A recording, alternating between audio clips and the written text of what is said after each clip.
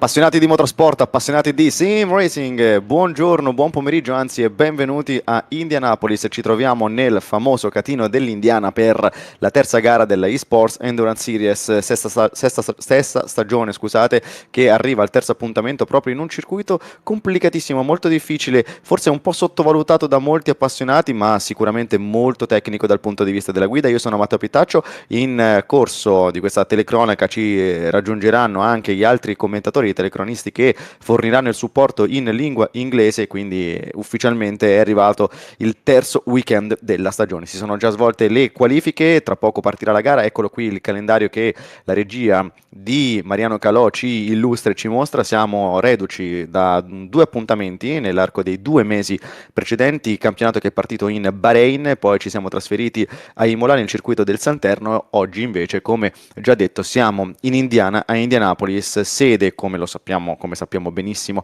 della famosissima 500 miglia di Indianapolis, della Indy 500, ma è un tracciato che nel corso degli anni è diventato tappa fissa per l'endurance, per il MotoGP, per le ruote coperte, non solo nella realtà, non solo nel motorsport reale, ma anche nel virtuale. Lo ricordiamo proprio nella eSports Endurance Series. Oggi siamo con una gara da 6 ore, siamo pronti a raccontare una gara di 6 ore con questa griglia di partenza. Andrea Terzi ha conquistato la pole position con Sinframe Sports, la numero 8, che vuole ottenere il secondo successo dopo la vittoria in apertura in Bahrain, 88 millesimi più veloci di Ground Effect, che partirà in seconda posizione, poi Riccardo Corazzari in terza piazza, quindi Sinframe si è comportata davvero molto bene, poi Blue Steel in quarta posizione, i vincitori del round di Imola. Poi passando alla LMP2 vediamo Thomas Bach in pole position con un giro molto più veloce rispetto a tutti i concorrenti, Alex Beggi di Sinframe Frame è a seguire in seconda posizione a 437 millesimi, poi Roland Zook di Go Team Racing e infine Hyperion in quarta posizione a chiudere la seconda fila davanti al team VEM, che partirà in quinta posizione con Daniele Vella e Nick Mura a seguire in sesta posizione, poi Tiago Monteiro, Riccardo Fava, Stefano Zanrosso. Queste sono le prime 9 posizioni della classe intermedia, quella che potremmo definire la classe leggera dei prototipi, con le ormai super collaudate, super conosciute Oreca 07 motorizzate Gibson. Poi si passa all'LMP2 Pro AM con il colore viola. Amre Demirkan ha portato Sunset Motorsport in un risultato sorpresa in pole position con 8 millesimi di vantaggio su Mattia Bossoni, che invece rappresenta Blue Bolt. Terza posizione per Karol Wozniak, Andrea Garassino in quarta piazza, poi Jean-Paul Van Erle di Level 1 eSport in quinta posizione e Dalindra Lasuardi in sesta a chiudere la terza fila. Questa è una delle categorie più vivaci dell'intera kermesse, dell'intero evento e del campionato, perché alla fine poi andremo a ricapitolare anche le classifiche. Battaglia apertissima in ogni categoria dopo 2 gare da 6 ore. Ricordo che il campionato poi si districherà in altri appuntamenti dalla lunghezza ben maggiore. Passando invece alla GT, abbiamo Satellite Racing, che fino ad ora si è dimostrata imbattibile e conferma il suo strapotere nella GT3 Pro con Jim Nisola che porta la McLaren in pole position davanti a Michele Rizzo di Virtual Drivers Alliance, poi Francesco Geniale di Sirba GT in terza posizione. 3 piloti, 3 auto diverse, differenti, racchiusi in un decimo, 106 millesimi. Poi abbiamo ancora Audi, Mercedes, quindi McLaren, Ferrari, Aston Martin, Audi, Mercedes, 5 marchi differenti a occupare la top 5. Questo è sintomo di un grande equilibrio trovato dal BOP, grazie al BOP studiato appositamente dagli organizzatori per questo campionato. Poi invece nella classe AM, GT3 AM, abbiamo la pole position di Hot Rocket con Zulkarnian che ha ottenuto la pole con 9 millesimi di margine su Francesco Bonardi di SD Shiba, che guida con la Callaway, il gruppone che segue un po' più distante, perché effettivamente dalla terza posizione in poi i distacchi lievitano, con il team Sinister, il team brasiliano che è in terza piazza, quarta posizione per Sobanski, quinta per Tommy Tisdale, poi Joao Amaral e via via tutti gli altri. Carloni Racing occupa la settima posizione con l'Audi R8 LMS GT3 davanti all'Aston Martin Vantage del team Black, ecco, quindi risultato abbastanza equilibrato per il team Carloni. Chiuderà la griglia di partenza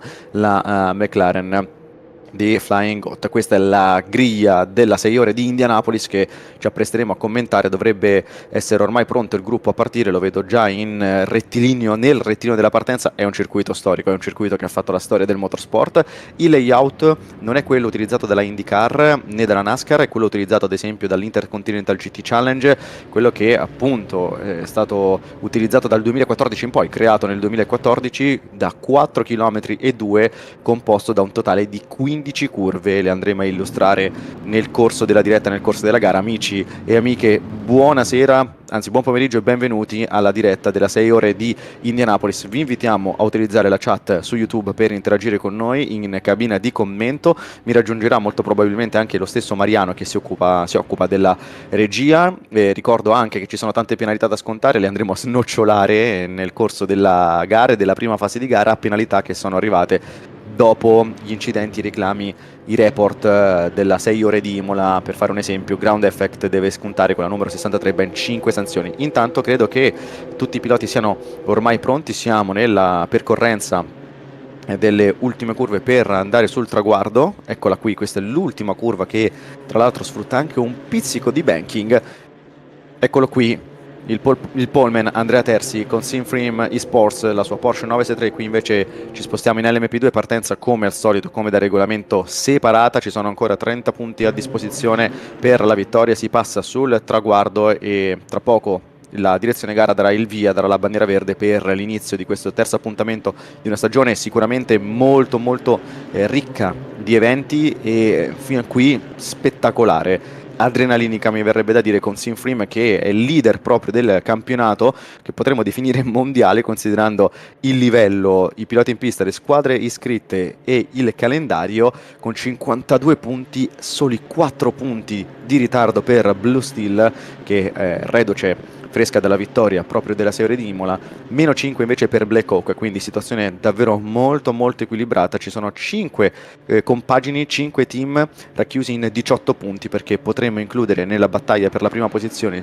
Sim Free Sports con l'equipaggio numero 7 e il Team Iris. Intanto vedo che i piloti hanno accelerato, quindi parte ufficialmente la 6 ore di Indianapolis, terzo appuntamento dell'eSports Endurance Series di eRacingSeries.com. Sembra buona la partenza per tutti in LMP2. Abbiamo già visto invece le hypercar scorrere via nel tratto centrale del circuito, mentre pare esserci una bandiera gialla proprio nel secondo settore. Vediamo chi perde terreno, vediamo chi perde posizioni, mentre la regia giustamente va a seguire la partenza della GT3, sia GT3 Pro sia GT3 AM, con Jim Nisula che vuole imporsi anche in questo evento, anche a Indianapolis, in terra americana, oltreoceano, dopo le vittorie e i domini del Bahrain e di Imola. Intanto Sander Callas è riuscito a passare Andrea Terzi, che evidentemente è stato autore di un errore, un incidente. Vedremo se è successo, cosa è successo ad Andrea Terzi, che partiva dalla pole position, e quindi i leader del campionato perdono subito terreno, e questo è già un colpo di scena che arriva.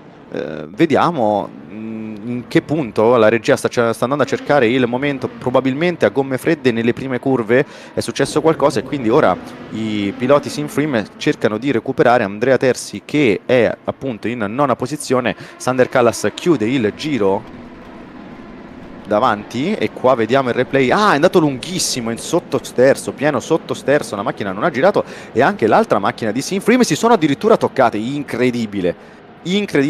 Poi si è accodata anche la SD Shiba, la Porsche di SD Shiba, ma è davvero surreale quel che è successo all'interno del team Simfrim. Subito un colpo di scena per entrambe le macchine, evidentemente con le gomme fredde sono stati tratti in inganno, anche perché ricordiamo il cielo non promette nulla di buono, non c'è neanche un raggio di sole, quindi la pista sarà sicuramente un po' più fredda rispetto alle attese, ed è prevista anche pioggia, potrebbe essere prevista anche pioggia nell'arco di queste 6 ore. Quindi adesso attendiamo un'eventuale rimonta, un eventuale rientro di Simfrim Sports, che ha Andrea Terzi e Riccardo Corazzari in settima e ottava posizione. Ground Effect invece con Sander Callas è lì davanti a tutti con un secondo netto di vantaggio su Blue Steel. Occhio, perché questa è una battaglia che vale per la prima posizione, se vogliamo, della classifica della categoria Hypercar, mentre come detto in LMP2 Pro c'è Hyperion davanti a tutti, con Thomas Vac davanti ad Alex Beggi e Roland Zook. Sono tutti vicinissimi. Eccolo qui Thomas Vac che prova ad allungare in questo giro, sembra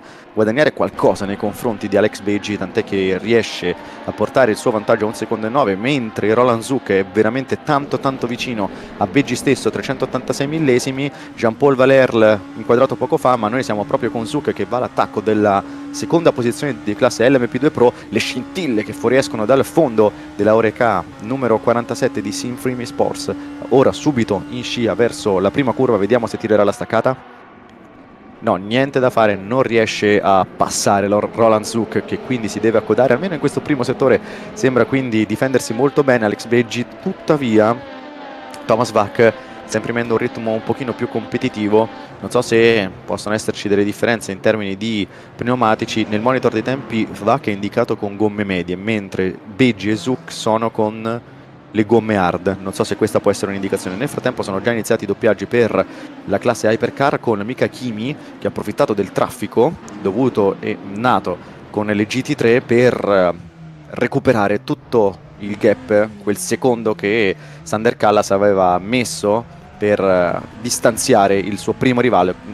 Quindi in questo primo tratto di gara mi sembra che Ground Effect e Blue Steel possano regalare davvero tanto spettacolo. Fuori dai giochi momentaneamente Simfrim per quel che è successo in curva 6. Vediamo se prende l'interno. Attenzione, perché Mika Kimi si mette all'esterno, quasi al centro della pista, per evitare la Ferrari del team Sinister. Si infila, riesce a trovare quel varco necessario, quello spazio necessario per passare e non perdere troppo tempo rispetto al concorrente, al rivale. E attenzione, si tocca qui.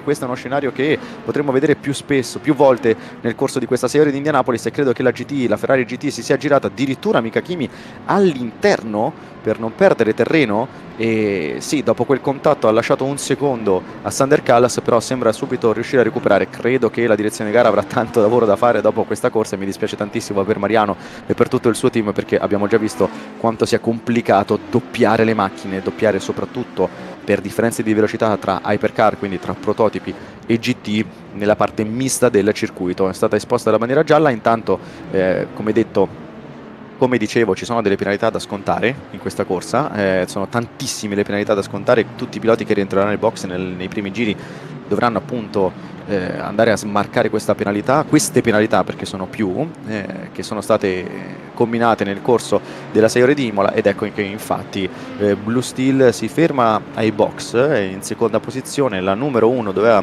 scontare ha ricevuto come penalità uno stop and go di 30 secondi più anche dei warning. Detto ciò, appunto, la gara si complica per Mika Kimi, che però ha dimostrato di poter ambire a risultati importanti, siccome sono tante le penalità e sono tanti gli eventi che possono capitare nel corso di una 6 ore proprio a Indianapolis. Nonostante le penalità si può benissimo ricostruire la corsa. Qui invece siamo con Tommy Teasdale e il team Rookie Monster, la BMW, che va subito all'attacco. Vediamo come la vettura della casa dell'elica, la M4 GT3, stia praticamente rampando al di sopra della Mercedes che la precedeva. Qui giustamente la regia poi ci riporta su Jim Nisola, che ha perso la posizione sull'Aston Martin.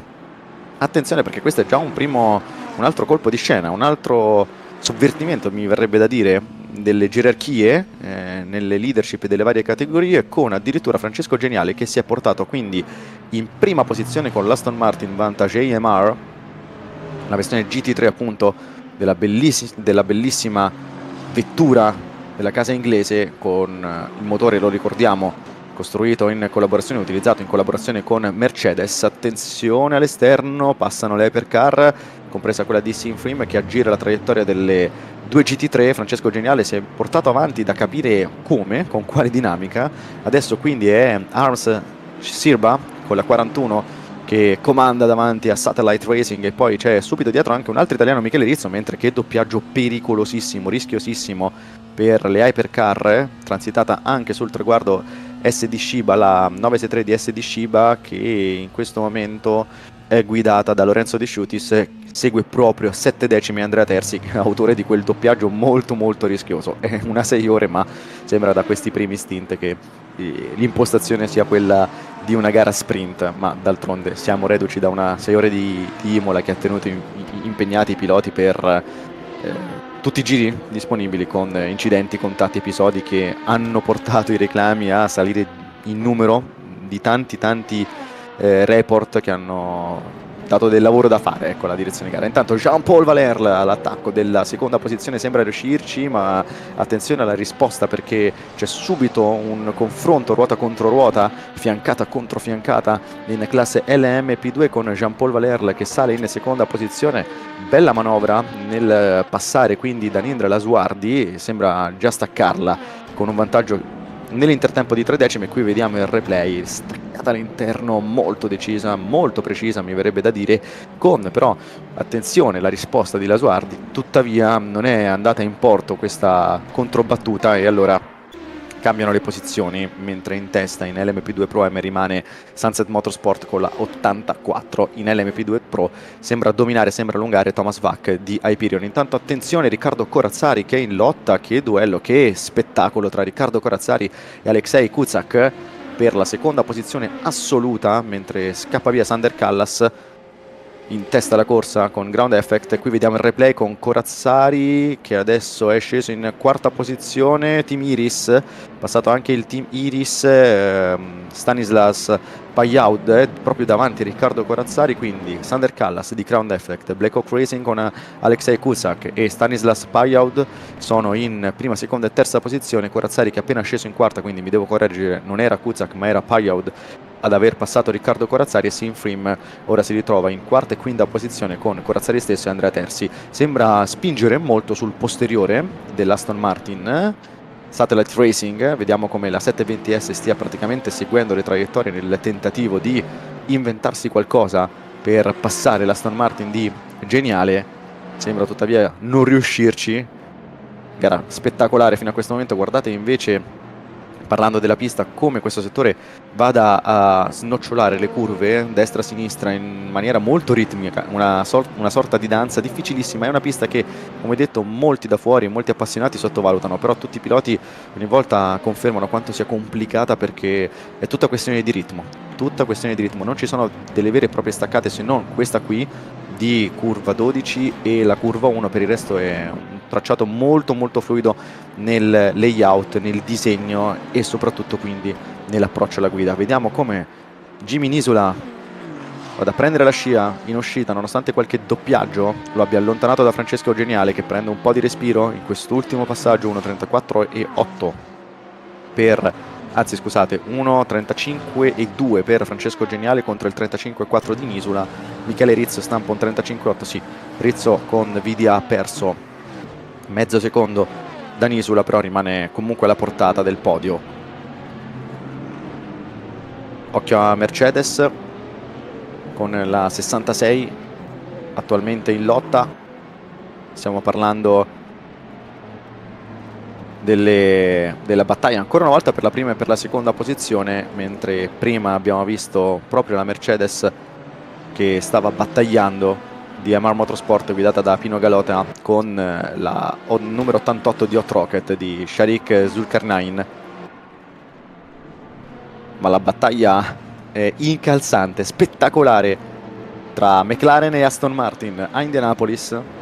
Siamo a meno di un quarto d'ora dall'inizio della gara e già qualche valore è stato un po' stravolto rispetto alle corse precedenti. Non c'è più Satellite Racing a dettare il passo dominando, bensì vediamo appunto questo bellissimo duello per la prima posizione, ricordando che nella GT3 Pro Satellite ha ottenuto 2 vittorie, mentre Silva GT è in terza posizione con 41 punti, meno 19 della testa, dietro anche al Team Iris. Intanto c'è stato un semi-testacoda, un testacoda ripreso da parte del team Carloni, se non ho visto male, in classe LMP2, ma la gara riprende senza particolari interruzioni, mentre si stanno scontando tutte le penalità, tutte le sanzioni che sono state combinate dopo la Serie di Imola. Quindi se vedete tanti piloti rientrare ai box è proprio perché si devono smarcare le penalità, si devono archiviare le penalità dovute a contatti ed episodi notati e segnalati alla direzione gara dopo la Serie di Imola. Attenzione qui all'interno, Mattia Bossoni cerca subito di liberarsi dell'Audi R8 che si mette in mezzo tra sé e il suo rivale. Stiamo parlando della LMP2 Pro Am. Mattia Bossoni che attualmente si trova in, guardando il monitor dei tempi, sì, in nona posizione di categoria, mentre qui siamo ai box con la regia. Deve essere successo qualcosa, già un ritiro probabilmente. Il monitor mi dà addirittura Mattia Bossoni ritirato, chiedo conferma alla regia, ma mi dà proprio lo stesso Mattia Bossoni ritirato dalla corsa, o almeno sembra esserci stato per Blue Bolt un connection lost, quindi una disconnessione. E infatti Mariano mi conferma, grazie Mari, perfetto dalla regia. Purtroppo la numero 111 sembra fuori gara, vedremo se riuscirà a rientrare. Speriamo per loro. Intanto che rischio per Francesco Geniale, che si trova la LMP2 ferma in pista ed è quella che occupa la seconda posizione di classe Pro Am. Attenzione, perché abbiamo visto un momento molto rischioso per Jean-Paul Van Erle di Level 1 eSports, mentre attenzione, MR Motorsport e Hot Rocket sono in lotta per la seconda piazza, categoria GT3 Am. Pino Galota che prova a tenersi dietro Zulkarnain, mentre arrivano addirittura in 4. Guardate che spettacolo, abbiamo avuto tutte le categorie in un singolo frame, Hypercar, LMP2 e GT3. Prende la scia nel frattempo, quanto movimento, la regia dovrebbe avere a disposizione 3000 telecamere per inquadrare più duelli nello stesso momento. Qui all'esterno ci prova Riccardo Corazzari, dovrebbe essere proprio lui, sì esatto, cerca l'interno, poi nella controcurva dall'esterno all'interno la traiettoria non è riuscita a portarlo al sorpasso, mentre va quasi fuori dalla pista. Una manovra folle da parte del portacolori Sim Freemi Sports, Andrea Terzi, perché è la numero 8, guardando dal monitor è proprio Andrea Terzi che è andato all'attacco di Pajaud ma non è riuscito a passare. Sta scappando nel frattempo Black Hawk, mentre si è fermata Ground Effect con la 63, ha già effettuato il pit stop ed è a 19 secondi 8. Anche Ground Effect, come detto, è stata bersagliata dalle penalità, sono ben 5 le sanzioni che dovrà scontare. Ha provato ad allungare, sì, però sta perdendo tanto tempo. Riuscirà con questo ritmo probabilmente a ritornare comunque in lotta per la vittoria, lo scopriremo al termine di queste 5 ore e 40 minuti. Nel frattempo cerca di allungare, prova ad allungare, a staccare la McLaren del team Satellite Racing. Francesco Geniale sembra riuscirci, sembra avere la possibilità di almeno per ora, comandare. E invece no, ha parato troppo presto, purtroppo c'è un contatto con Geniale che finisce contro le barriere, c'è stato un contatto con una LMP2. Disastro per Geniale che si è comportato alla grande, mi spiace veramente, dispiace veramente tanto vedere la gara finire così. Almeno non è ancora finita, va addirittura in retromarcia per togliersi da una zona pericolosissima, passano le GT, Emer Motorsport e Hot Rocket che riescono a evitare subito Francesco Geniale che in retromarcia ha cercato di allontanarsi dalla linea utilizzata più dai piloti, il più delle volte dai piloti. Credo che guardando il replay capiremo mentre si ferma il box ancora una volta per una penalità ground effect. Credo che ci sia stata un'incomprensione, un aggancio tra LMP2, la LMP2 che devo ancora inquadrare lì sullo sfondo. Vediamo il replay grazie a Mariano Calò dalla regia. Francesco Geniale che va all'interno mentre c'era la LMP2 all'esterno ed è la P2 di classe Pro Am, la 37 di Sweet Force. Qui ancora meglio si vede Geniale è rimasto sulla sua traiettoria, la P2 ha provato a doppiarlo lì all'esterno, le linee si sono incrociate, non c'è stato nulla da fare. Vediamo poi l'entità dell'impatto. Sì, sicuramente la posteriore destra ha dato una bella botta al muro di cemento, poi l'angolo è stato particolarmente critico. Credo che sia in corso il full course yellow, sì, dovrebbe essere in corso una neutralizzazione proprio per permettere ai piloti di lasciare la traiettoria e di creare una situazione meno pericolosa. Adesso aspettiamo le news da parte della direzione gara, però sì, purtroppo c'è stato questo episodio che ridà la leadership della GT3 Pro a Satellite Racing, che nella prima fase di gara ha incontrato grande resistenza da parte di Sirba GT. Un vero peccato, perché stava nascendo un grandissimo confronto, un grandissimo duello. Qui abbiamo in seconda posizione VDA con la Ferrari, la 488 numero 115, che viene sfilata dalla Porsche di Sinframe Sports. Da segnalare che Andrea Terzi stia recuperando dopo il triste inizio di questa 6 ore di Indianapolis, e adesso è addirittura 2 secondi e 9 della leadership da Alexei Kuzak, che ha approfittato delle penalità per ground effect e per Blue Steel per salire al comando della corsa. In questo momento però sembra che Andrea Terzi possa ritornare lì davanti nella posizione che ha ottenuto in qualifica. È un altro incidente, attenzione, perché questo contatto potrebbe creare una situazione pericolosissima tra le prime due curve. In realtà no, in realtà riusciamo a scamparla. È la Ferrari del team Sinister, team brasiliano, che riparte in quarta posizione, non dovrebbe neanche aver subito dei danni, o almeno potrebbero essere molto leggeri, mentre, chiedo conferma alla regia, dovrebbe essere proprio la LMP2 numero 11 a essere stata coinvolta, quella di Blue Bolt, che ha perso sicuramente tanto terreno appartenente alla categoria LMP2 Pro. Infatti sì, eccola qui, è in settima posizione con Stefano Zanrosso, che ha provato a passare la GT. Tuttavia è un circuito questo che non offre una careggiata molto ampia, molto larga, quindi vedremo il ripetersi di situazioni e di scenari già sperimentati, purtroppo per i piloti e per la direzione gara a Imola. Però queste sono le corse, queste sono le gare multiclass. L'IMSA, ad esempio, lo Sports Car Championship dell'IMSA, proprio quest'anno è tornato a Indianapolis, e la gara da 2 ore e 40 a Indy è stata veramente quasi una follia dal punto di vista dei doppiaggi. Intanto vediamo come ci sia bagarre per la prima posizione, per la leadership assoluta, con Black Hawk Racing e Sinframe Sports che sono alle prese con questo spettacolare duello. In realtà si tratta di una battaglia a 4, perché Kuzak su Black Hawk deve guardare negli specchietti.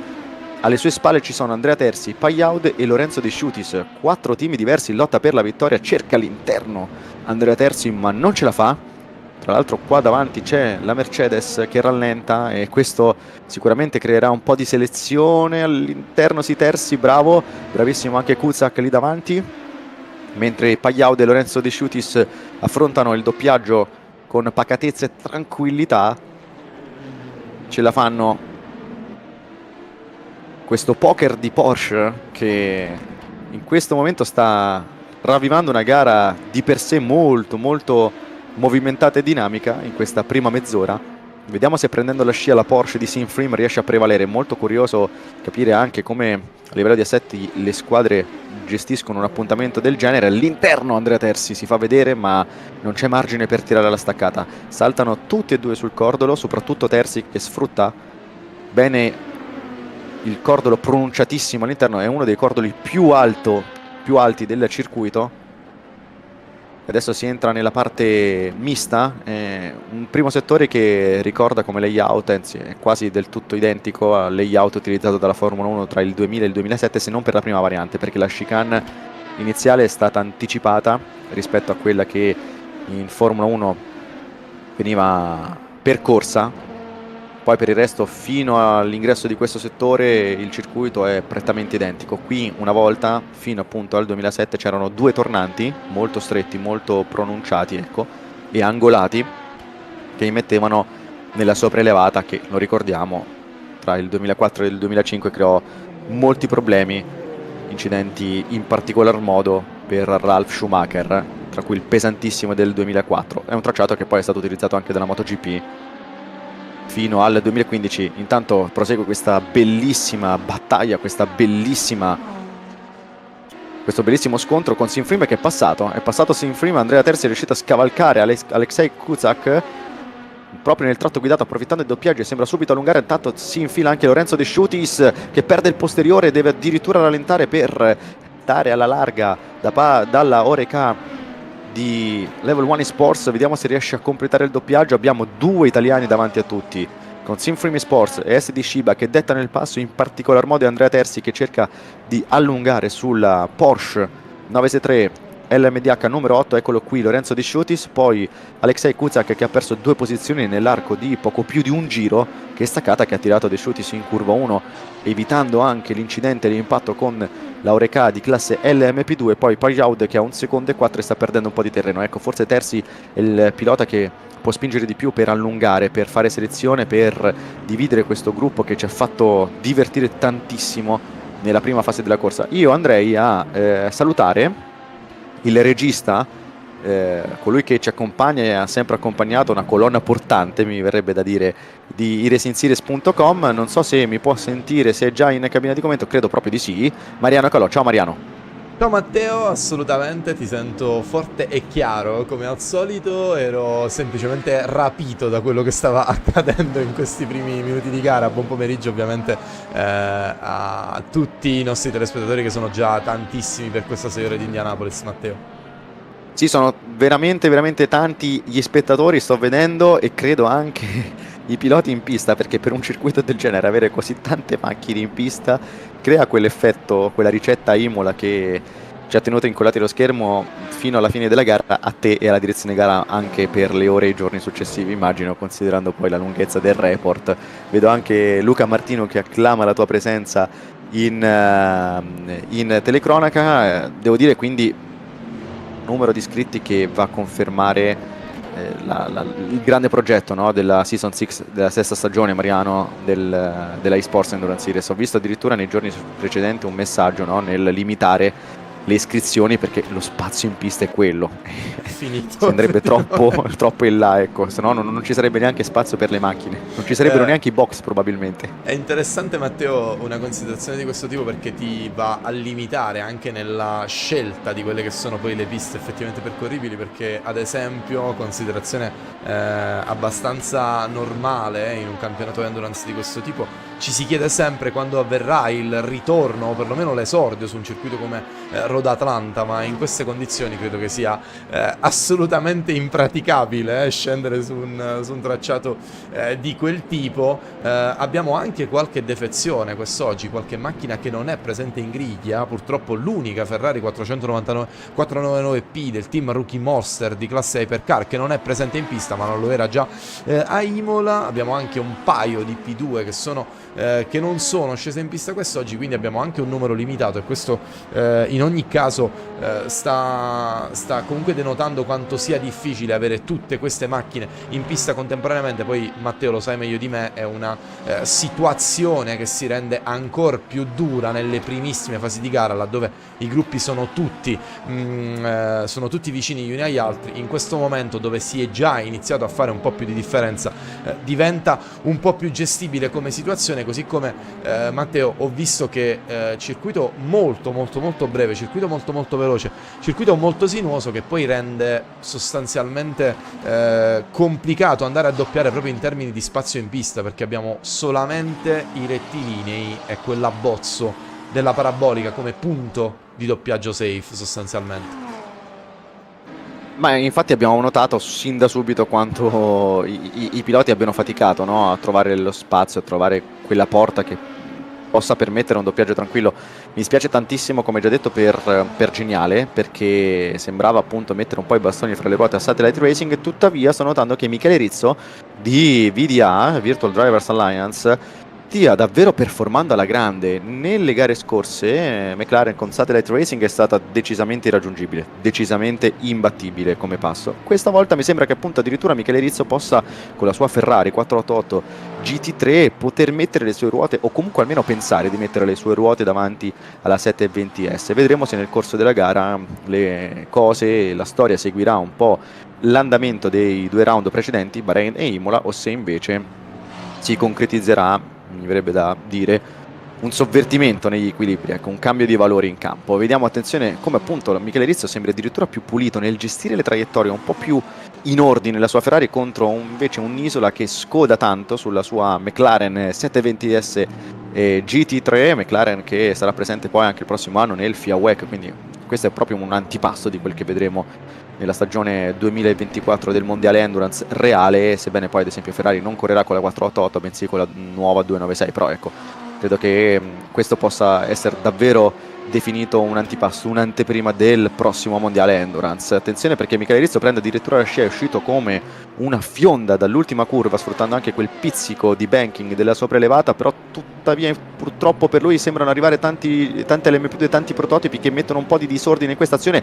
Cerca l'interno e riesce a tenere la traiettoria, tuttavia Nisula risponde, si invita alla festa anche una LMP2 che cerca la traiettoria larga. È passato Michele Rizzo, un sorpasso fantastico, un sorpasso veramente ben studiato, ben costruito e sviluppato da parte del portacolori di Virtual Drivers Alliance. Davvero una grande manovra, Mariano. Assolutamente sì, mi viene da tenere in considerazione, mentre scorrono le immagini, di quello che è stata la grande manovra del pilota della Virtual Drivers Alliance, pilota fortissimo Michele Rizzo, che tra l'altro posso celebrare anche come mio conterraneo di terra lucana. Michele Rizzo che probabilmente, Matteo, un'analisi che sarà anche interessante andare a fare con l'evolversi di questa gara odierna, inizia probabilmente a denotare quello che potrebbe essere l'effetto del BOP adattivo, consentimi questo termine, che è stato selezionato per questo campionato, con la McLaren 720S, che risulta essere la vettura fino a questo momento la vettura più appesantita dal punto di vista del BOP. È l'unica vettura ad aver raggiunto già il cap di chili caricabili per ogni singolo mezzo, addirittura 30 kg di zavorra la vettura di Jimmy Nisula in questa fase, mentre contrariamente la VDA, la Virtual Drivers Alliance numero 115, è la vettura che, complice anche un po' di sfortuna nei primi round, è quella che sembra essere un po' meno interessata dallo zavorramento regolamentare. E questo, Matteo, potrebbe anche essere sintomo di quello che è accaduto nelle prime fasi, dove Francesco Geniale, purtroppo ci siamo andati a perdere quello che è stato il sorpasso fatto registrare proprio nei confronti della Satellite, però sembravano, ecco, poter tenere il passo di una vettura che fino a quel momento era assolutamente, consentitemi il termine, Matteo, aliena in pista. Sì, di un altro, mi verrebbe da dire, la McLaren, no? Fino a questo momento è stata veramente di un altro universo nelle prime due gare. Sembrava un po', per quanto riguarda la classe GT3 Pro, lo scenario che ha visto la Corvette nel WEC dominare e arrivare alla terza gara già con il massimo success ballast possibile. 30 kg esattamente, anzi di più, poco di più. Intanto credo che ci sia la LMP2 di Level 1. Sì, se non vado errato, Nick Mora. Nick Mora fermo, in uscita dalla curva 10, anche se forse è ripartito, quindi dicevo effettivamente un equilibrio che viene dato da questo sistema di bilanciamento delle prestazioni che funziona e che mette insieme tanti marchi, tanti costruttori diversi. Credo che effettivamente per quello che abbiamo visto in questa prima mezz'ora di gara possa definirsi già raggiunto questo obiettivo perseguito dagli organizzatori sin dalla pre-season, sin dallo studio, dall'organizzazione di questa sesta stagione della eSports Endurance Series. Vediamo intanto adesso con Mar Motorsport Guido Ceredani che cerca di andare all'attacco. Sono le due Mercedes vicinissime, classe GT3 Pro, che stanno battagliando. Si aggiunge in questo scontro la Porsche di classe Hypercar che divide le due AMG GT3. Sono abbastanza però staccati. Qui stavo notando anche il gap e i tempi, con Guido Ceredani che è in quarta posizione come detto, è in lotta con Nicola Pagani del team Tomelli. Tuttavia Jimmy Nisun e Michele Rizzo sono un po' più avanti, sì, una decina di secondi avanti. In mezzo c'è Francesco Bonardi con la GT3M. Ottimo ritmo, non l'abbiamo segnalato fino a questo momento, ma nella prima mezz'ora di gara Shiba, il team Shiba, con Bonardi si è infilato tra i nella classe GT3 Pro e attualmente si trova nel podio assoluto. Proprio in terza posizione assoluta tra le GT3 Pro. Questo è già un grande traguardo proprio per Francesco Bonardi e il team SD Shiba, mentre Nick Mura sembra essersi fermato in box dopo quel problema. Occhio alla delicata situazione dei doppiaggi, mamma mia, in mezzo c'è anche la Callaway che con proprio Bonardi sfanale lampeggia. È stato raggiunto dall'Aston Martin di Francesco Geniale, però Geniale ha perso tantissimo terreno con quel contatto e è sceso in 44esima posizione assoluta. Non c'è assolutamente bisogno di lottare per quanto riguarda Bonardi per la posizione, perché sono in questo momento su due piani diversi, su due strategie diverse, considerando il gap di 2 giri. Ci sono esattamente 2 giri tra Bonardi e Francesco Geniale. Un durissimo colpo. C'era una macchina fuori pista e forse era una Porsche Hypercar. Aspettiamo eventualmente il replay per capire le varie situazioni. Questa invece è l'onboard della 963 LMDH di Blue Steel Racing, Mika Kimi, che ha comandato per i primi 2 giri di gara, 2-3 giri di gara, poi fermandosi ai box per scontare la penalità. Replay, ed è la Padula del team Naya, e ha tagliato completamente sul cordolo la macchina, addirittura ha preso il volo. Matteo, Io pericolosissimo. immagino lo sguardo di Sinfrim, della Porsche di Sinfrim, che si è vista la LMP2 volare voglio sperare davanti. Matteo nel problema tecnico, perché ha completamente cannato il punto di frenata Antonello Lapadula in quel punto, diventando sicuramente un proiettile. Avrebbe potuto fare un disastro lì con 2 vetture ferme. Fortunatamente credo che non abbia riportato danni, mentre con il solito giro di inquadrature ci andiamo a portare un po' nel mezzo del gruppone dove avvengono questi contatti tra le CT, con qui Fabio Carloni che viene completamente speronato sul posteriore dalla vettura che credo fosse la Sinister Racing Team, vettura numero 99, che attualmente si trova in quarta posizione di classe GT Pro, e poi ha rallentato anche Tomasz Sobamski, Matteo, che credo abbia avuto un problema tecnico nelle primissime fasi di gara, perché ha addirittura 5 giri di ritardo nei confronti del proprio leader e 3 giri nei confronti della scorsa vettura. Mi pare che questa vettura avesse subito un DQ che non so a cosa possa essere effettivamente collegato, Matteo. È davvero difficile andare a capire cosa accade a tutte le vetture in pista, perché sono davvero tantissime, e io, per quanto riguarda la mia utility di regia, ho davvero difficoltà a capire cosa inquadrare, perché continuo ad avere una classifica, Matteo, che si illumina continuamente di battaglie, errori, sorpassi, eccetera. È davvero servirebbero complicato. Ora come ora, guarda, hai Bossoni appunto ritirato, servirebbero 45 Mariano Calò. Non so se hai questo obiettivo di produrre nella tua vita così tanti piccoli Calò che faranno da registi, però in questo momento servirebbero, non so te.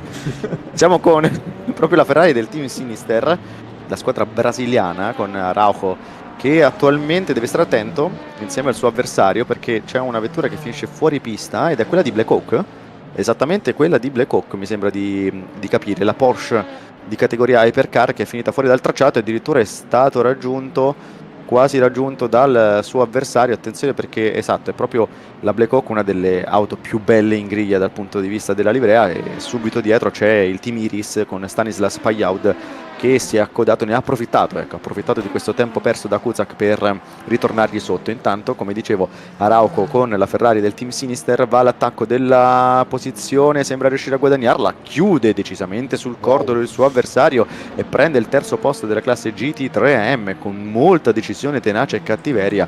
Bel sorpasso da parte di Arauco, che va quindi a scavalcare Pino Galota di MR Motorsport. E qui Mariano, il replay.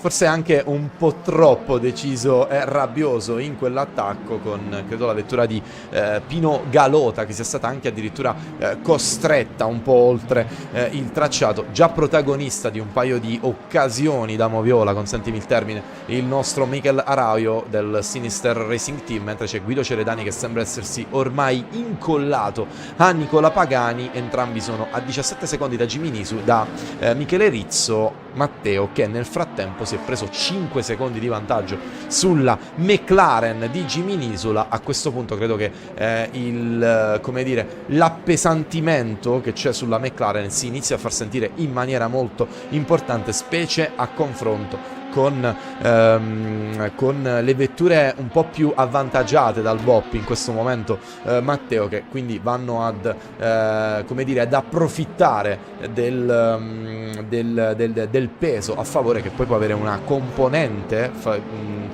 importante anche in termini di consumo gomme, in termini di velocità massima. Sì. Sono tanti i punti nei quali può aiutare, anche con quella che è una considerazione, Matteo, che bisognerà fare quando poi arriverà la notte qui ad Indianapolis. Le temperature sono bassissime sul tracciato, quindi abbiamo anche una problematica gestione degli pneumatici, delle componenti della vettura da parte dei piloti. Quindi ecco, si aggiunge una variabile in più, una variabile sicuramente non a favore di quella che potrà essere la prestazione assoluta del team Satellite, che però dopo il dominio delle prime due gare, Matteo, credo che possiamo aspettarci che in qualche modo riesca a tirar fuori il meglio da una gara di questo tipo. Sì, devono ottimizzare, perché appunto il pacchetto non è il migliore a disposizione proprio per la ricerca del bilancio delle prestazioni voluta dall'organizzatore, quindi ci sta anche prendersela con calma, soprattutto avendo questo margine di 16 punti su Iris. Possono anche tranquillamente gestire, amministrare, e che non è presente, esatto. Quindi Sirba GT con Geniale è indietro di 2 giri dopo l'incidente. Purtroppo sono stati sfortunati in quel contatto con Sweet Force LMP2 nell'ultima curva, quindi hanno tutto di che guadagnarci. Parlando con il riferimento, intanto c'è una bandiera gialla nel primo settore, parlando con vari piloti, mi ricordo soprattutto con Nico Varrone, che poi alla fine si è laureato campione GT e AM quest'anno nel mondiale Endurance, in riferimento al success ballast, quindi al peso in più alla zavorra che viene data a chi ad esempio vince le gare. Intanto qui lungo di Riccardo Fava, attenzione perché qui stiamo parlando del podio della classe LMP2 Pro, quindi qui Riccardo Fava che ritorna in pista con un po' di fatica, un po' in affanno. Aveva appena passato la Ferrari, forse 488 di Hot Rocket, e ho utilizzato tanto la pista. Il cordolo è come se avesse sollevato la macchina da terra, perché una volta preso e una volta toccata l'erba la macchina ha perso direzionalità, e adesso si trova, vediamo se occupa sempre la terza posizione. Vi aggiorniamo in tempo reale, è sempre in terza posizione con un distacco di 12 secondi da Demirkan, che però rappresenta il leader della classe LMP2 Pro Am. Qui ancora replay e il sorpasso di Araujo, ma Zulkarnian con Hot Rocket viene inquadrato, la perde, sembrava riuscire a controllarla, in realtà no.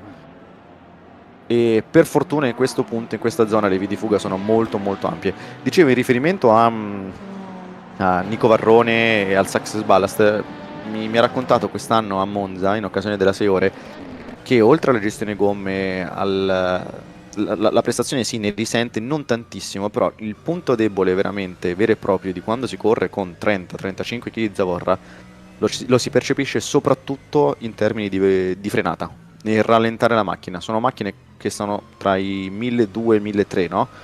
Quindi già più pesanti ad esempio dei prototipi in termini di chili. Aggiungere zavorra complica tantissimo la frenata, almeno lui con Corvette sentiva questo affanno, no? Questa mancanza di precisione in frenata con i 30 kg di zavorra, piuttosto che guidando una macchina con il peso base, il peso standard.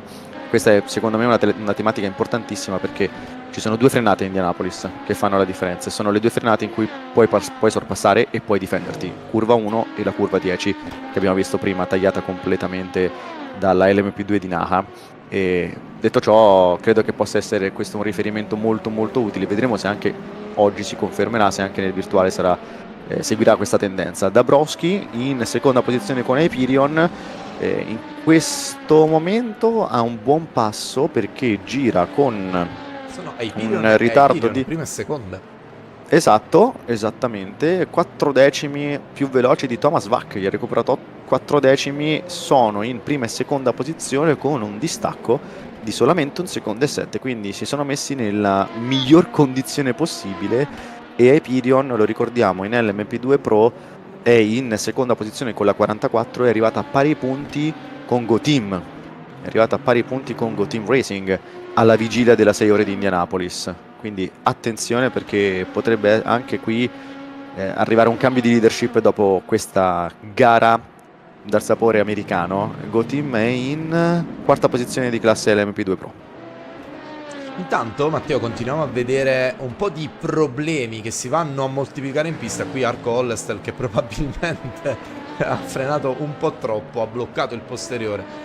Credo che poi abbia avuto anche molta difficoltà. Mi dicevano, Matteo, anche che l'erba presente qui a Indianapolis è davvero molto scivolosa per i piloti, e questo potrebbe essere anche un sintomo di tutti questi problemi che abbiamo visto. Mi raccontavano che proprio nel momento in cui si vanno a mettere le ruote sull'erba, come poi credo che sia anche pressoché realistico, Matteo, le vetture vadano completamente a perdere grip e completamente ad essere incontrollabili, mentre purtroppo andiamo a segnalare quello che potrebbe essere un brutto colpo sulla gara. Mika Hakimi, che dovrebbe aver ricevuto, se non sbaglio, un DNF. Non sappiamo se è stato un connection lost oppure se c'è stato un incidente. Andiamo a vedere che cosa è successo a Mika Hakimi. Vediamo qui la staccata, vediamo se succede qualcosa, se c'è un contatto con un altro pilota. No, almeno non per il momento. No. Connection lost, classico. No. Connection lost per Mika Hakimi.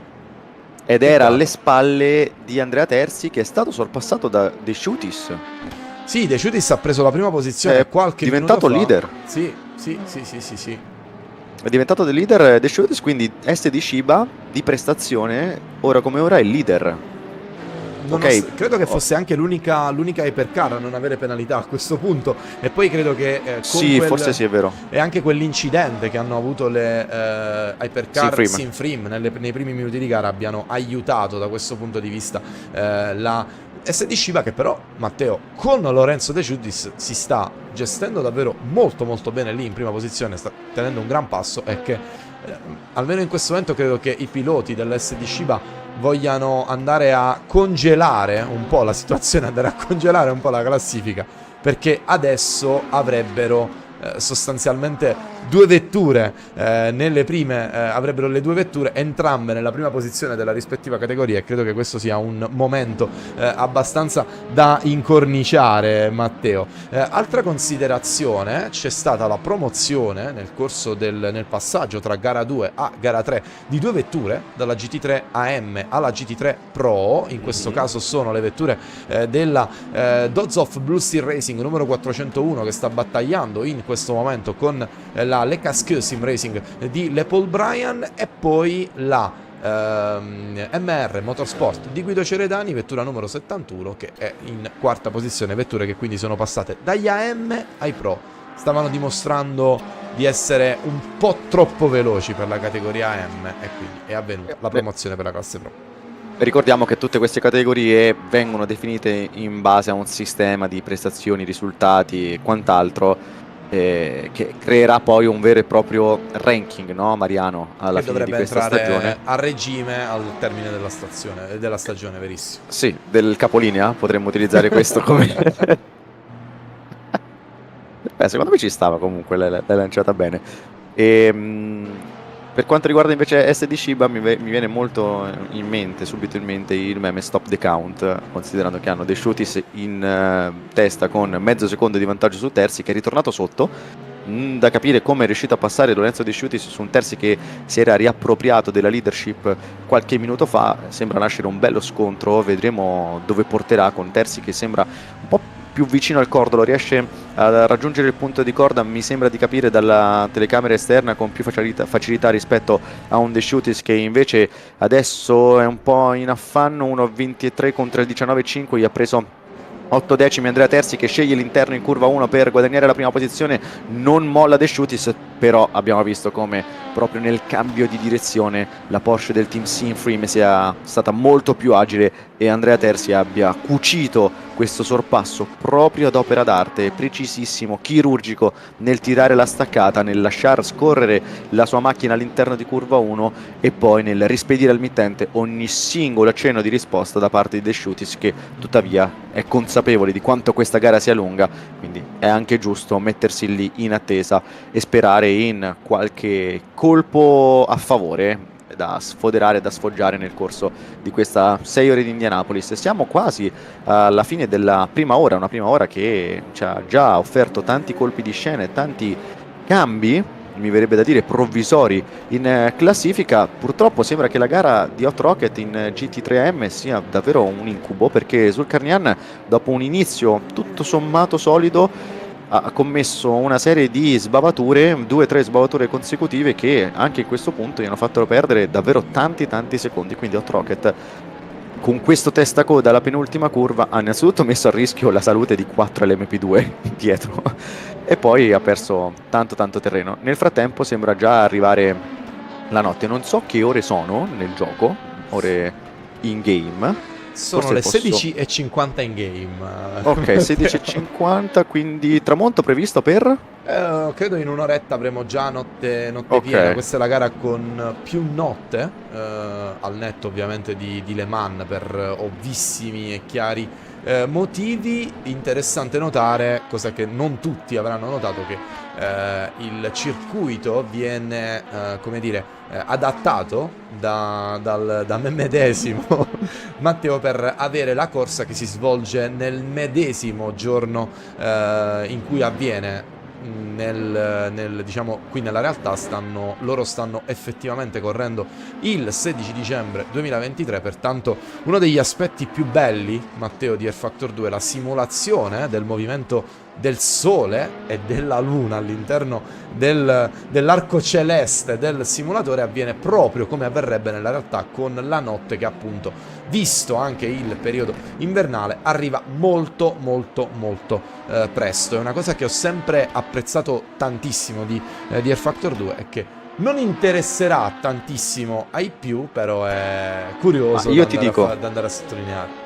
per un appassionato di corse, vedere l'esatta replica, devo dire, secondo me aggiornata, seguendo i valori, appunto, come hai detto tu, parlando in maniera molto poetica, e mi sono venuti i brividi a sentirti ed ascoltarti, degli astri del Sole e della Luna, che appunto hanno i cicli aggiornati e sincronizzati con le rispettive stagioni. Secondo me è un grande dettaglio, perché poi anche a livello, secondo me, da pilota, da team manager, tu riesci ad avere già un riferimento prima di provare. Sai che a tot ora arriva il tramonto, sai che le temperature scendono di X gradi, perché corri in questa stagione, fa più freddo, fa più caldo, e quindi riesci quantomeno ad avere dei riferimenti, no? Invece di correre un po' all'aria infusa, mi verrebbe da dire.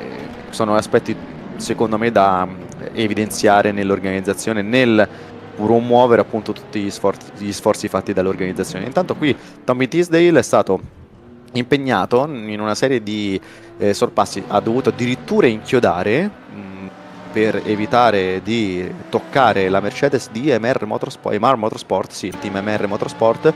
Questa è la BMW di Rookie Monster. Mi dispiace tantissimo non vedere in pista la controparte in Hypercar. Magari tornerà nei prossimi appuntamenti, la vedremo fronteggiarsi, speriamo, con le Porsche della classe regina. Siamo a quasi un'ora dall'inizio della terza gara stagionale, qui in scia proprio della Mercedes AMG, macchina completamente diversa rispetto alla Mercedes. Hanno entrambe il motore all'anteriore, però con configurazioni totalmente diverse.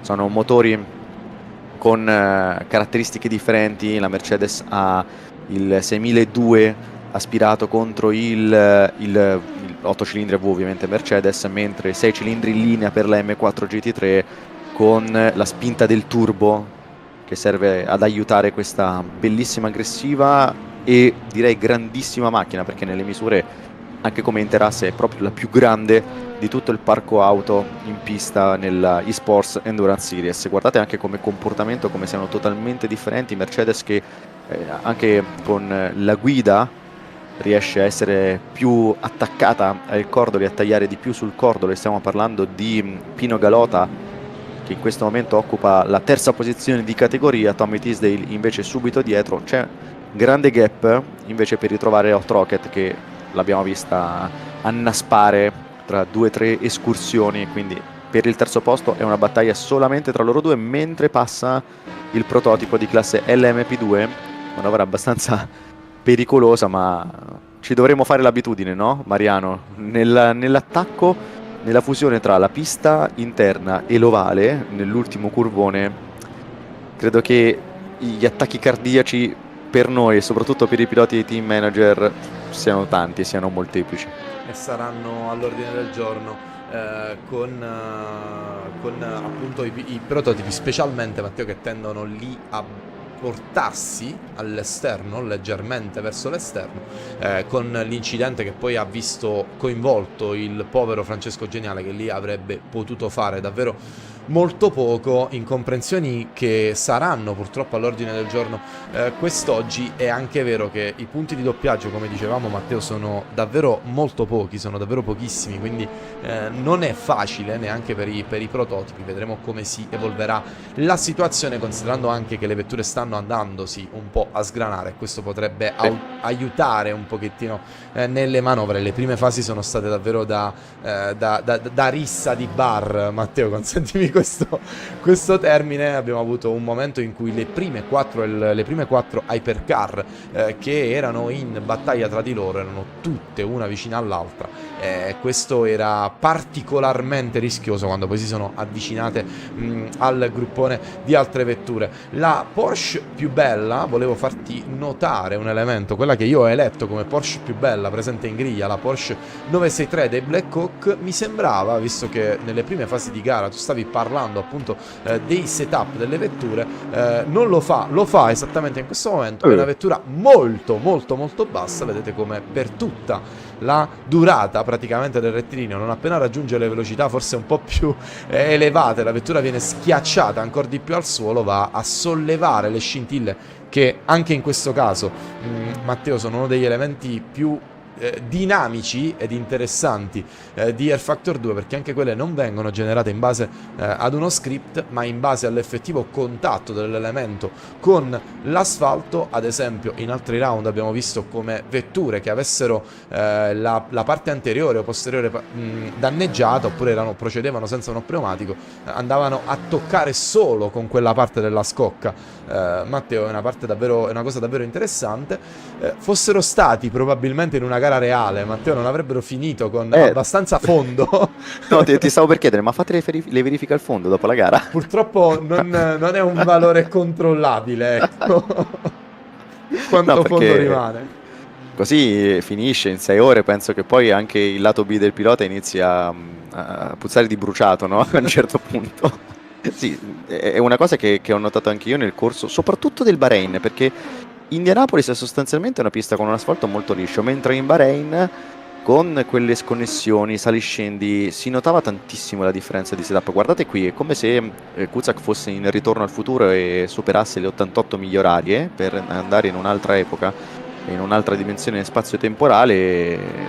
Devo dire, a livello scenografico sicuramente spettacolare. Poi per quanto riguarda la tecnica dà la dimostrazione anche a chi guarda da fuori delle diversità e delle differenze di messa a punto che sono state scelte e supportate dalle varie squadre. Io qua vedo tantissimo movimento con la McLaren di Flying Goat, che occupa la 7ª posizione della classe GT3, ma una macchina che forse ha incontrato una prima parte di gara un po' sfortunata, con episodi a sfavore, perché mi sembra appunto molto indietro, addirittura sì, 3 giri di ritardo rispetto no, 1 giro e mezzo di ritardo rispetto a Francesco Bonardi che è proprio questo, è proprio lui, Francesco Bonardi, con la Callaway, che ovviamente è auto ispirata alla Corvette C7R, che ha corso nel WEC fino agli anni passati. Che ha preso la posizione su Jimmy Nisola in overall. È vero, perché secondo Jimmy Nisula, che è crollato come passo, come ritmo. Pensate che adesso si è un po' ripreso recuperando 3 decimi a Bonardi, che tuttavia ha avuto del traffico. Però c'è Michele Rizzo che gira sul 35,5 e Nisula invece sul 36,3. Sembra che in una pista del genere i chili di zavorra si facciano sentire davvero tutti. Intanto attenzione, perché sembra che nella parte alta della classifica sia arrivato un altro scossone con Lorenzo De Sciutis, che era andato lunghissimo. Riccielli si ferma in box con Sinfrim, è entrato in box e quindi ha preso la via della pit road, si dice così, si chiama così in America, e adesso va ad affrontare il primo pit stop, quindi si conferma la tendenza di attendere un'ora, più o meno 60 minuti, per vedere le soste delle hypercar, mentre le LMP2 dovrebbero aver già scontato i primi pit, si sto guardando, e le GT sono attese tra qualche minuto. Tempo medio distinte per le GT siamo tra i 60 e i 65 minuti. C'è qualcuno magari risparmiando carburante che può gestire un po' di più. Intanto purtroppo sembrano continuare i problemi lì dietro per la Padula, e infatti eccolo qui l'alfiere del team Naya Racing Italia, che è uscito fuori pista, già protagonista di un'escursione, lui che compete in classe LMP2 Pro AM, e già in questo punto, nel tratto che sta raggiungendo adesso, era andato a tagliare completamente la curva andando fuori pista, e sembra che nel valzer di doppiaggi sia successo qualcosa sia andata per il verso sbagliato. Matteo, perché Antonello Lapadula in questo momento è addirittura immerso nel gruppone delle vetture di classe GT Pro, un po' perché di GT3 AM, chiedo scusa, un po' perché avevano da scontare qualche penalità, ma un po' credo perché abbiano avuto anche un incidente che gli ha fatto perdere del tempo in questa prima ora di gara. Non so se il fondo viene danneggiato, però l'impatto con il cordolo è stato molto pesante in precedenza. Verissimo. Credo che non conosco da questo punto di vista, metto l'ignoranza, i danni del factor sull'aerodinamica, quello è sicuro, perché poi guardando i pit stop mi dà addirittura 4 soste nel monitor tra penalità e tutto, quindi penso che sì, la prima parte di gara del Team Naya sia totalmente da dimenticare, ed era forse in bagarre con Joao Amaral di Grow Racing per la posizione prima di commettere l'errore. Siamo arrivati quindi alla fine della prima ora di gara. È stata una prima ora molto movimentata, facendo un recap al volo, anche se siamo effettivamente in attesa di tutti i pit stop. In testa abbiamo Stanislas Payout, che deve ancora fermarsi, anche Kuzak si deve fermare per la sosta, arriva ora, l'abbiamo chiamata, si ferma quindi in pit road il portacolori di Blackhawk Racing, che era solamente 2 decimi da Payout, e che continua a girare, quindi sta allungando questo stint, e quindi ha superato l'ora effettiva di gara, con anche il full corsiello in mezzo. Credo che sia comprensibile effettivamente che abbia allungato un po', a meno che Matteo non sia andato a pittare durante il full corsiello e ce lo siamo bellamente persi. Potrebbe anche nel monitor mi dà 0 soste. Ok. Non so se possa essere, credo che sia assolutamente attendibile, perché si aggiorna adesso anche per Andrea Terzi e tutti gli altri, quindi effettivamente sì, credo che abbia allungato un po' questo stint, approfittando della gestione, ottima gestione del carburante. A questo punto che rischio per Tommy Tisdale, che viene quasi girato dall'Aston Martin che lo segue, l'Aston Martin di Carloni. Dovrebbe essere questa è l'Audi del Carloni. Dovrebbe essere la vettura di Marco Rodilizzini, che attualmente si trova in settima posizione di classe GT3 AM, che è andata a toccare il posteriore, mentre qui la telecamera sul rettino principale che fa un po' di scherzi quest'oggi. Marco Rodilizzini, che attualmente si trova a 50 secondi di ritardo da Joao Amaral, e che ha un giro di ritardo dal leader Francesco Bonardi, che fino a questo momento, Matteo, sta facendo una gara assolutamente senza senso, in termini ovviamente positivi. No, è pazzesco, perché rispetto alle altre corse ha un altro ritmo, è davvero di un altro ritmo, e sembra aver trovato la giusta combinazione tra messa a punto, tra stili di guida, gestione dei pneumatici, che la Corvette anche il BOP con il miglior BOP attualmente in pista. Esatto, BOP, quindi stanno mettendo insieme tutti gli elementi. E nella gara di casa sarebbe bello vedere una macchina americana festeggiare. Siamo ovviamente super partes, però vedere anche Davide che combatte contro Golia in base ai valori che sono usciti fuori dalle altre gare fa sempre piacere. Vedremo se questa favola del team Shiba con la Callaway, con la Corvette, continuerà. Sono molto molto curioso. Bene Matteo, io direi di passare la palla ai nostri colleghi inglesi. E grazie mille a tutti, devo dire che è stata una prima ora di gara che ci ha fatto davvero emozionare, e il commento italiano poi ritornerà per le ultime 2-3 ore, e io lascio la palla ai telecronisti inglesi che vi racconteranno la gara nella parte centrale, che è importantissima da seguire per capire l'andamento delle strategie. Quindi grazie Mariano, grazie a tutti e ci rivediamo dopo.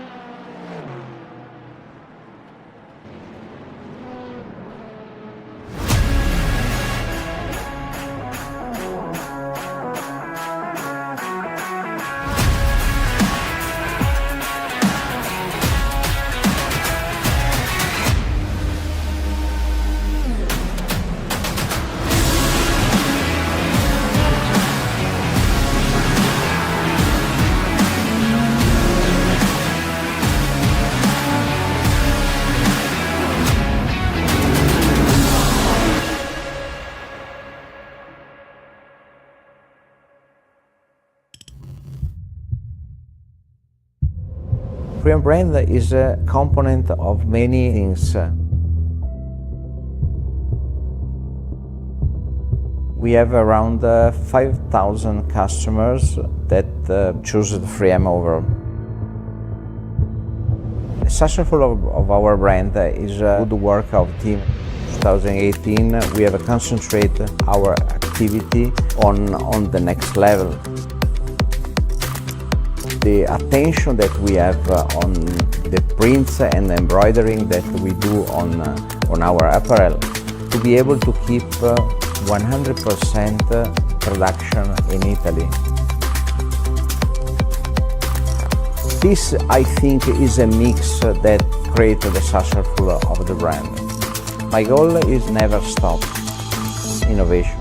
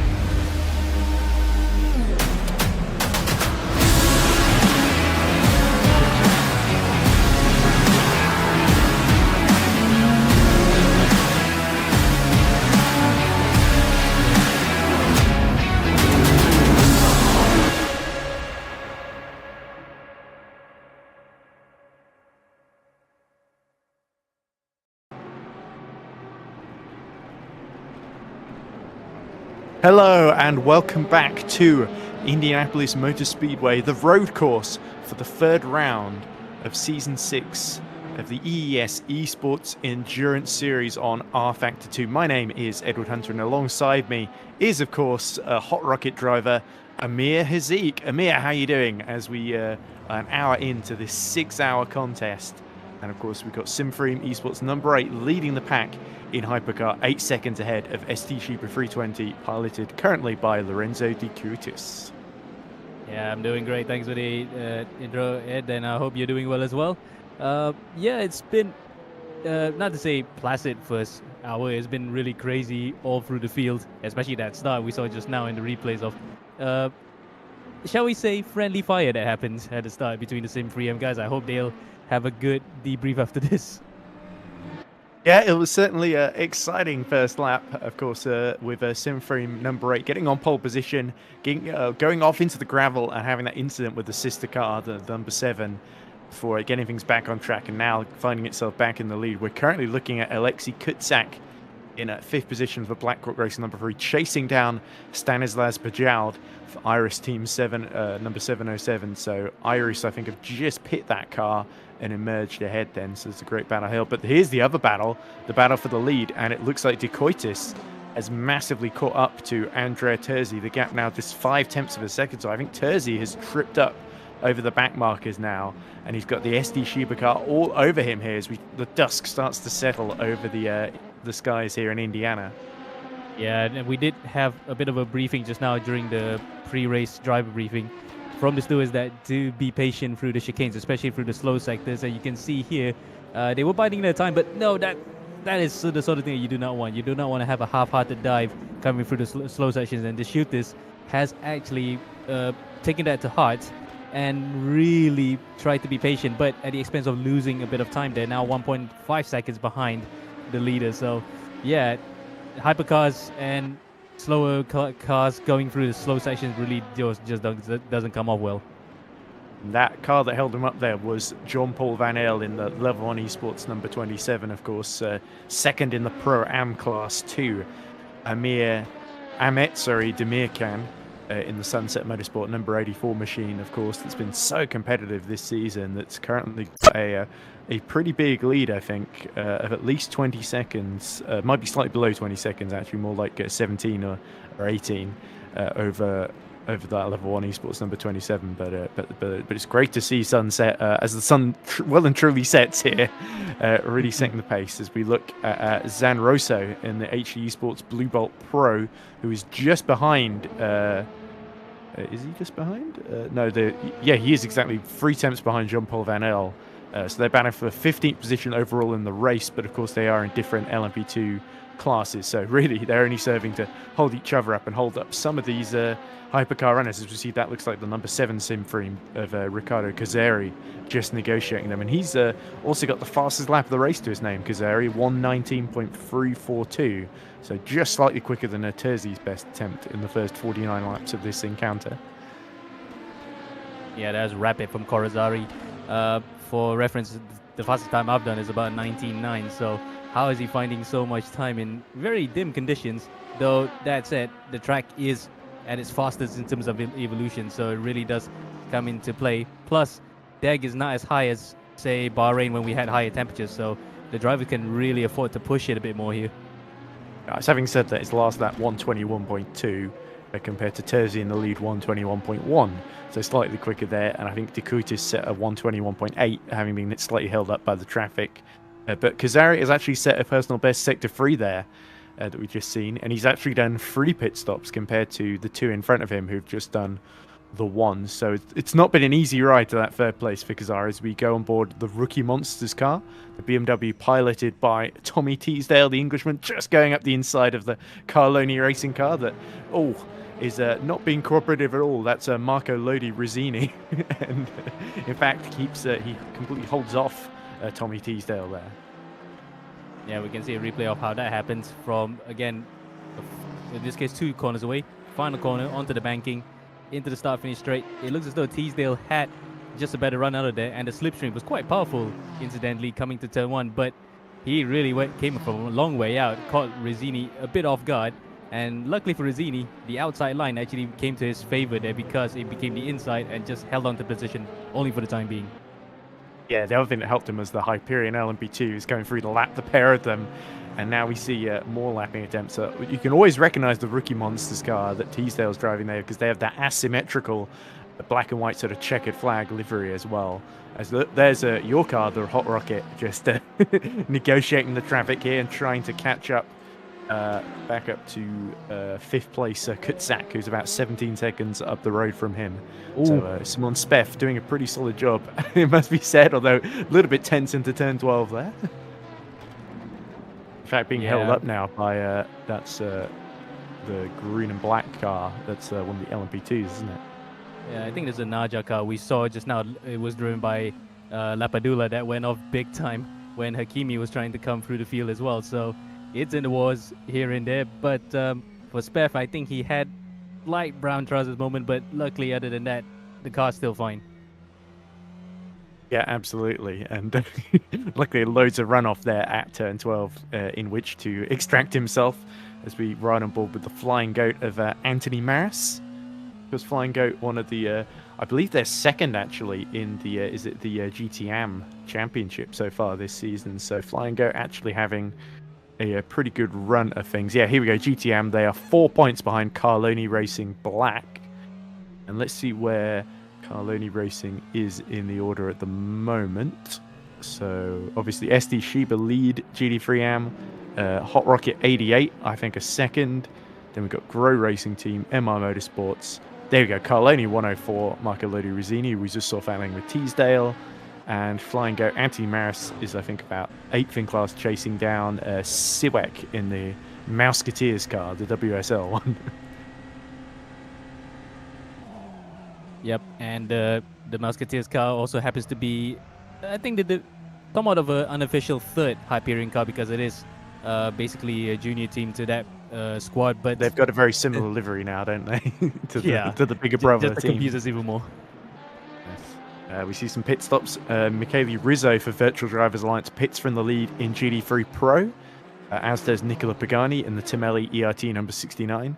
That hands the lead of the race back to Jimmy Nisula.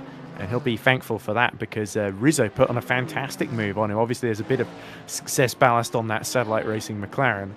But nonetheless, Rizzo is really rising to the occasion. And I'm sure Virtual Drivers Alliance are going to be loving this because they probably feel they've got a great chance of winning this if they can just stay out of trouble here and get the jump on Nisula here. Yeah, and he had a bit of traffic there from the MR Motorsport Mercedes, incidentally, so he lost a bit of track position there. I'm surprised Nisula let that one go. As we look at the battle between Rizzini and Teasdale again, with a couple of prototypes in between, that is not where you want to be battling, and they have to see the position. Oh!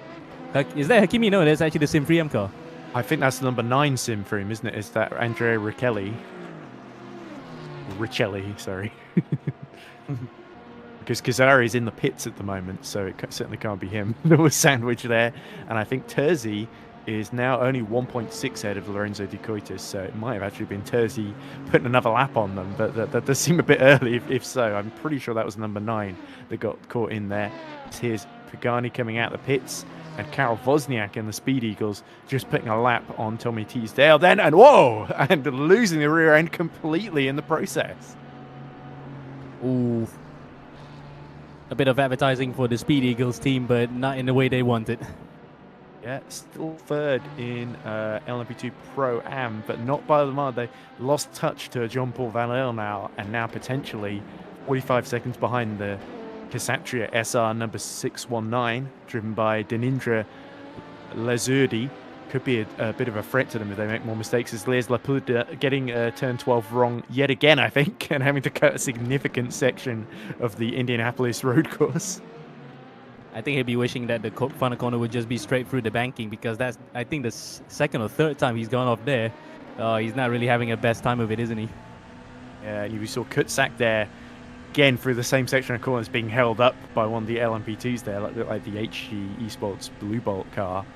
And yeah, it's so difficult to lap. The GT is in a way a bit easier to lap because you sort of wait for the straight. But if you're a prototype and you're lapping another prototype, then you've sort of got you're going to require some cooperation from them to get through essentially cleanly, because otherwise you can just lose time. And you see Pajoud here is been able to take advantage. We see Nisula responding to that pit stop that we saw from the Virtual Drivers Alliance. So Carlo Deander has gotten on board that VDA 115 machine now, and it'll be interesting to see how far ahead of Nisula they're going to be once that satellite racing car emerges. Yep, and there is Deander now, having taken over from his co-driver. He's about 30 seconds away from the start of the pit lane, but it'll be interesting to see where Nisula's going to come in relation to where he is on track. This is the closest battle we're going to see in GT3 Pro. On board with him now, coming through that final sector. Really clumsy. The Iris really had to cut to the inside there in the hypercar to get through, and that looks like that's the Black Hawk of Kutsak that's chasing it down, just 7 tenths behind. So we got Dikutis 5 tenths behind Terzi in the hypercar lead, and then we got that battle for third between Pajoud and Kutsak as well, also separated by about 7-8 tenths at the moment. So very, very close in those two pairs, as this looks like is that Deander in the pits again, or is that Nisula waiting to be released? It's Nisula, sorry. They're both it's a McLaren and a Ferrari. I shouldn't get them mixed up, but here we go. Nisula is going to emerge in third, about 10 seconds then ahead of Nicola Pagani in the Mercedes. Yep, as we are now looking behind there, that's Noor Shaz Lizan. You can call him Robert, by the way. That's why he likes to be called by now. Robert Shaz coming through. He's 38 seconds ahead of Deander, so Deander's gotten track position ahead of the satellite car, while Noor Shaz Lizan, who was not having the best of qualifying sessions, is now up in front, so he'll be a bit chuffed by that. He's yet to pit though, isn't he? So Deander has effectively got the net class lead once this filters out. So the gap between Deander and Nisula, who stayed on board, so he's had a quicker pit stop, I think, than the Virtual Drivers Alliance, is going to be about, let's see, about 25 seconds or so. As this is getting a bit hectic, isn't it? As Dikutis chases down the race-leading number 7, driven by Terzi. I should be number 8, sorry, not number 7. Oh, and then has to go all the way around the outside. The that one, the LMP2's there, just through turn 8.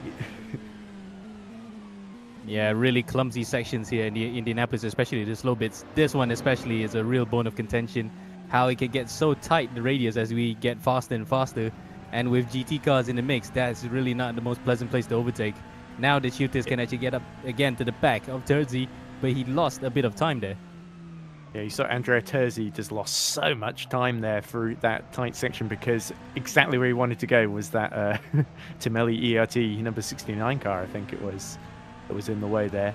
I think we've only had one retirement from this race, and that is the number 99 Sinister Racing team, I think. HG BBR Pro 111, driven by Bassoni's, also had to retire from the running. As we go back to Anthony Maris in the Flying Goat, chasing down that, this must be, who was Maris fighting over? It was Suak, wasn't it, in the Mouseketeers unofficial Hyperion entry. But that battle at the front, will keep an eye on it. 1.4 seconds, the gap between Dikutis and Terzi, and it's almost exactly the same between Kutsak and Pajoud. So Pajoud doing a very, very good job to hold on to that podium at the moment, but he is 42 seconds down on the lead fight. As this is this Deander pitting again, or is this Shaz Lihan? Yeah, it's Shaz. Yeah. It's getting so dark now, I'm having to guess by the number on the top. There we go, it's definitely the Dozer PSR car, as we can clearly see now. Well, you can just see the headlights, you sort of have to guess, I guess. Although once the numbers come out, it's really a nice touch that we got glowing number plates, courtesy of the championship organizers themselves. So Mariano and Valerio really put a lot of thought into that one. And of course, another shout out here is the Racing for Matteo badge, which has really affected a lot of the fraternity in the sim racing sphere in Italy. Even one of my Italian teams that I raced for, Ballas, they put Racing for Matteo on their cars. Yeah, absolutely. I'm sorry if I cut you off there, but you cut out suddenly on my end there, mid-sentence, Amir. But yes, it was a really, really lovely gesture for the dear departed Italian driver that was such a popular fixture of Italian sim racing, and I think very much missed. And it's great to see some charitable efforts going to a very, very good cause there, and everyone united, I think unanimous in their support. So, but anyway, Dikutis has now dropped 2.5 seconds behind Terzi, Kutsak is exactly 2 seconds behind Bajal. At the moment, we're still looking at Tommy Teasdale chasing down what is now a class podium in GT Am. But Carlo Lodi Rizzini has definitely negotiated the prototypes here as they come through to lap him, and Teasdale's not really been able to take advantage in that number 62 Rookie Monsters car. So he's really just had to bide his time. He had that amazing run down the main straight earlier. The BMW certainly got good grunt, but he's just not had the rub of the groove with the traffic here.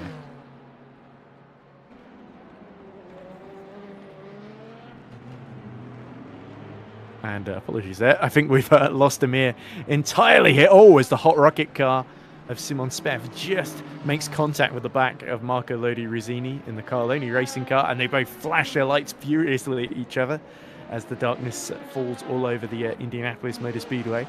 But Amir, are you back now? Yes, I'm back, and just as I was about to go on a big spiel about the Racing for Matteo badge, how much did you catch there before the connection kind of prematurely timed out? Not a lot. Okay. I think you literally just start at the beginning, saying that all the Italian teams have put the Racing for Matteo sticker on, and then you were about to get into it, and then it completely dropped connection on us. So I had to fill in and assume what you were going to say.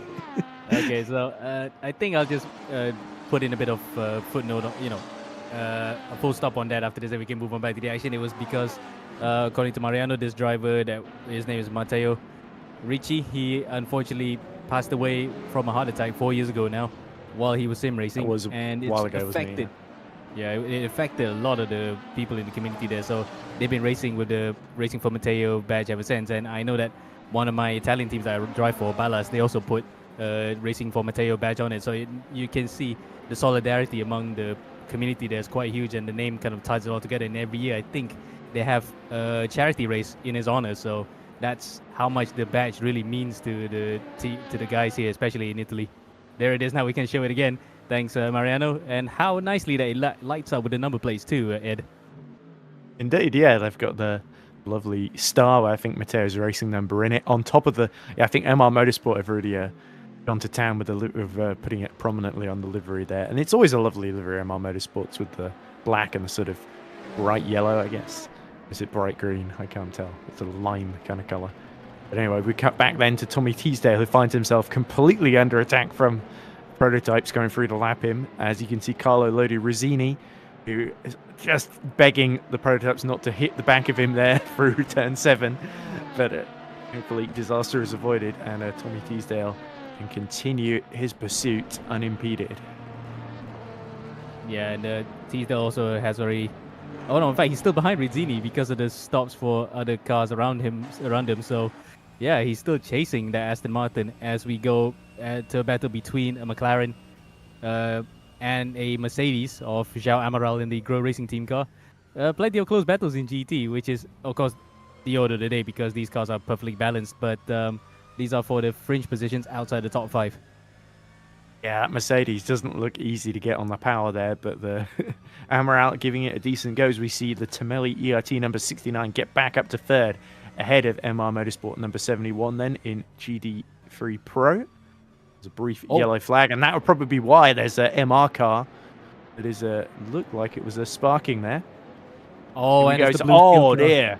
Was that the Iris that collected him? Big impact, and the wheel fell off Seradani's number 71 car there. So that's probably why that position changed then. It wasn't a great overtake, it was a crash. And it's a blue steel car incidentally involved, so Mika Hakimi then, his race has not been going out as he would have loved it, as we see sparks coming out of Seradani's car. And just as we were viewing it a lap ago in all its pristine glory, now the driver is having 3 wheels on his wagon. Yeah, there we go. Not exactly the tribute that I think they were hoping to put on to Matteo there, but as long as they can get back into the pits, then all is not lost. But look at the way it's sparking away, almost as bright as the headlights on the under tray there on the left-hand side.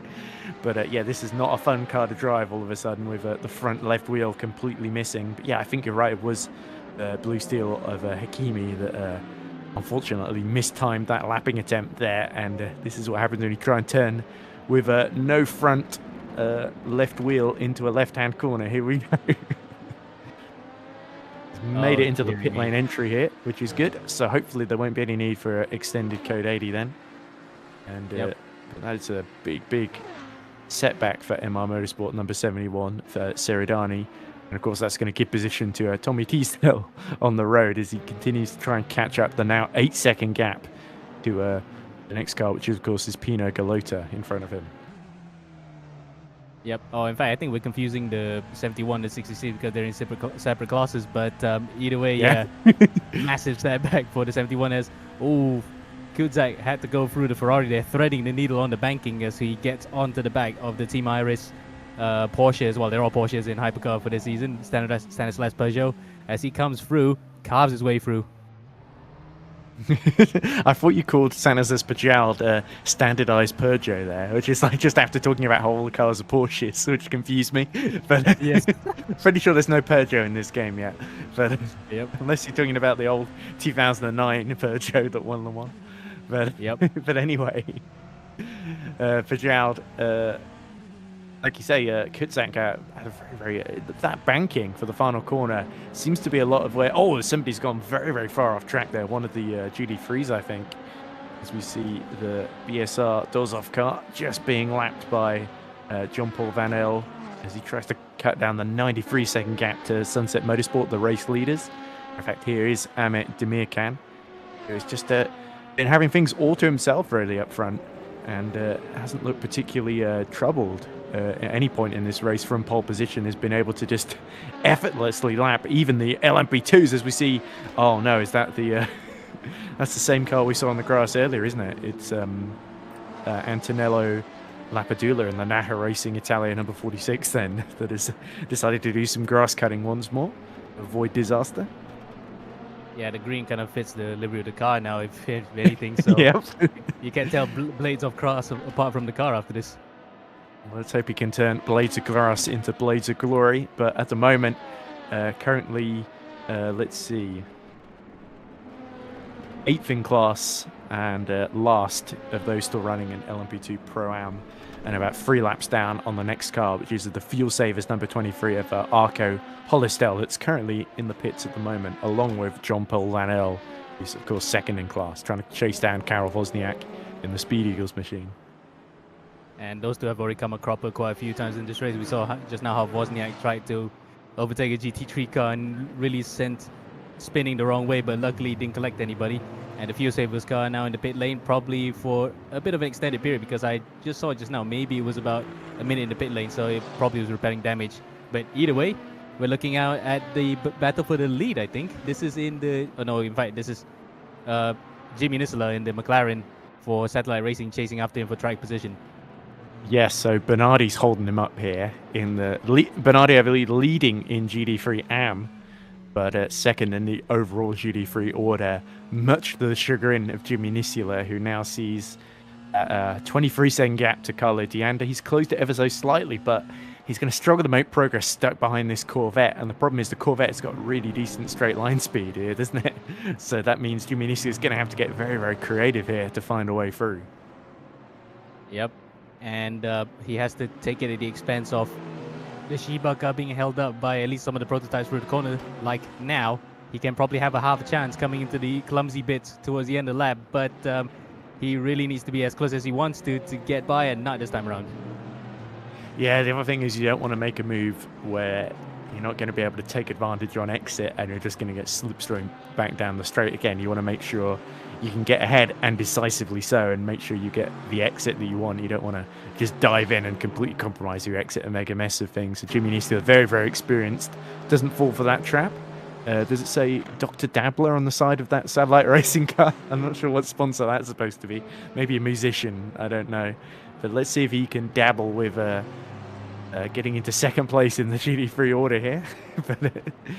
but of course, for Francisco Bernardi, this is all really just for pride at the moment.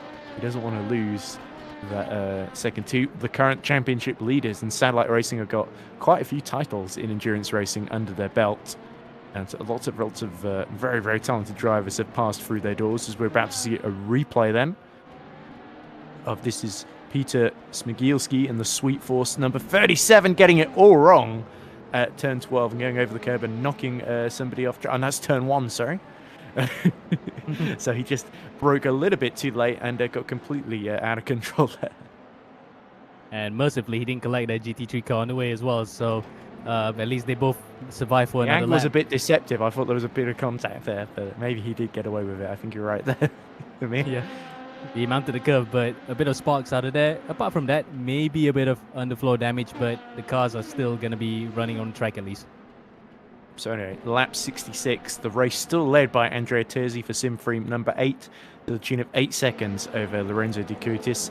Pajald in the Team Iris 707 is just 9/10 ahead of Alexei Kutzak. He's done a superb job to soak up a huge amount of pressure here from Black Hawk Racing, who are still yet to take their first podium in hypercar. They've been threatening to do so all season.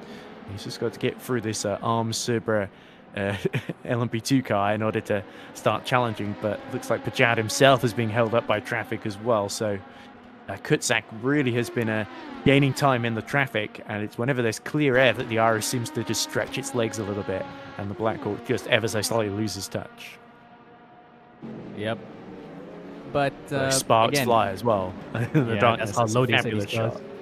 Yeah, that's a really nice shot, and that's how low these cars are running on their. Well, I don't say skid plates because pretty sure that only in Formula 1 they run skid plates on the bottom of the planks, but they're really running these cars low just to get as much top speed as possible on the straights. Yeah, exactly, and also means you're running low to the ground, you're creating less drag then, and it looks like, wow, that battle between Bernardi and Nisila is well and truly raging on. They do seem very evenly matched, with Nisila really holding his own through the tighter, twisty technical corners, and it seems Bernardi's just able to just stretch his legs again on the straights here. So Jimmy Nisila has to do all the work in the braking zones here and outsmart the Corvette of the ST Chiba machine here. Yep, but you can see that the gap behind him is Nicola Pagani in the Tomelli cars. So the more these guys are battling, the more that Tomelli is actually probably going to be able to reel them in. But again, the extra caveat is that they got prototypes to deal with, so they will lose a bit of time when those guys are coming through, and there's plenty of prototypes are on track, so it's really going to make a mess of some of the battling they're doing. Yeah, still 44 cars running in this race, just to remind you. And of course, the car that Nisila is actually battling with for the race lead, about 24 seconds up the road now, is Carlo Deanda. So he's again lost time, lost a whole second stuck behind Bernardi here. So Bernardi really deciding Satellite Racing's race. And this could be a big turning point if Virtual Drivers Alliance can sneak in a win here and start closing on that 16-point lead that Satellite Racing have built, having won the first 2 rounds in GT3 Pro. Meanwhile, here's Roland Zux in the Go Team racing machine, fighting with the second of the 2 Hyperions here, with Mateusz Dabrowski ahead of him. And of course, Zux, of course, won the opening round in Bahrain on their debut in the LMP2 Pro class, having done so well in the last 4 rounds of the AM Pro, LMP2 class last year. And this, of course, is Demir Khan, who's currently leading. They've sort of inherited Go Team's position, I guess, as a top of the pack in Pro-Am here in LMP2. Yeah, we see the overall leaderboard there. That's how high up the Sunset team are. In fact, they're actually 3rd highest LMP2 overall, so that's how good they've been performing. And how they will love to have another scalp here if they could actually overtake the Hyperion car, who's actually running right in front of him by only 2/10. Yeah, and that would certainly help Go Team as well, if they've not got another Pro-Am entry in between them. So Go Team getting a little taste of their own medicine here, aren't they, from last year? Yep, when they were in Pro-Am, of course, now they're in Pro, so in AM, of course, so now they're in Pro. They get to actually feel how it feels like to battle with the AM guys, but these are really fast AM guys. They should really be in Pro after this, judging by how they've been performing. Yeah, and let's remind ourselves in LMP2 Pro, Hyperion 44, who currently lead in the form of Patrick Swikowski, they are equal on points with Go Team Racing number 21 then. So the stakes very much, it's very much in the balance at the moment, with Swikowski only 4.2 seconds ahead of his Hyperion teammate Dabrowski. So let's not get Swikowski and Dabrowski mixed up here. Patrick and Mateusz, of course. But anyway, there we go. Looks like the 84 has got through because Hyperion 45 have taken a trip to the pit lane then. Yep, and that breaks up that particular battle. But Sunset is only about 4.6 seconds behind the number 44 Hyperion, so they could be on to be the best LMP2 team here. Yep, and there's the Sunset just making its way past Tommy Teasdale's Rookie Monsters car there, with the Go team doggedly pursuing it. But yeah, it'll be interesting to see where Hyperion 45 filter out in this, because they're going to play a crucial role in sort of defending Hyperion 44, their teammates, of course, who are fighting for that championship points overall lead at the moment. But yeah, it's so mixed up still with 4 hours 21 minutes to go then, and Symphony number 8 have extended that lead now 15 seconds over SD Shiba though. But Shiba have got a 52-second gap now to Pajal. So Pajal has had his hands very much full of Alexei Kutsak's Blackhawk racing machine. And let's not forget, of course, Lorenzo Arisi, who's gotten on board Symphony Esports number 7 and has been lapping pretty competitively, catching the pair of them. So we've got a decent fight for third. But up front, you've got to say Symphony number 8 have re-established control of this race. That 14-second gap is really going to come in handy if they can maintain that in the next couple of stints. Yeah, that's one of the big guns coming back here. Lorenzo Arisi, of course, a really familiar name to those who have competed in the championship in the last few seasons. Champion in DPI before that, then LMP2, and then at one point they did GTEs. He did GTEs. It shows that the level of experience that this guy has and how he's capable of adapting to any car. So really will be interesting to see how he can make up the 18-second deficit. But meanwhile, we're watching Kudzak on the back of Peugeot coming into turn number 1. Ooh, really close there. And again, Tommy Teasdale has to just get well out of the way on the outside there.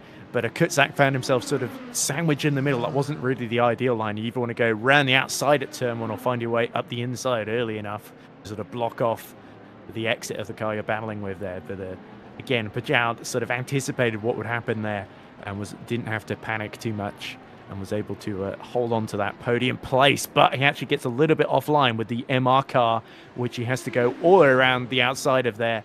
And this could allow Alexei Kutsak to attack then in Sector 3 then. He's going to close right up through the twisty section here as they approach towards turns 10, 11 and 12. And Kutsak here has really got to maximize his exit then if he wants to snatch that third place in the hypercar class. Because Blackhawk Racing have been really angling for the podium here, and they seem very, very evenly matched with Iris so far this season. Yeah, it's always been these two battling for outside positions of the podium, but this time they're well and truly firmly in the podium hunt. Really close at this point in time, but Kudzak just hasn't been able to get the legs up on the Iris car, and there's a couple of flashes further behind from really displeased LMP2 and GT3 cars, but he's not going to mind that too much. Coming to turn number 1, still not close enough, Ed. Yeah, and let's not forget as well, Alexei Kutsak is only, the Blackhawk Racing are only 5 points down on the Hypercar Championship lead, held by Symphony number 8. Of course, the car in between is the Blue Steel, the reigning champions, of course, who won last time out at Imola in dramatic circumstances. But of course, with Hakimi so far down the pack, still in 13th overall, 4 laps down on the overall lead, I think. It is looking like Blackhawk have got a great opportunity to get into second overall in the points, which would be unheard of for the rookie team this season in Hypercar, who have really, really impressed and excelled in the opening 3 races of the season. Then as we cut back to Flying Goat, who are still fighting over 6th in the GDM class with the Mouseketeers here. And it looks like is that Carloni Racing behind them that have caught up to this battle as well. Yep. 3-way scrap for 6, 7, 8 as we have a yellow flag in Sector 3. Let's hope that's a short one. And it is. But they've got company here in the form of prototypes, and that's the race leading number 7. Yeah, getting very badly held up there. And then almost barging into the side of the LMP2, which itself, in fact, they do make contact.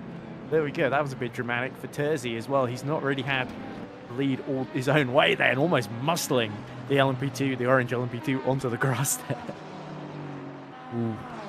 And still somehow the trio that we saw starting at the beginning of Sector 3 battling, they're still together by just about 0.8 of a second there. Yes, so no love lost. Yes, this is Arcadius Suek in the Musketeers, Anthony Maris for Flying Goat 95, and Elias Poli in the Carloni Racing 104 then, all trying to snatch that 6th position and get crucial points in the AM Championship. There's the Hot Rocket car, trying to make sure it doesn't get stranded on the outside here as it defends from Simfream. That must be Rickelli in Simfream number 9 then, that's chasing down Simon Speff, I believe, or is that that might actually be number 7 then, just ahead of him.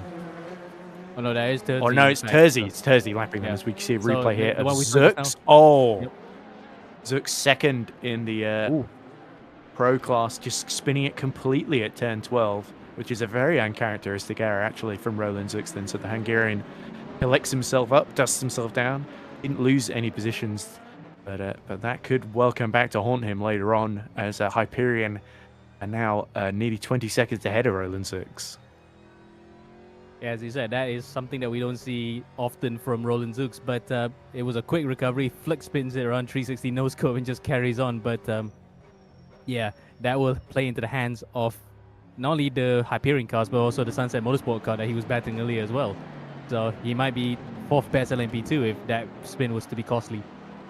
360 no scope. I didn't realize this was Counter-Strike commentary that I'd stumbled into. I mean, but anyway, yellow in the first sector, but that has immediately cleared up before the end of that sentence. So lap 74 then, with 4 hours 16 minutes left to go then. So we're nearly at the end of the first hour of English commentary. Terzi has maintained that lead, but Dakutis, to his credit, has fought back on this lap. In fact, it was a 1:25.9 for Terzi last time around, 22.5 Dakutis. So yeah, Terzi somehow extended the gap despite being 3 seconds slower, which is slightly bizarre. So I'm sure maybe there's a bit of an error there. But meanwhile, this battle for 6th is well and truly raging on, and is that the 71 trying to unlap itself here as well at the back of this train as well, behind the Carloni car.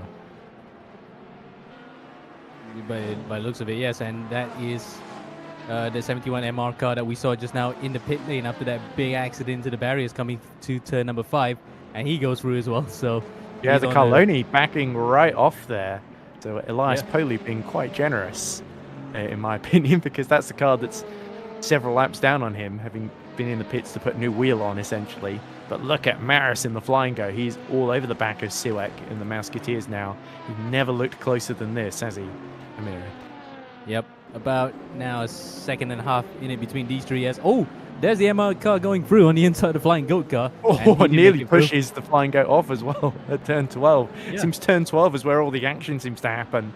And this has really hurt Maris, hasn't it? Because look, he's lost all that ground he just made up to the Musketeers. Yep, 7 times of a second now between the Carloni Black and the Flying Goat car, as more and more prototypes are coming through in our shot. There's our Spider Cam barely able to track some of these cars, and the MR cars in between there as well, actually being a bit of a... Oh, big dive from the stabilizer. 71 on one of the prototypes as well, and that's made it really messy because I think Maris has now been overtaken. He's side by side there with the Carloni, and it looks like Elias Poli has been able to find a way through there. And one of the prototypes has found the infield there. And in fact, Elias Poli actually now gets back in front of the 71 there. So was there a sort of offhand agreement there? Now the 71 lets Anthony Maris through again. But a big winner there, Elias Poli, who's now gone from 8th to 7th in the GD3 AM class.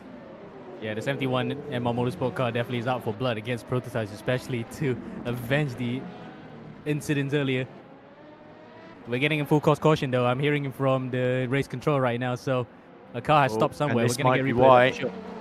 So the Hyperion number 45, Matthias Zabinski, is he about to make contact with the car in front? There's somebody's lost a bit of bodywork there that was lying in the middle of the track. Zabinski goes up the inside at turn 12 on the VEM. Is a little bit deep. The Simfreen behind just about avoids disaster. So that just looks like a standard move to me. So it must have, here we go. This is the code 80 coming into effect. And everyone, Philippe trying to make sure he doesn't jump a few cars in the process there. We have seen penalties. Yep. There we go. That would be explosion for the code 80. That's, it's Naha Racing Team again in the wars, just hitting the back of it. And that was why we saw the car in the infield there. Yeah, it's the Fuel Savers car, the number 23, that lost his rear wing there. So Chiacciolo, unfortunately, getting the Naja racing Saving a car little bit on too the much camera fuel, again. I would suggest. Yep. But now we get into code 80. Into the pits comes Lorenzo Di Cutis. Terzi, though, stays out, though. So that's crucial for ST Shiba. Rickelli in Simfru number 9 is also come in. So that is going to take a load off of Simon Spev's mind because he hasn't got to worry about the number 9 as much.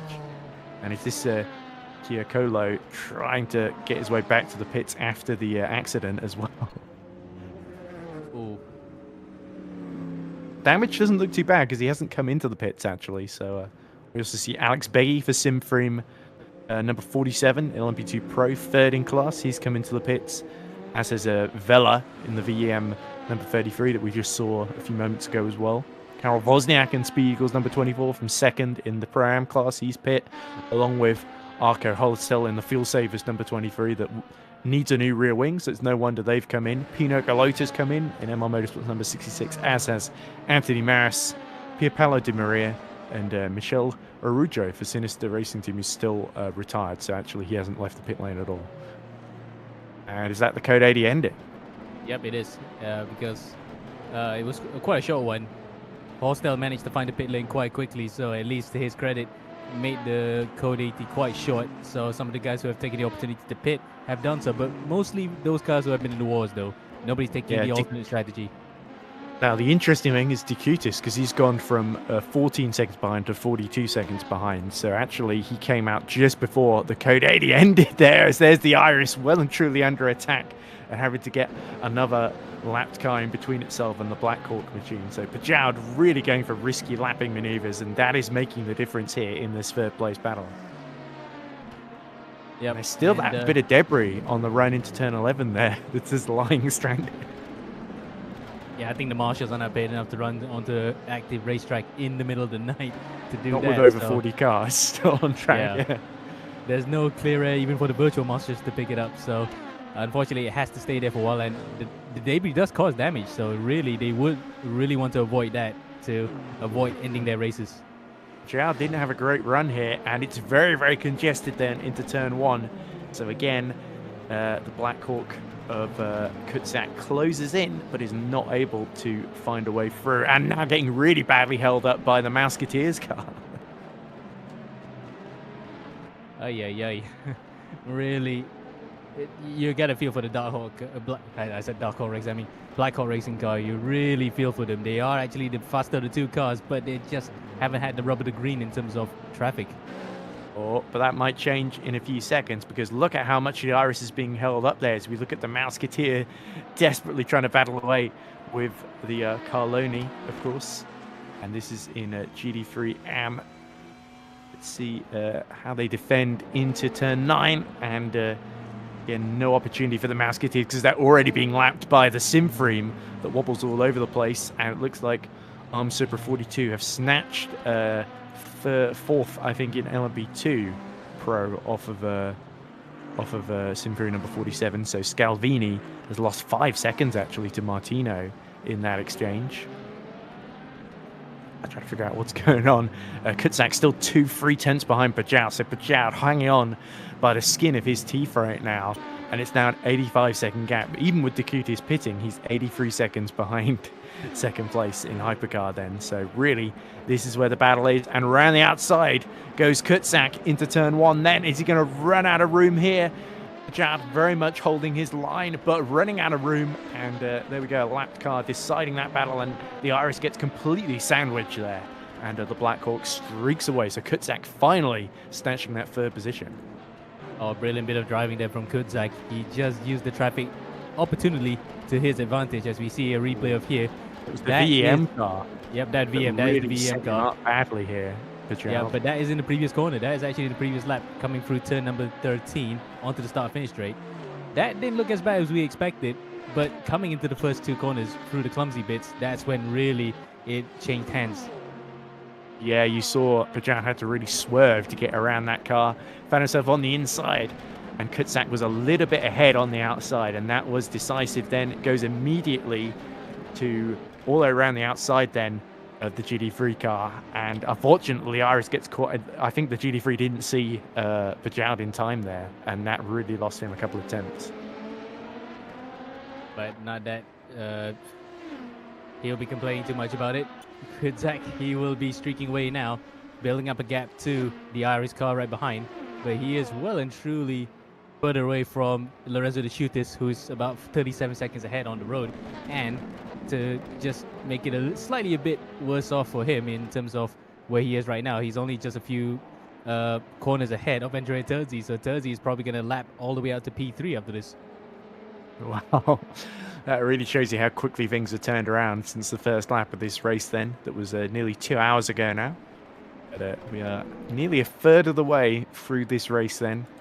And as you say, Terzi leading by 47 seconds. So even Dekutis on fresher tyres is still being dropped. He's at 1:23.2 last lap around actually. So traffic must not be great there. But yeah, but this is great news, of course, for Blackhawk Racing. So great bit of opportunism and positioning from Alexei Kutzak has now put them in the box seats, 2.3 seconds ahead of Stanislas Bajald in that battle for third. So it'll be interesting to see if Iris respond as we see Simon Speff also into the pits. So that's going to allow Simfree number 9 back into 6th position in hypercar. Simon Speff is going to be about 20 seconds, I think, ahead of Sander Callas once he comes out the pits here. So Callas has been slowly working his way back in, but he is still 2 laps down on the overall lead then. So I think I wouldn't rule out ground effect for a podium here, but I think the win might be just out of reach with those earlier penalties. Yeah, but again, if Kudzak were to be overtaken by Terzi at any point, you know, Bajau, Arisi as well, it'll still be on the cards for him, but it is still going to be a Herculean effort to get it up there. It certainly is. Callas has actually done well not to go 3 laps down and to be only 2 laps down at the moment, but say 32 seconds then the gap between himself and Simon Speff, who's now emerged from the pit lane in number 55 Hot Rocket. Here he is, lovely bit of clean track. In fact, that's the teammate car. You can recognize by the pink and turquoise ahead of it in the GD3 class. So that would be Hot Rocket number 88, driven by Sharik Zulkwani, who's just 3 seconds ahead of Pino Galota at the moment, holding on to third in GD3 AM. 32 seconds behind Tommy Teasdale, who we were, of course, watching with interest earlier.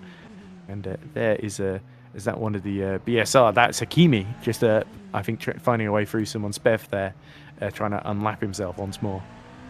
Yep. And, of course, coordinating together there not to come a cropper, especially at the most clumsy section of this circuit. Turn number 12 really has been the biggest choke point of the entire track, I would say. Indeed it has. We've seen so many incidents already. I'm amazed we've still got 44 cars still running, to be honest, with only 2 retirements, because there's certainly been some drama today, and it's far from over with 4 hours remaining. Here's Bernardi then. How's that battle been going with Jimmy Nisula? He's pulled the gap to 1.7 seconds. And in fact, he's actually closed a little bit on Carlo Dianda, so Bernardi could well end up being the overall GD3 winner, even despite being in the AM class, which I don't think we've seen before. We've seen a couple of GDAM overall podiums as Teasdale being knocked around at that looks like turn 10 there. It's really unfortunate. One of the LMP2s just getting a little bit too impatient and knocking Tommy Teasdale out the way. So that puts Rookie Monsters only 25 seconds ahead then of Hot Rocket. Oh, that's the Serba. Did they have a go as well, as I was looking at the timing screen? Yeah, it was the Serba car that actually took a bit of afters onto the number 62 Rookie Monsters car, onto the second corner of the banking on the oval. Luckily, he escaped that with his life, just about. But yeah, Teasdale then really is lucky to get away with only just minor contact there, Ed. Yes, exactly. He's called Tommy Teasdale, not Tommy T. Trey, folks. You don't get to just take your pick of him, everyone having a go like he's a buffet. But anyway, Tommy continues. Still holding on to a very, very credible second place. We see another pit stop for Sander Callas then, in the ground effect number 63, that is still trying to make up all that lost ground from earlier in the race. But it's going to be quite a while, I think, before we see them catch up to Simon Speff a lap ahead of them. So it's quite lonely at the moment, but things could get exciting in the next 2 hours or so for if you're a Chilean ground effect fan. But here, speaking of excitement, here's Elias Poli still challenging that Grow Racing Team car. So this has been a fabulous fight. I've really enjoyed this, Amir, because these two have just been hammer and tongs all over one another. So this is how Amaral holding off Poli. Yeah, Amaral has to fend off with 2 different drivers, of course, because Poli took over for this particular car. But yeah, really inseparable at this point in time for the And Aston both Martin and Aston Mercedes. Martins, I believe, if I'm not mistaken. Yep, they've been really inseparable. But for the time being, at least, the Carloni Black car is still behind the Grow Racing Mercedes. As we look at the battle on the fringes of the podium, this is Arisi on the back of Peugeot. So. And he was 2 seconds lap faster than Peugeot last lap around as he goes all the way around the outside of Tommy Teasdale in his pursuit there. It always seems to be Tommy, unfortunately, that we see the hypercars lapping at crucial moments where they're battling each other. But Lorenzo Arisi's got the bit between his teeth in that number 7. Remember, Simfree number 7 really want to catch up to the sister car in that championship lead fight as they go all the way around the outside of Ho Amaral. I think that's Amaral there in the red Aston Martin just being negotiated. Yeah, that's the Ferrari. That's the Ferrari though of the Mosquetaires. Yeah, Musketeers. Yes. Yep. But for Tommy Teasdale, he is just like an honest Tommy, isn't he? He's just being generous with the space, giving a lot of positions away to the faster cars around him, but still maintaining his ground very well in P2 in the GT3 M class. Yeah, especially after he got knocked out around earlier. I wouldn't blame Tommy for being a bit more pensive and assertive, but I think you can lose a lot more time getting penalties. As here we go, look how badly the Iris gets held up, and this could be the opportunity for Arisi, but Bajoud immediately covers it off, holds the inside through turn 11, and now into turn 12 they go, and all these GT3s just want to get well out of the way of these hypercars here, because Arisi has very much got Bajoud in his sights and is setting up a move here. Yep, and it looks as though he might just do it coming to turn number 1. There's the Grove car in between. There you go, a bit of foreshadowing. You did say the Grove Racing car is involved. Now he is involved for real. As he comes up to the start-finish straight, it looks as though on the banking, Arisi just lost a bit of momentum on the back of the Iris car. He might try sending it to turn 1, but it's going to be tight as Kuzak's in the pit, so this is going to be a battle for P3 on the podium here. Yep, so this is good news for these two in terms of their fuel mileage, but Blackhawk may be trying to undercut them then. As there we go, the Carloni gives plenty of space there for the Simfree, and Lorenzo Arisi in number 8 chasing down Pajoud in Iris number 707. And Pajoud has just been on the defensive constantly in this race. He's not an easy man to pass. You really have to pick your moment with him, don't you? And certainly Arisi's going to get a lovely view of the German flag and the rear of that Iris machine. Although Iris, I believe, is a French squad, of course, but they do have a fair few German drivers in the lineup. But Arisi then. Yeah, last I checked, I think they were a German team because they list themselves as German on their website. But okay, I might be getting mixed up with others here because I know Loic Moynier, who drives for them in FSR, for example, he's definitely French and is one of the guys high up in the ownership of that team. But I like it, Arisi is much more confident under braking then, so Bajoud needs to get a good exit here, and unfortunately, there's a lot of LMP2 cars that are not keen to let him through. That's in fact the LMP2 AM leader there, Sunset Motorsport 84, just making way. And Arisi is going to be forced to the outside here because look how he's already defended the inside. It's Bajoud. Arisi breaks late. Where is he going to merge here relative to the Iris? It's going to be a side-by-side then, and it's going to be ahead. Wow, what a fabulous move that was. And the Lukascu Audi once again actually has held up the Iris car. Would you believe it? Second time in a row in the same place too that Peugeot loses position. Oh, he must be really feeling sick in his stomach seeing that one again.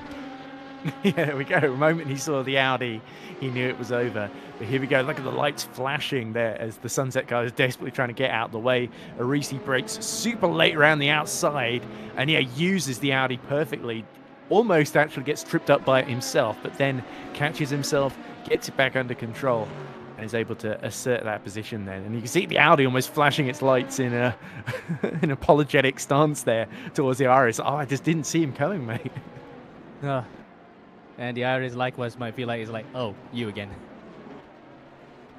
Exactly, yes. So Bajoud may still be in 4th position, only 2 seconds off of the podium, but this is going the way of Simfree at the moment because Arisi is getting slowly back into this one. And you do actually see, I think Terzi must have made a pit stop recently because Decutis is now 7 seconds ahead of him in the lead.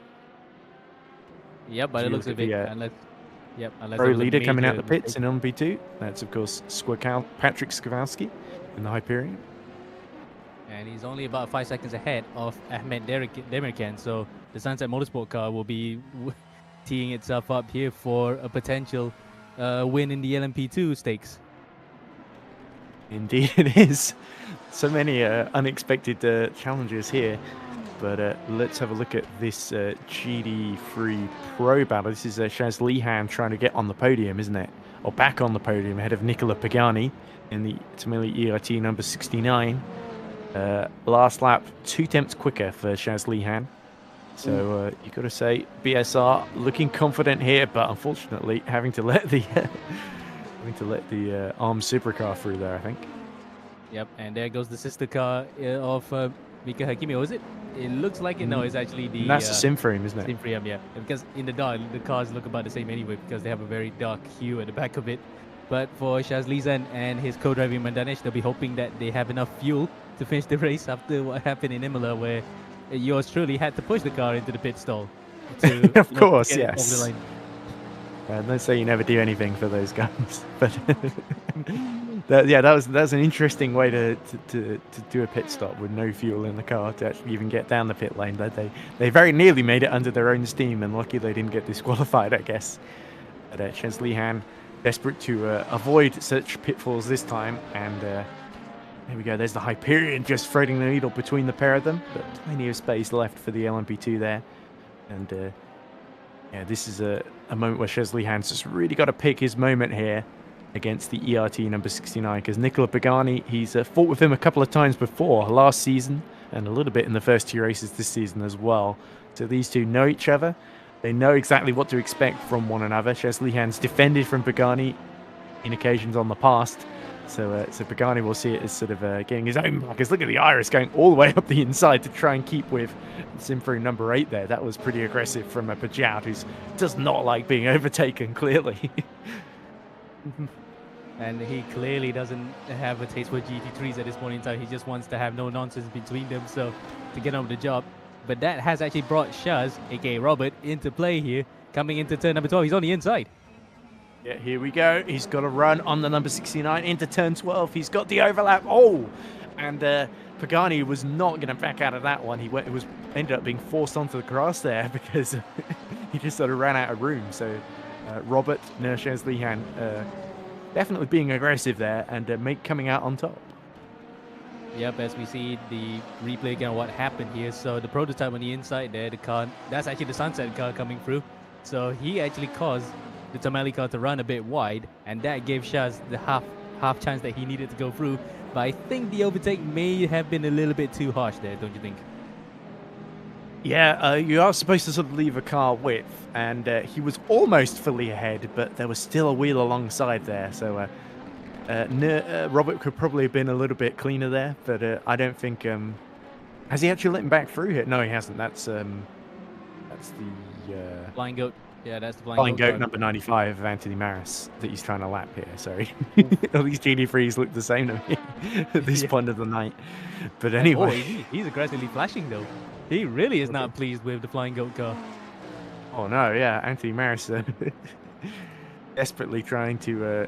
he's 26 seconds behind Luca Fabro, who's 37th overall in the order. But Maris not really in a battle with Hal Amaral anymore. He's dropped off the back of the Grow Racing Team car. But yeah, it's all really about this third place battle then. And now Shaz Lihan is ahead. His next target, 22 seconds up the road, is who else but Tommy Teasdale in the Rookie Monsters number 62. So that could be a very, very interesting fight, because I don't think Teasdale is going to give up that second place without a fight. But 22 seconds in a GD car, it may not sound like much, but it can be take quite a while to close in a gap like that in a very similarly powered car. If we were talking about prototypes, 22 seconds would be a lot less intimidating, I suppose. Decutis, by the way, up front, has been closed gradually by a second lap the previous lap around, so he's 4.5 seconds ahead of Andrea Terzi. So at the moment, you've got to say Simfree number 8, although they did get caught out a little bit under the Code 80 with SD Shiba pitting under it and effectively gaining a half a pit stop essentially. Concerned with the pace that they've got in hand. They've just been able to slowly chip away at that lead, and I wouldn't be surprised to see Terzi retaking it in the near future. Yep, and a pit stop advantage as well because he has the fresher tires, unless of course he's double stinted, which I'm not sure he does. Yeah, 5 seconds, that is not much at all. So the shooters may be looking over his shoulder in just a few laps time if Oh! Terzi has pace. Oh! And that's the Car fuel stop saving goes off. car losing it at turn 3 then. The rears just complained and would not grip and stop in time. So it let go and Chaim Kotarov finds himself down in 8th position then because I think the Naha Racing team was able to get through while he was recovering there. Well, the Naja Racing Team is about 4 laps ahead, so he's not going to Ah. worry about that. He's That didn't actually just having- happen then. That was Yeah. slightly deceptive from the timing screen at the bottom right there. He worried the fact that there's a GT car only about 20 seconds behind him, so he wouldn't want to be overtaken by that one. Oh, look at this. Takutis being held up again by, is that the number 27, Level 1 Esports? Just a little bit through It is, yeah. the final corner. But And actually, that is Terzi- confusing. Yeah, the level 1 and the Sunset cars actually look about the same, so that is quite confusing. Yeah, they're both orange and black. But the sunset has on the shark fin the sort of image of the sun, I guess. Look at this. Terzi now within 5 seconds of that ST Shiba car. And the traffic can't come quickly enough for Lorenzo here because he just needs as much of it as possible to throw at Terzi. And he's got to hope for another code 80 ideally to pit under, because then he might be able to take advantage and sort of consolidate that lead a little bit.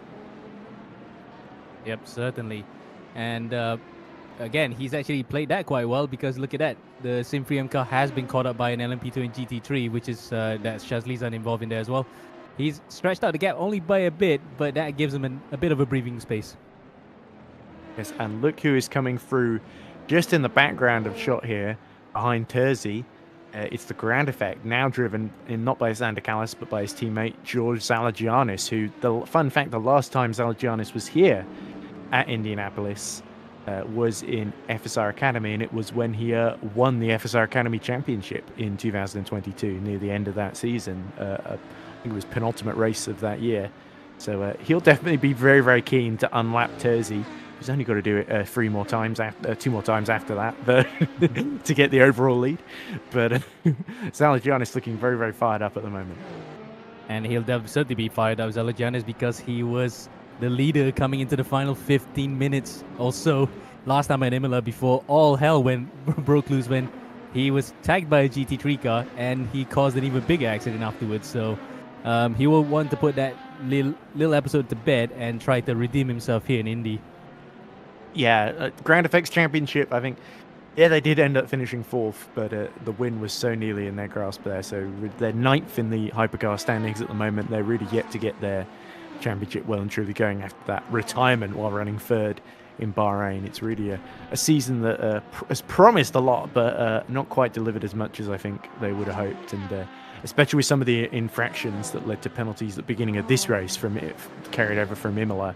That's not been ideal, as this is Carlo Dianda, who was leading for Virtual Drivers Alliance in GD3 Pro. Looks like he may have disconnected there. That's him in the pit lane, Amir. Yep, you can see the car actually is just spazzing out a bit. You can see the throttle being played, but I think that's Dianda trying to get back into the race. That is disastrous. That's actually the second car that we saw, at least for the time being, dropping out because of connection. That is really unfortunate. Very politically correct language there. My It bad, was certainly I think connection. it Well, might yeah, have been bad, yeah, sorry. we didn't mean to insult people with bad motor skills or anything like that. Sorry. I forgot that is actually not the right way to say it, but Yeah, fritzing out, if the connection was definitely a bit wacky and acting up there. So hopefully Yes. Carlo Dianda can get back into the race, because that's a big, big shame for Virtual Drivers Alliance, if so. But two things: it hands Jimmy Nisula and Satellite Racing 64 the GD3 Pro lead, but it also hands the overall GD3 lead to ST Shiba number 20 and Francesco Bernardi. So again, they lead both classes, with Dacutis leading Terzi in hypercar by 4 seconds exactly as I speak.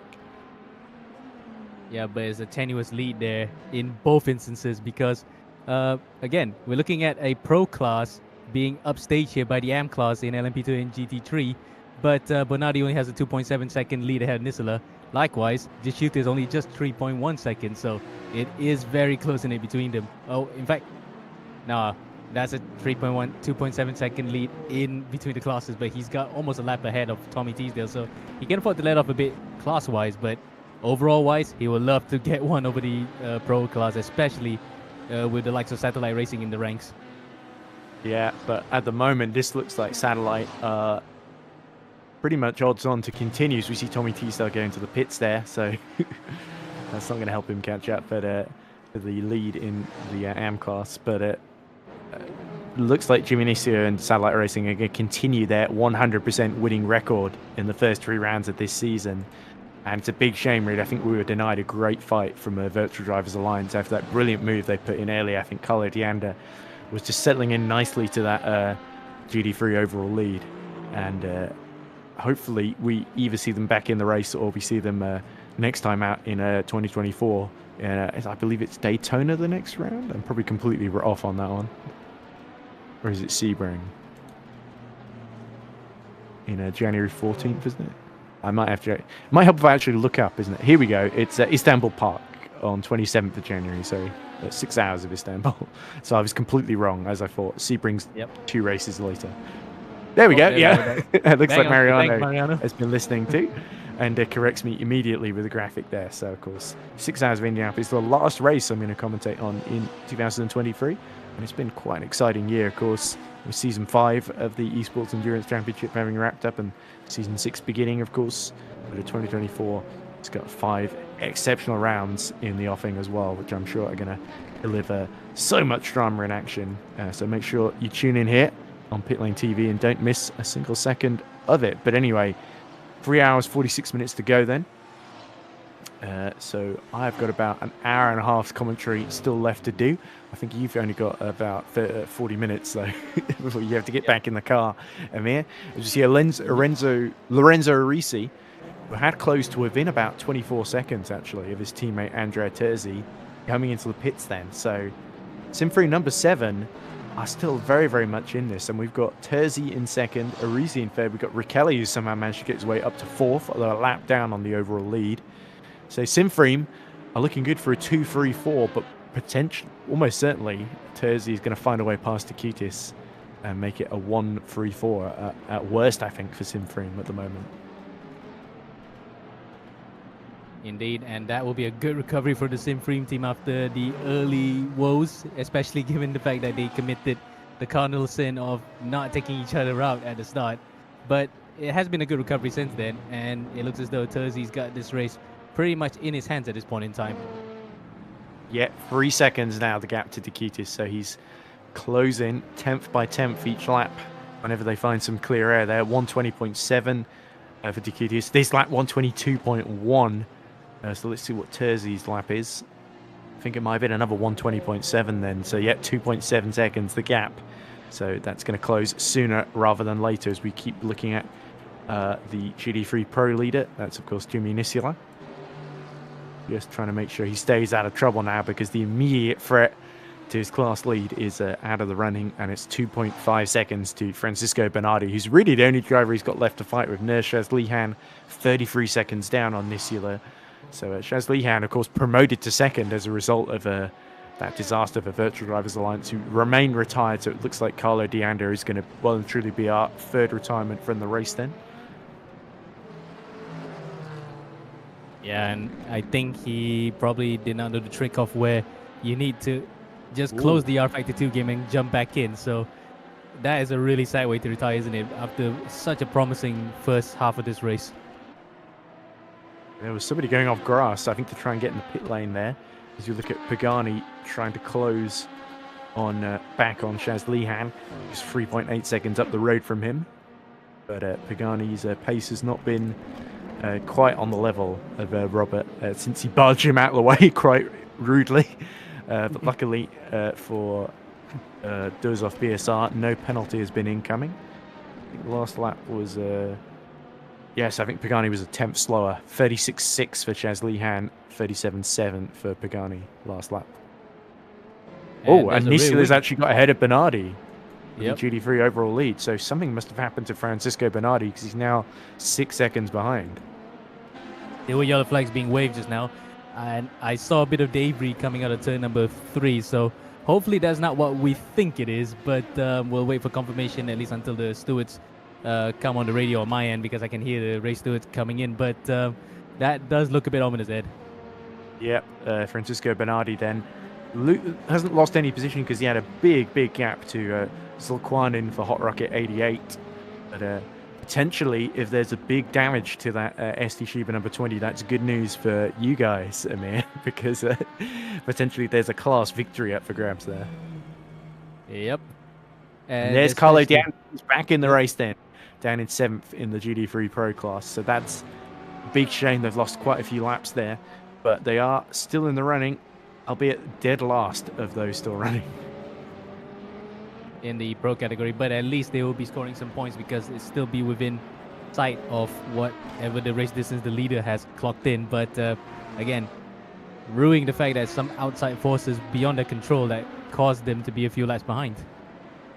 Exactly, and that tends to be the nature of endurance racing, doesn't it? That little things can have a big impact here. Terzi, by the way, only 2 tenths now behind Lorenzo De Cutis for the overall lead. Here they are as they desperately try to get through the traffic, and De Cutis hits one of the Carloni cars. He just made a little bit of contact there with, and this is going to allow Terzi to well and truly challenge then as they get past the VDA of Carlo Dianda there. That's back in the race now, immediately having to tangle with the overall leaders here. But there's another sim for him.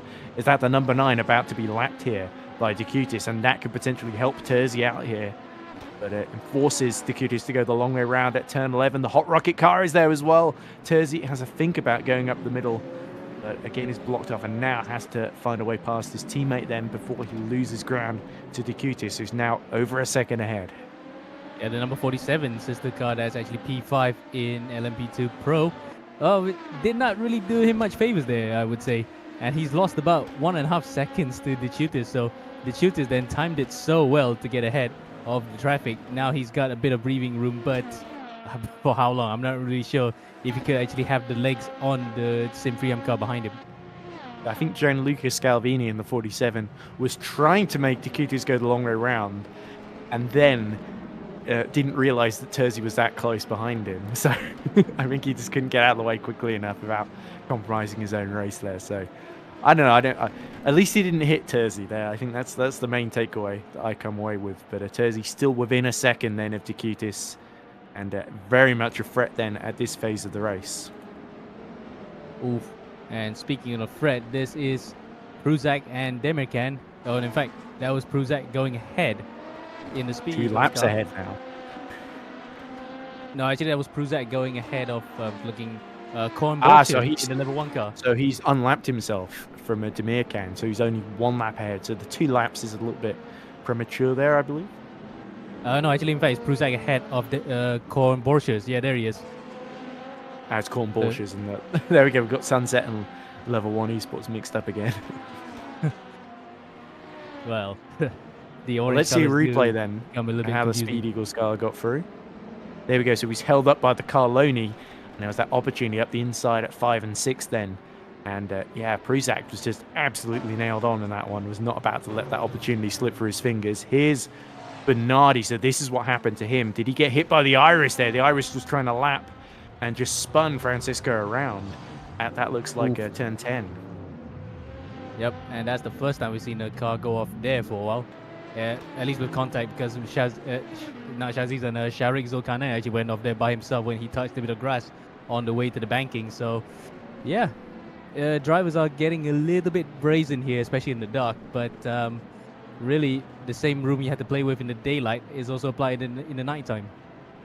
Yeah.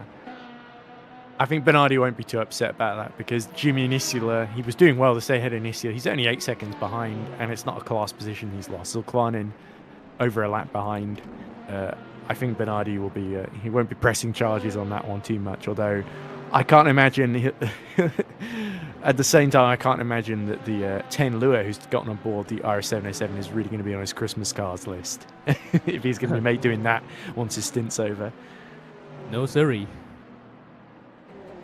But anyway then, 3 hours, 38 minutes to go. We're on lap 100 exactly that De Cutis has just started. He extended the gap to a Terzi to 1.7 seconds. 121.8 last lap, 122.5 for Terzi last time around. And Lorenzo Arisi lapping quite similarly, although of course he's had to make his pit stop. He's a little bit out of sequence compared to the two ahead of him. So definitely Terzi biding his time at the moment, waiting for that opportunity to open up. But the longer he stays stuck behind Dikutis, the more ST Shiba, they will start to think they've got a chance here. And that could potentially, it's the hope that makes you drive that a little bit faster, isn't it? Yes, but also they cannot be looking behind, because that will really shatter the confidence if they see that car coming bigger and bigger in the rearview mirrors. There's the team. Oh, and Scavini got collected by the Sunset car. That's the class leader in LMP2 Pro-Am. And it turned him the right way around. Yes, exactly. Demirkan arriving exactly the right moment to correct him there. Yeah, a bit of car skittles, but I think he wouldn't really complain too much about that. You see Maximilian Pinter going a little bit wide there before collecting himself too. Pinter down in near the back of the LMP2 Pro field, I think about 93 seconds behind the VEM 33 of Daniele Vella. But Pinter pretty much in a race of his own in that 7th position, so there'll still be points, albeit minor points, up for grabs there. Interestingly, Mark Viet, they've done a driver change at Blackhawk, number 3, so Mark Viet has gotten on board. He's about 4 seconds behind Simon Speff, actually. So he's extended that gap a little bit, Simon, in the 5th position. 25 seconds down on Andrea Riccelli. But Hot Rocket looking good for a top 5 here, the way things are playing out, because their pace is pretty much equal with that of Viet and Lua behind them.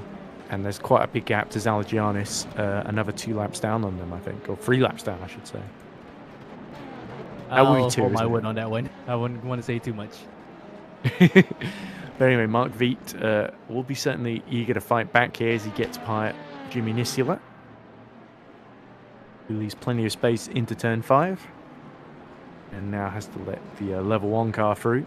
And is that the level 1 car in a battle with somebody? That is the level 1 car with the Origin Racing car, yeah, with at one point Thiago Montero, but Montero has actually given that car to... different classes then, so this is Thiago Lappa in the Origin. It's the other Thiago. With Corn Borchers in the level 1 eSports number 27 then he's fighting with. And Borchers, in different classes. Yep, he lost that position just now to the red Speed Eagles car a couple of laps earlier due to traffic. Now he's going to have a straight fight with another LMP2, but in a different class altogether. Yep, certainly. Speed Eagles will be happy with the way things are going, because they're extending that gap and holding on to second quite comfortably. And let's remind ourselves of the LMP2 Pro-Am Championship. 3 points between Sunset Motorsport currently leading and Speed Eagles in second. And so Speed Eagles need to limit the damage here. We've got level 1 eSports in third, of course. 8 points down on the lead in Pro-Am. That is really nip and tuck up in front. And I think all the classes, apart from a couple of them that have runaway leaders, it's actually quite a good championship battle coming into the halfway point of the season next time by. Yep, and speaking of battles, here we go. Terzi is now right on the back of Dikutis once more. So the SD Shiba driver is really going to have to drive on his wing mirrors to hold on to this lead here, because Terzi will have the fresher tyres, having pit a few laps after Dikutis did under that full course yellow. Yep, and now... Here we go. The exit for Dikutis is not particularly spectacular, as we see one of the MR cars coming into the pit, or is that the ERT? And here comes Terzi then. Is he going to switch to the inside? Dikutis tries to defend the middle, but he's moved a little bit too late there. Terzi is going to have the inside here. Is he going to get blocked here by the MR Motorsports car? No, he isn't. He's going to go clean around the outside. Nothing. Oh, it makes a bit of contact. Almost narrowly avoided there by Dikutis. That could have been much worse than it ended up being here. Oof.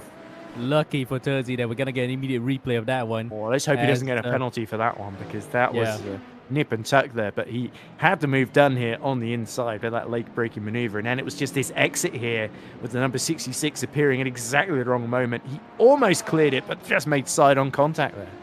Yeah, and he used the GT3 quite well there, the 66 MR Motorsports car.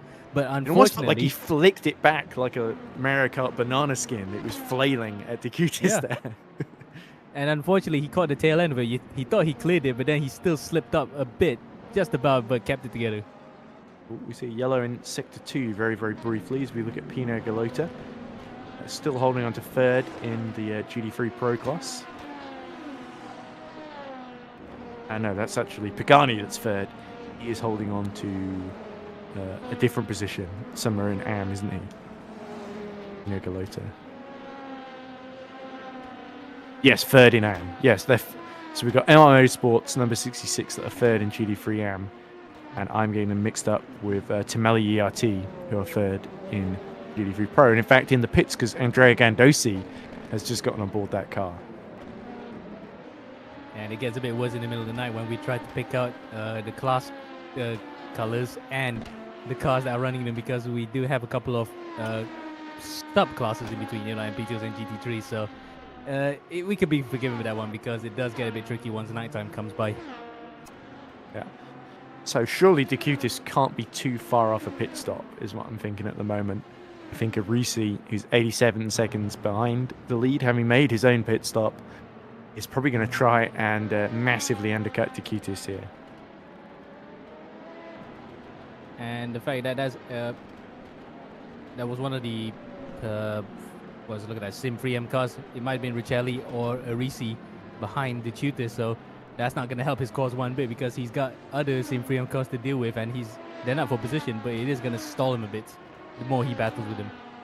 Yeah, we're looking at the moment at the fight for the LMP2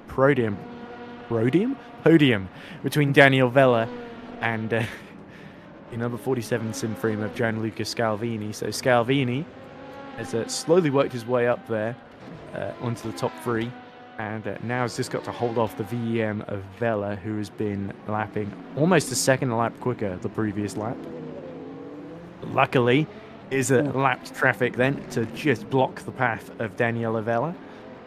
And that's the Grow Racing team, isn't it, the Mercedes? And unfortunately, Vella has made a very, very good exit. So Scalvini is going to be stranded on the outside and boxed in a little bit by the number 66 there.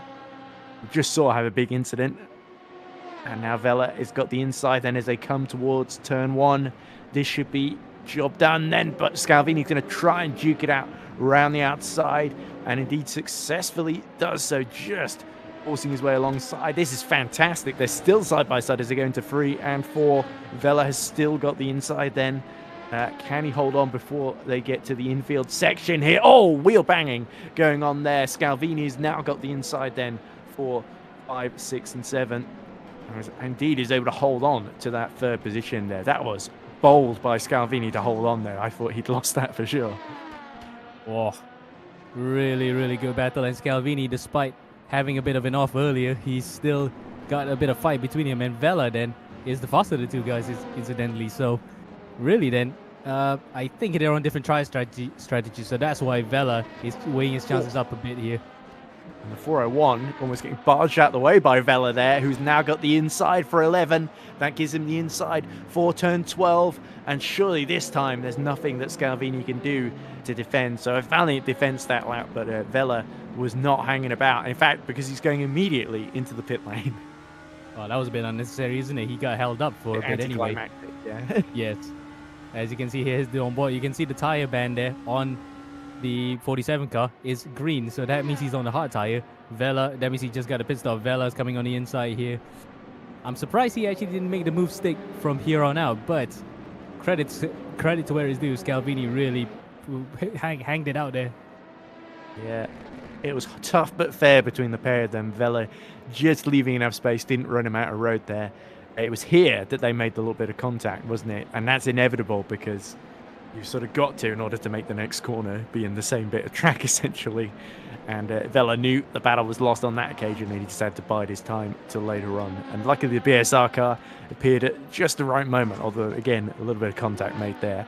Indianapolis, it looks like a very wide circuit, but with over 40 cars on it, you find out quite quickly that it isn't. Yep. And I think with that conclusion to this particular battle, it's time to get into a short break, because we've been here for about 1.5 hours already. So I've been called up back into the car right now, so I might need to go after this. We can just round it off for a while. There we go. So Michele Mole is now getting on board, but this was the move by Vela just a few short moments ago. And then immediately his reward is, right, I've done my heart, I've had my show, I can go into the pits now and put some fresh boots on. Which is indeed, I imagine, what you're about to do, Amir, as well. But I am fine to go to an ad break. So let's just quickly recap the class leaders then. We've got Andrea Terzi, who's taking the lead in Hypercar.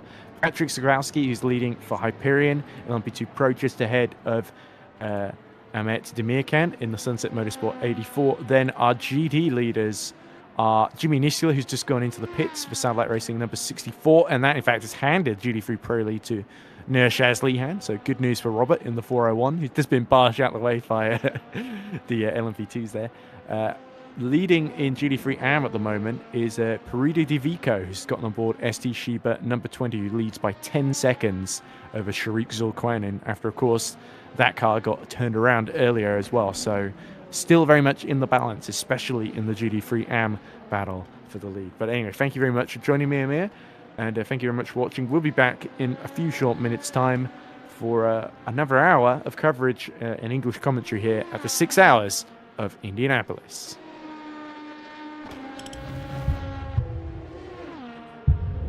Freedom brand is a component of many things. We have around 5,000 customers that choose the 3M over. The successful of our brand is good work of team. 2018, we have concentrated our activity on the next level. The attention that we have on the prints and embroidering that we do on our apparel, to be able to keep 100% production in Italy. This, I think, is a mix that creates the successful of the brand. My goal?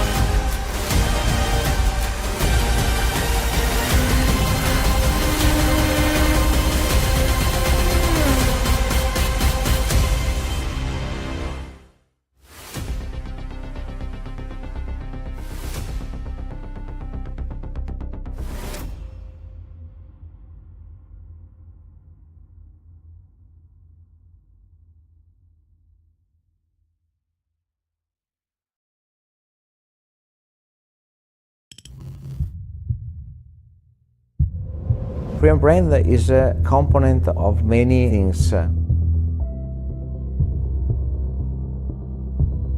We have around 5,000 customers that choose the 3M over. The successful of our brand is good work of team. 2018, we have concentrated our activity on the next level. The attention that we have on the prints and embroidering that we do on our apparel, to be able to keep 100% production in Italy. This, I think, is a mix that creates the successful of the brand. My goal is never stop innovation.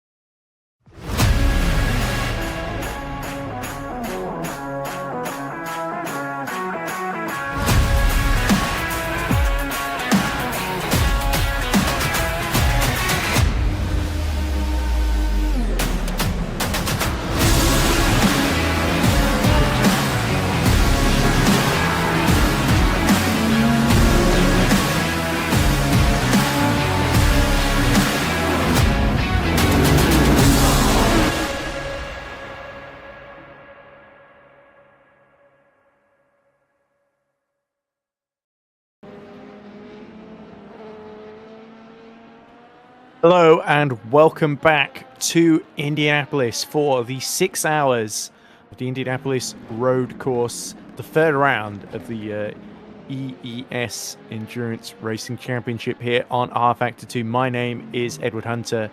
We are almost halfway through this event, currently led by Simfream in a 1-2-3 after SD Sheepa 320 have just made a pit stop. It emerged 15 seconds behind Andrea Riccelli with Tommaso Contu taking over that car. So far, Simfream have very much had things their own way, with only SD Sheepa able to upset the apple cart, use an antiquated expression. Here's Sharik Zulquanin, who's 13 seconds behind Peri Divico in the other SD Sheepa car. That's the battle for the GT Am lead. So Hot Rocket having a very, very good run so far and putting pressure onto SD Sheepa. In LMP2, we still got Patrick Zawalski leading the way in Hyperion number 44. Quite a way ahead of Roland Zux in their championship rivals, Go Team Racing number 21, nearly 80 seconds, nearly 90 seconds actually. And we got Aret Demirkan in the Sunset Motorsport number 84 that's leading Pro-Am by pretty much over 2 laps from level 1 eSports number 27. So Demirkan is having a fabulous run. As into the pits now comes Sharik Zulquanin, and that could indeed be for a driver change. Now, of course, Tommaso Contu for SD Sheepa number 320 in Hypercar is on a different strategy, having pit under code 80 compared to those ahead of him. So it'll be interesting to see how this filters out. But at the moment, Andrea Terzi and Simfream number 8, the championship leaders in Hypercar, 92 seconds to the good. They look very, very comfortable indeed. Here's Peri Divico, who's gotten on board SD Sheepa fairly recently. And there are the 2 SD Sheepas, of course, with the 320 driven by Contu, just putting another lap on the sister car. Certainly, if SD Sheepa can't triumph in Hypercar, they'll be desperate to come out on top in GT3 Am, which at the moment they're doing everything they need to do to make that happen. Of course, Zulquanin just pitting now, actually. Of course, that hands second to Pino Galota, MR Motorsports number 66. That is quite a way down, actually, on Divico, so certainly not a threat. We also see Gianluca Scalvini in the LMP2 Simfream number 47 pitting, which is going to hand third to Hyperion 45 of Matthew Zabinski. Andrea Riccelli is coming into the pits now for Simfream number 9, and that will allow Contu back into third in the overall order, which will break the Simfream domination. Mark Viet is actually only 7 seconds behind Contu as well in the Black Hawk Racing number 3, so they're not out of this podium battle either. As we look at Riccelli, now down to 6th behind Simon Speff, who's himself only 7 seconds behind Mike Viet. And we've got 10 Lua also coming through as well. Here's a replay of Scalvini's pit stop. What I think what we actually want to see here is Pino Galota. Oh, does he get hit by the Grow Racing Team car? Indeed he does. Mercedes tagging the other Mercedes around, so that was not what Pino Galota would have wanted at all. And what has that done to the 66 then, as we see Demirkan pit from the LMP2 Pro-Am lead? We also see Chaz Lehan pit from the GT3 Pro lead, which will hand it back to Jimmy Nisula.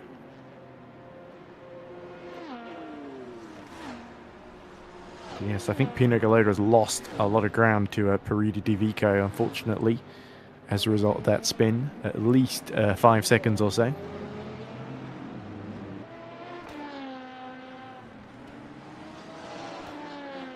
Commentating alone, feel free to send any messages in the chat. A lot of them are in Italian, so I'll do my best to get through them if I can. Ferrari says another disconnection problem for Sinister. Too hard for us. Yes, it looks like Sinister Racing fell off the wagon, sadly, quite early on. Simpora P1 says Salvatore Pastor. Bravo Lorenzo. So I can't remember which Lorenzo that would be. Oh, it might be a Risi, who's gotten himself up to second then in the overall order. Danilo numero 1, says Andrea Ambrosino.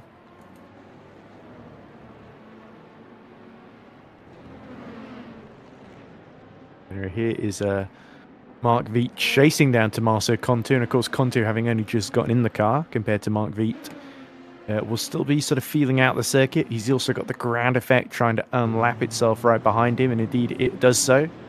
So that is not ideal for ST Shiba either, because now Mark Viet is going to be well and truly upon him.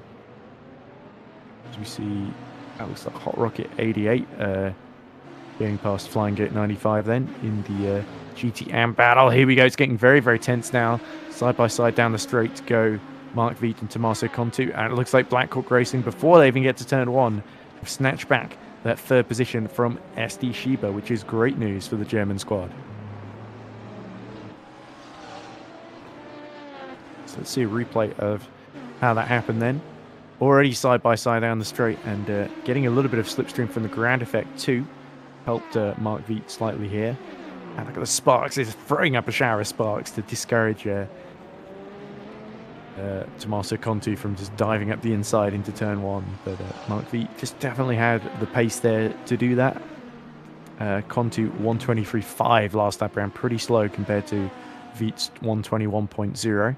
Faster than Arisi in front of them, 122.9, although that may be due to traffic. So Mark Viet definitely one of the faster hypercars out there at the moment, and in fact the ground effect has had to let him back through here.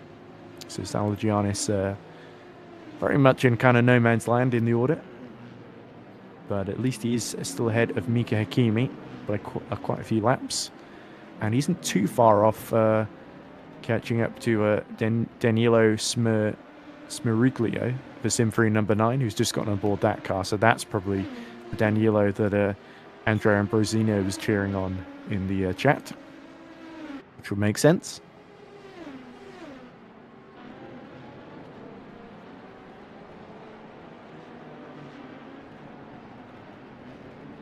Good for ST Shiba, of course, because now when Terzi pits, the closest car to him will be Mark Viet, who's a lap down rather than Contu. Here's a replay then of Korfov. Oh, just diving at the inside and getting it all wrong into turn 12 in the fuel-saving Motorsport number 23. Just had its fair share of drama today. And this is Scalvini in the 47. That was never really on, was it? Trying to go up the inside of the GT3 there into the S's. Here's Elias Poli entering the pits for Carloni Racing. That's out of a podium position for the 104 in GT3 Did he speed in the pit lane maybe there? I'm not sure.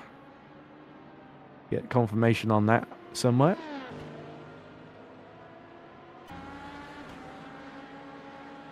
It's along with Artur Sekula in the GR Wildfire number 70. So VDA have gotten off the back of the timing screens. Into 43rd out of 44 cars still running.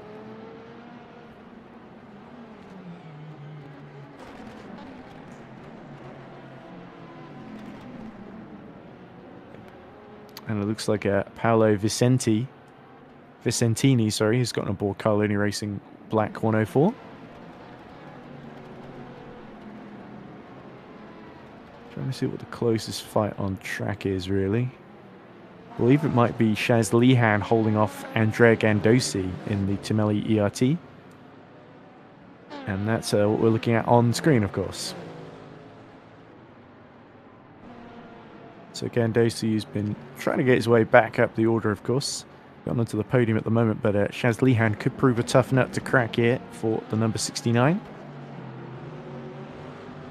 Also, great use of that Mercedes Timelli ERT to use its straight line speed to make progress here.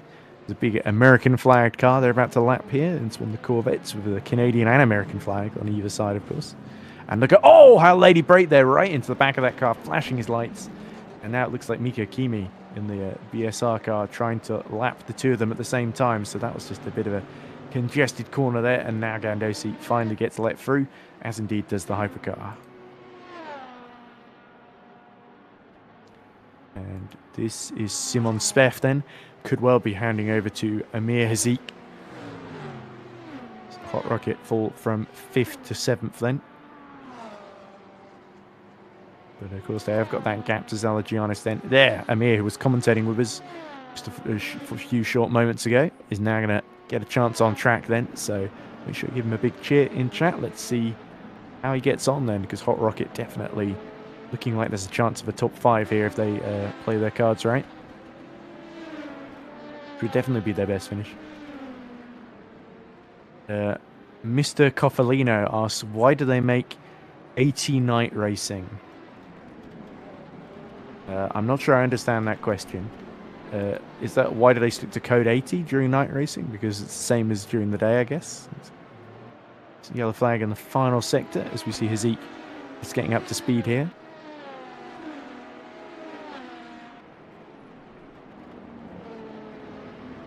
Arisi have upped the pace at the moment. 120.7 for Terzi, 120.4 for Arisi. So the gap's still 90 seconds between the two. So Arisi's not really been closing too much, Lorenzo. But he has been giving it his level best, of course. 10 Lure sets his personal best lap, 120.030. That's the fastest lap that Team Iris car has done all race, which is very commendable. Only 11 seconds behind Tommaso Conti. So we could see Iris on the attack before too long. Zito's got a 31-second gap to make up to be part of that battle with Smeriglio.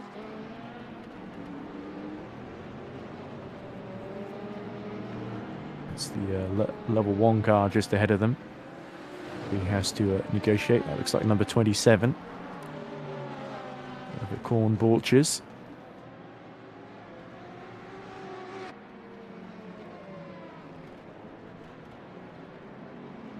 Now it's dropped to 4 seconds behind near Chaz Lihan.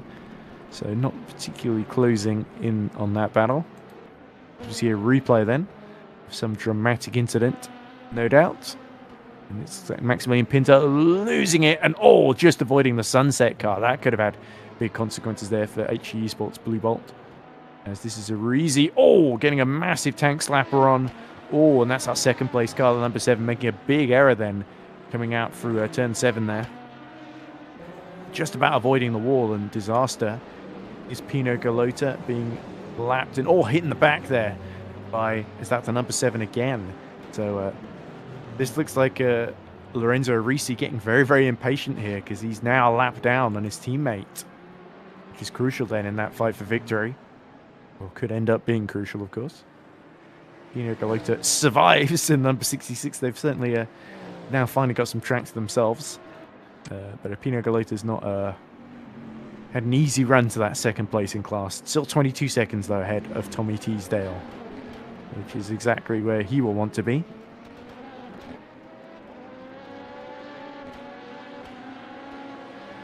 Crew Racing Team being lapped then as Scalvini and one of the Simframe hypercars comes through. It's the 47 making way for, I believe, the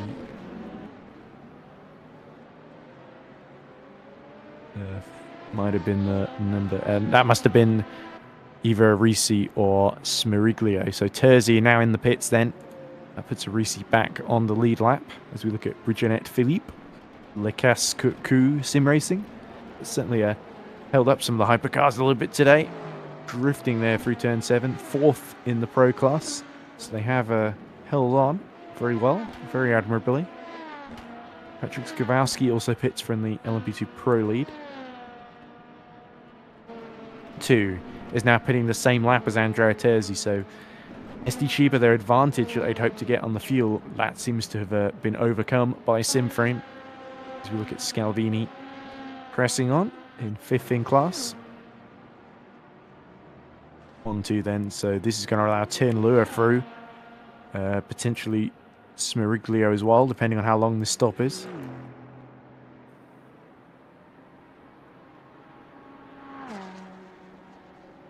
Mihazik has actually lost a bit of ground to Smeriglio, unfortunately for him. And now he's actually got George Zalagianis only just under 70 seconds behind him, so Zalagianis is doing a monster comeback at the moment, consistently lapping in the 121s, the low 121s as well.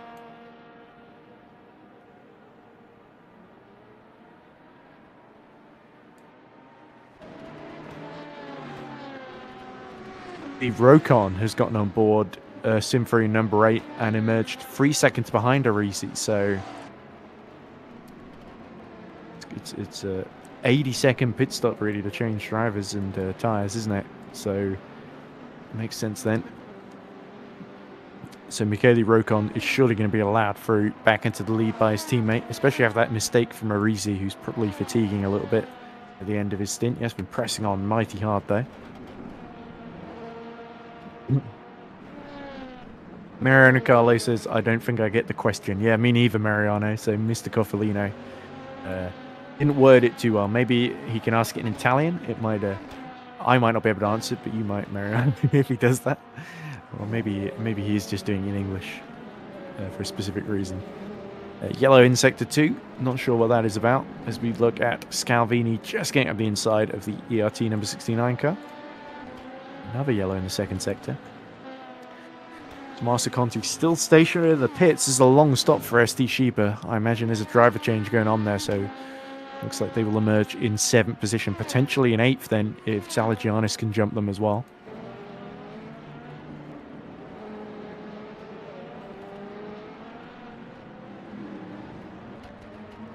Only about 20 seconds behind. Conti re-emerges then, so looks like they're going to be safe in 7th position for now, but Salagianis will start to, once he starts fighting for positions, he is going to start to get excited, I think, and start pumping in very, very aggressive lap times. In fact, he has to pit now as well, so that puts paid to that. Mark Viet also coming into the pits as well from 3rd in class, so that will promote 10 Lure, presumably, into the top 3 once more. Interestingly, Lorenzo Risi has actually tried to pull a gap on Michele Rokon in that overall fight for the lead. And D10 Lure retakes third as there's Maximilian Pinto in more trouble then at turn 10. It's really just not been an easy corner for him whatsoever. All sorts of things happening there. I had my head deep in the timing screen. I didn't see Maxi Pinto's off there. Danidra Lezuradi says, fingers crossed we don't have rain tonight. It would be awfully slippery. So he didn't say awfully. Rain is a 0%, so I'm assuming last 3 hours will be dry here. As we look at, this is Scalvini trying to close in on Andrea Martino in the Arms Subra car. Only a second ahead of him. 4th in class is Pinto. Oh, it just hits the Rookie Monsters car. Oh, that was a little bit sketchy, that lapping attempt at turn 3 there. I think he thought he was clear, and he wasn't quite. Look at this. This must be Maximilian Pinto just being lapped by the Blackhawk Racing hypercar. A little bit close for comfort there.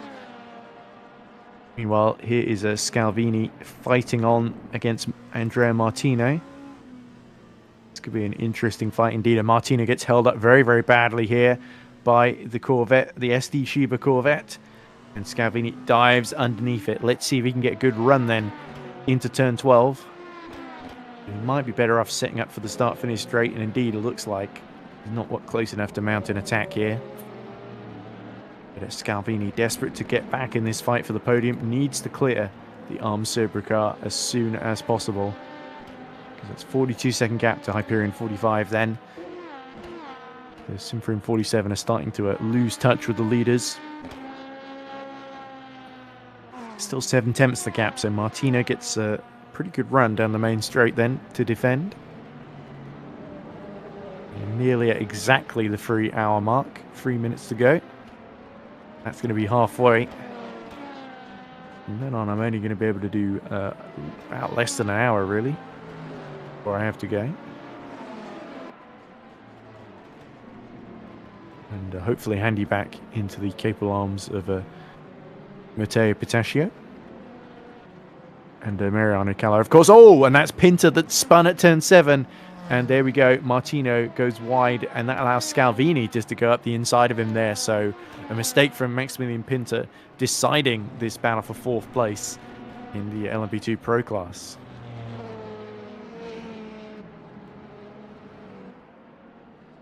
There we go. That looks like a He's now getting well out of the way there for the rookie monsters.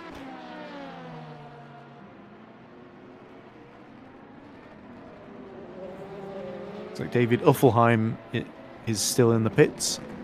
Ulfheim, sorry.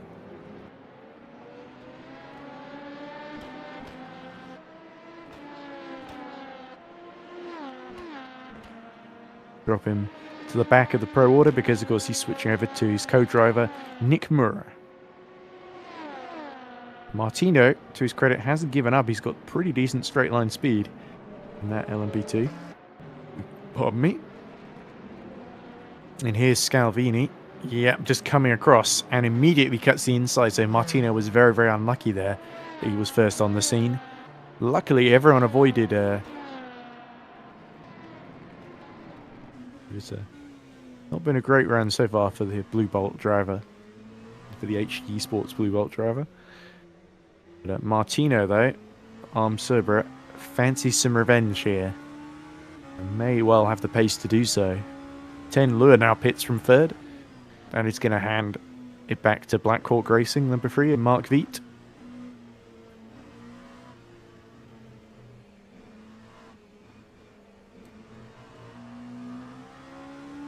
Right on board with Martino as they watch the hypercar lap the pair of them. That must be Hakimi, I believe. Or is it one of the sim frames? No, it's one of the sim frames, isn't it? A little bit hard to tell from this angle. And Martino goes a little bit wide on the exit through 13 and now into 14. Gets a bit of slipstream from the back of the MR car. The 66 is dealt with, and now he's got a big gap now to Scalvini. So Scalvini, who's not quite as confident on the brakes, but has certainly got the straight line speed to just about fend him off. They're pretty equal in that respect.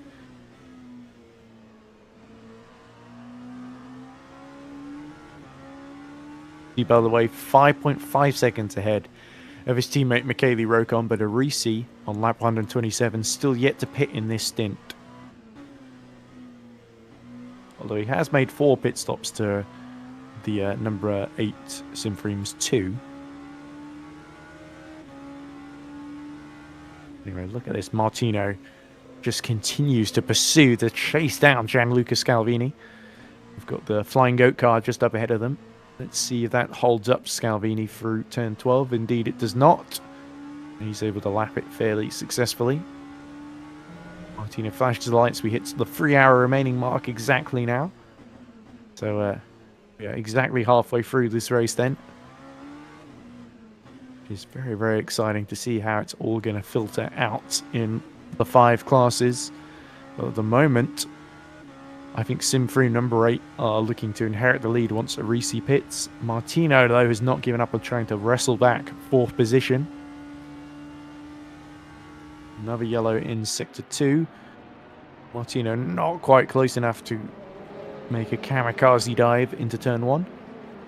Now let's see a replay of what caused one of those yellow flags. I'm assuming this is Pinter. His spin. Yep, completely lost it on his own.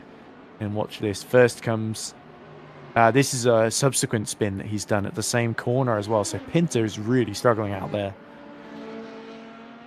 Maybe looking to switch drivers fairly soon. Still only 27 seconds behind the Origin Racing of Thiago Lapa, which of course is our Pro-Am champion from last year. Into the pits comes Pinter, surely, if not to change drivers, then at least to change tyres.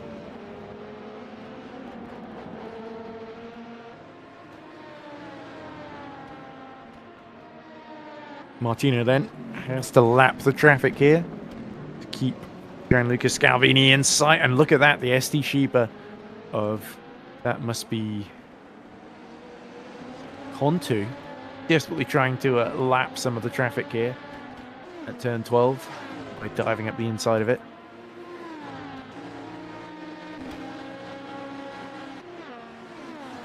He gives a little bit of slipstream to Martino, but not nearly enough to get back on song with Gianluca Scalvini.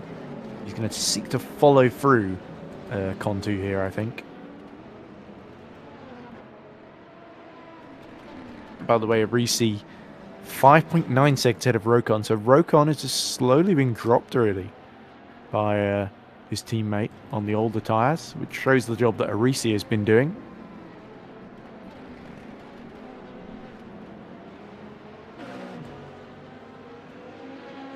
Bit of 10 Lure, who is 12 seconds ahead of Danilo Smiriglio. And Ayman Hazik is 40 seconds down on them. Contu 60 seconds behind, so I think Contu must have made another stop. 79 seconds down on Contu. So Salgianis not exactly been closing in all that much, although he did make a pit stop, didn't he? So actually I stand corrected on that. He has been pretty close, 2 seconds a lap on Contu the previous lap. So I think Tomasi Contu just travel for the Hypercar ST Shiba team. Sister squad in GT Am still has a comfortable lead with Corrida Di Vico. Only 42 seconds now behind Jimmy Nissiola. That's the only duty-free car they're not ahead of, as Stefano Zanrosa gets on board the Blue Bolt Pro number 11 car, which is now last in the LMP2 Pro order. So it doesn't make sense given Pinters was struggling so much out there to just keep it pointing in a straight line. Here's Martino now within half a second of Gianluca Scalvini. Scalvini being quite badly held up here by the traffic. Corvette gets out the way. That's the fuel-saving motorsport car. He's trying to go around the outside of it, turn 6 and 7. And Scalvini getting again held up here, has to go to the inside. Martino is well and truly put up to his rear wing here. Let's see what Andre Martino and Armsobra can do. Will they make a dive into turn 12? That may be what he's setting up for here. He follows him through the twisty technical section into turn 10. And doesn't get an amazing exit here, but it will still be well in the slipstream. Looks like one of the marker boards got nudged out of the way earlier. That might have been what we keep seeing on the camera. Martino dives late, a little bit too late perhaps. No, somehow manages to break in time for turn 12. But now that's going to slightly compromise his exit through 13 and 14. So I think Scalvini's going to be safe for the time being. Rokon now 8 seconds behind Arisi. So this is becoming interesting now with Simframe. Because we've got potentially a big strategic battle for third, and then these two have got the race lead all to themselves, essentially. Oh, as Martino just about struggles on exit through 2 and 3. And wide goes Scalvini. So they come into the infield section. Here comes 6 and 7 then.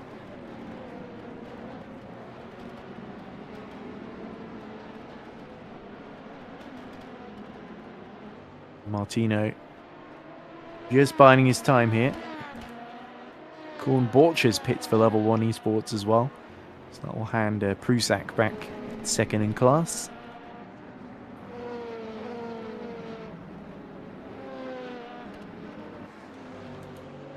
Martino is a little bit wide. In fact, has actually been caught from behind by somebody else. Who is behind Martino at the moment? Is that Michele Mole? Just 2 seconds behind in the VEM 33. That's not that car there. That's is that the level 1 car? It's trying to lap them. That's level 128 in the Pro-Am category. Mura unlapping himself, of course. Nick Mura showing good pace here, actually, in the LMP2 car. Hakimi has also come into the pits for Blue Steel Racing. Last in the hypercar order, unfortunately for them, after their disconnection early on. Look at this. Martino, apart from attacking, is now sort of fighting away here with Nick Mura. It's not really what he wanted to be doing, because now, 4th place, has got 1.4 seconds up the road from him. So Scalvini now can scarper away. Giussi Nirola is getting on board the number 1, the reigning champions at Blue Star Racing. So Nirola will be hoping to close a few more laps to the leaders in this stint. Algianis has closed another 7 seconds on Contu, actually. It's 82 seconds behind now.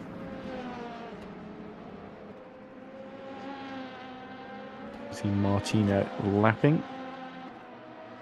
And now Nick Mura tries to go up the inside. They go either side of the piece of track there. And Nick Mura flashing his lights. He's not happy here. He wants Andrea Martino to let him through. And Andrea Martino is just annoyed at seeing the Simframe escape from him here. In fact, he's going into the pits now as we see a penalty for Ockman. This is Bartosz Ockman, who's just come into the pit lane for the Musketeers, the Hyperion-related car. So I imagine he sped in the pit lane there.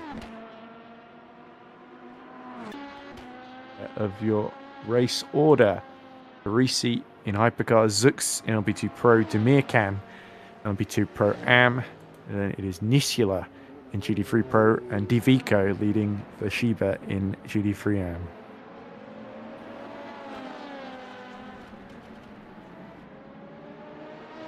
Let's have a look in the chat. There's been some more activity. Let's look at Nurshaz Lihan on his own, essentially. We had rain back in practice. Andrea Terzi, who's just gotten out of her car, says, guys, I am a killer in traffic for sure. You can say that. But if you miss the apex and go wide, don't pretend to get back to the racing line without the higher class being already there. So Terzi not happy about the lapped traffic. Holding him up in the hypercar class. Denidra Lezundi says, rain in a freezing 0 degrees Celsius equals to snow, isn't it? Well, I guess it depends what part of the world you live in. Let's see a replay of Thiago Lappa coming into the pits for Origin Racing. Oh dear, I suspect he may have sped in the pit lane. Just about stopped it in time there, actually. So if he didn't speed, that was very, very close to doing so.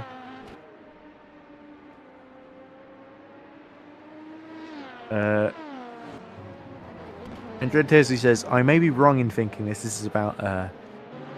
don't pretend to go back to the racing line without seeing the higher class. I may be wrong thinking this. I don't care. I will keep going inside if the slower class miss the apex. Well, that's good to know, Andrea. Mariano Carlos says no snow, unfortunately, which is completely unsurprising. Here we go. This is Michel Mollet going up the inside in the VEM. So he is chasing down. That looks like the level 1 car in front of him. Michel Mollet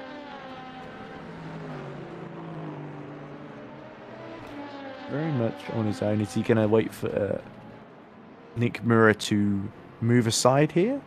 Because Mole, let's not forget, is chasing down that 4th place. Held by, it looks like Scalvini ahead of them. Interestingly. Because, of course, there was a pit stop. I don't think this is a replay. I think it might actually be live, unless there's something we're about to see here.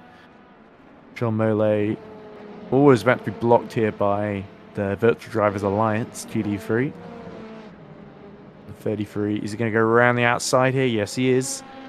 Inside into turn 10.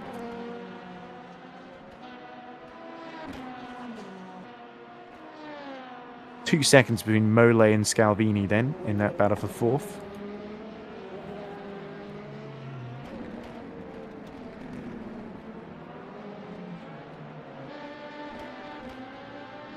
Pretty sure this is a replay, Mariano, and not live footage, if I'm not mistaken. Unless this is something specific you want to show me here. There we go. Alright, okay, it was a replay, but not of anything particularly big. So Mole in now 2.7 seconds behind, although we do see Scalvini just being slightly held up there ahead of them.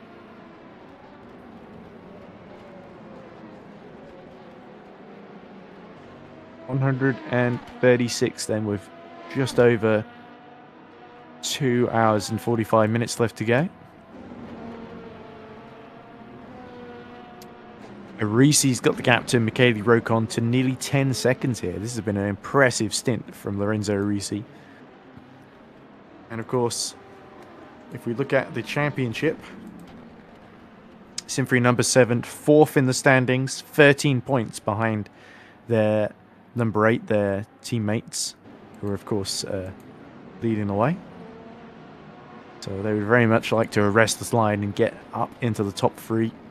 At least ahead of Blue Steel Racing, if not Black Hawk as well. Paolo Di Maria for Carlini Racing Red, down in 8th, just 1.3 seconds behind Bartosz Ockman, who we saw did get a penalty on stream at least. The ground effect of Zalagianis desperately trying to make up ground here. Lorenzo Risi finally pits then on lap 136. That's going to allow Rokon into the lead.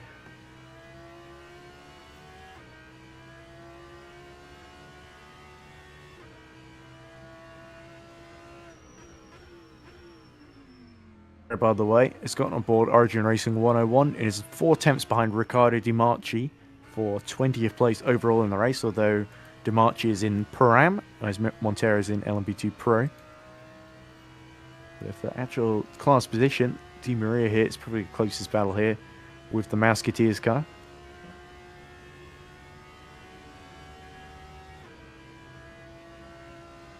That lovely hypercar just emerging from the darkness there.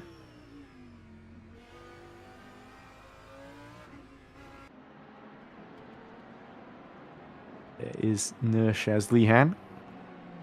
7 seconds then ahead of Andrea Gandosi.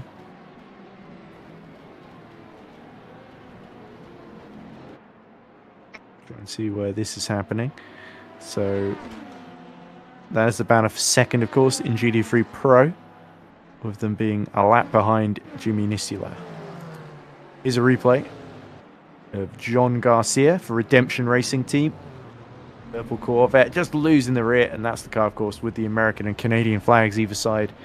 And John making a mistake, but I'm sure, given that it's Redemption Racing, the second place car in the 44 car field will now have cause to redeem itself. 23 seconds ahead of Gavino Pintus in the Pro class, the VDA. It's still recovering from its disconnection. And 21 seconds behind Marco Santoni, also in the Pro class, whereas Redemption Racing are in the AM class, of course. And that should be Redemption with a 7 instead of the T, of course. So Redem 7 turn. Pino Coleta says, Buonasera a tutti. So, good evening to you too, Pino. Coleta in the... was it the Tameli ERT number 69? Handed over to Gandosi, who's now 7 seconds behind Chaz Lehan. And has been lapping pretty similarly the last couple of laps, so certainly putting some pressure on Robert. Keenan Li Wang has gotten aboard Chiastra SR number 619 in the Pro-Am class. As we look at Michele Mole now, 3 tenths behind Scalvini. So Mole's upped his pace, and Scalvini is now looking distinctly vulnerable as he hops over the curb at turn 1. The order up front, by the way, now that number 7 has pitted, it's emerged 7 seconds behind Blackhawk Racing number 3. Albeit Lorenzo Risi is now on much fresher tyres. So you would think he'd be able to catch Mark Viet fairly quickly.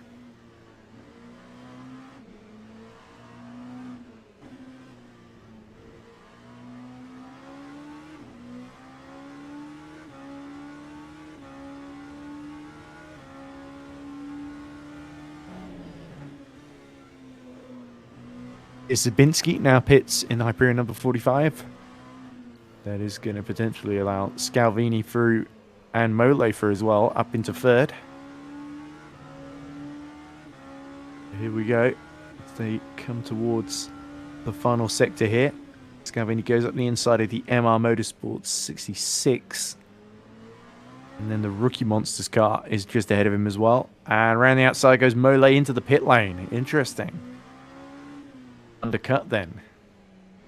Brave strategy by Michele Mole in VEM.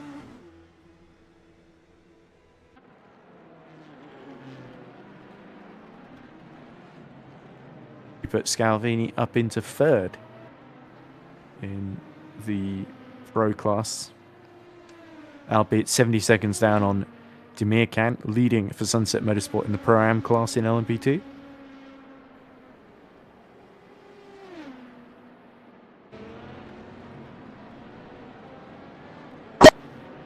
Ooh, decent lap by Lorenzo Risi, 121.0, 2 tenths quicker than Mark Viet in front of him.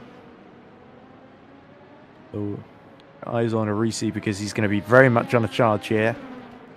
Well, 3 tenths taken out, 4 tenths almost in the first sector alone there, taken out of Blackhawk Racing. So Mark Viet is going to be very much at Risi's mercy here, or lack thereof.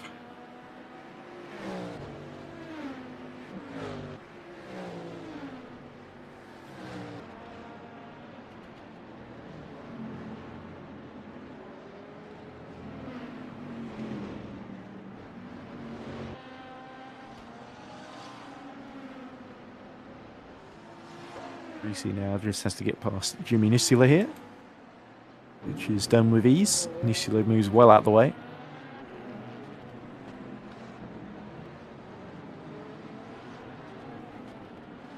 At now 5.8 seconds, I believe.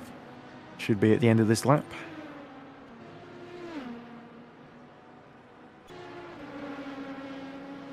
Oh, it's more like a 6.2.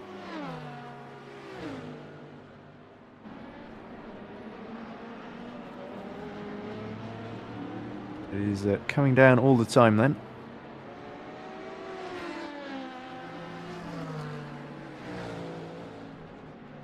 And for a reseat, 122.0 for Mark Viet. I think Mark Viet is probably fighting a losing battle on these old tyres here. But might be able to put some entertainment on for us nonetheless. Montero, by the way, still 3 tenths behind Riccardo Di Marchi. Down in that battle for 20th overall.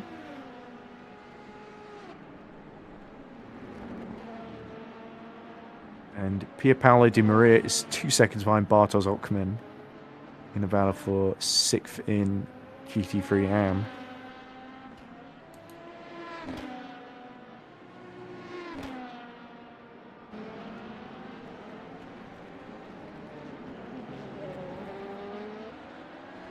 Risi there, 6.2 seconds, the gap, so stayed roughly the same. He's also started to be caught here by Zalagianis.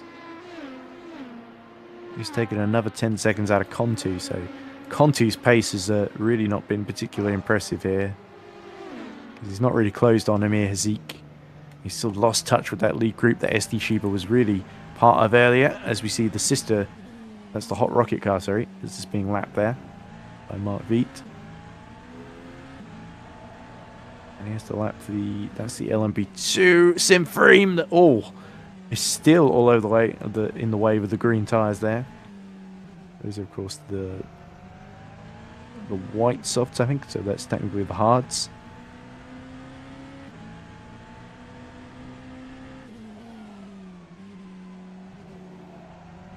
That will not have helped Mark Viet whatsoever, because Arisi just continues to pursue him here. And pursuing him relentlessly indeed. Look at that.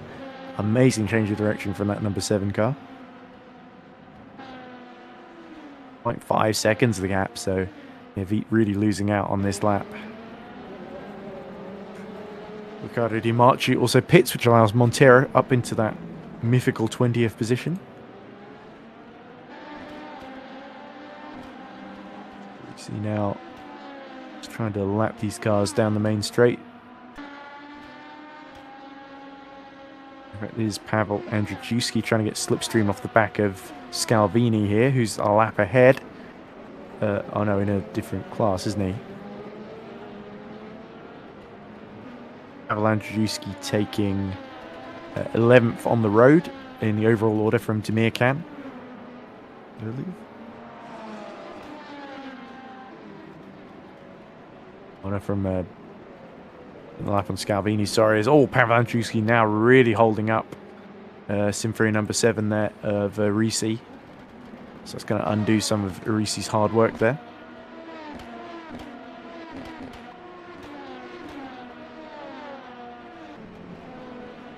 Now he's gotten around the outside and now just has to negotiate the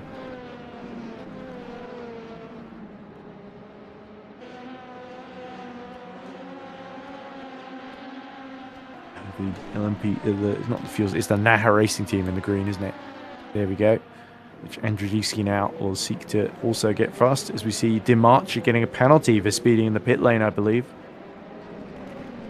This is all getting very congested into turn 12 there. Looked like Akimi struggling to get a lap on some of these guys.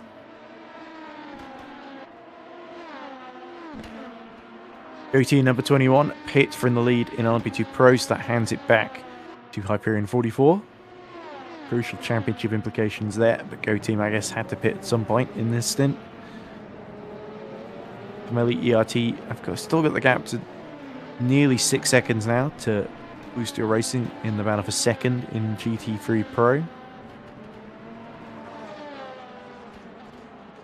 See yellow in the first sector, so somebody's come to grief.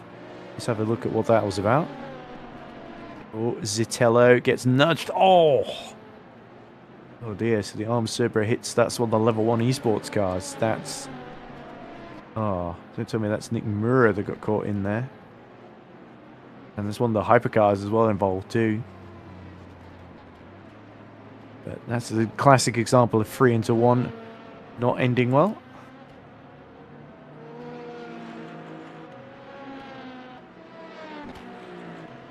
Hivesi gets on board the Go Team Racing number 21 to try and chase down Andrzejewski, so that's going to be interesting to see what Gabriel Hivesi can do in the second half of the race here with 2.5 hours left to go. There's Ricardo Fava chasing down the VEM. Still Michele Mole at the wheel, yeah, after his pit stop.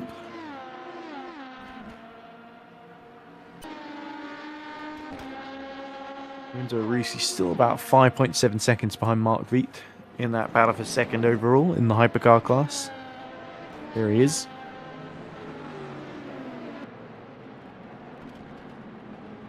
Oh, just lapping the... that must be the Flying Goat 95 there.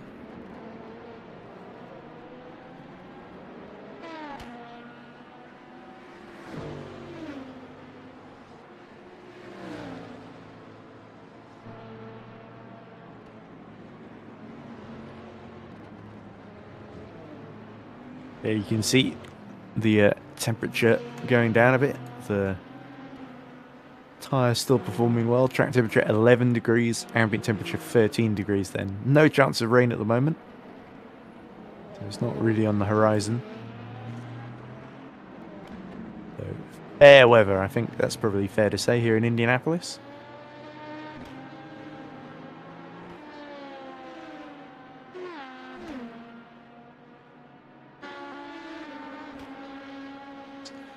Most of the Pro-Am and Pro Field on a mixture of tyres, and most of the GT3s on hards.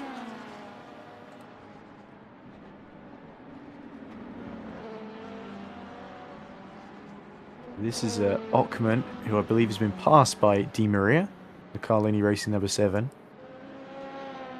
So the Musketeers dropping down to 8th, sadly for them, for the 696. Di Maria, very, very grateful, I think, to gain another position in this race. In 7th place, he'll be fighting to hold on to that for sure. If you cut back to a higher battle up in the AM field in GT3, Bulgatti versus Vincenti. Carlini Racing Black struggling to hold on to 4th here, and MR Motorsport looking to pounce. So it is the 66, of course. It's been threatening to get on the podium all day, and now picking its moment here. Vicenti looks a little bit vulnerable as we see yellow in the final sector that clears up. Can Fulgatti get the exit he needs as he just gets out of the way of the ground effect in time there? It is Dimarchi, Carlini Racing prototype. Oh dear, that's the LMP2 spinning around then, number 47. And that's the 29, sir, isn't it?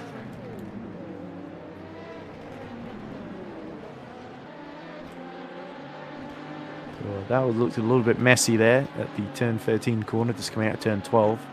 So, not really sure if any blame to portion there, as we see Tommy Teasdale retiring from the event. So Rookie Monsters number 62 are out, sadly. Seems like a disconnection may have happened there.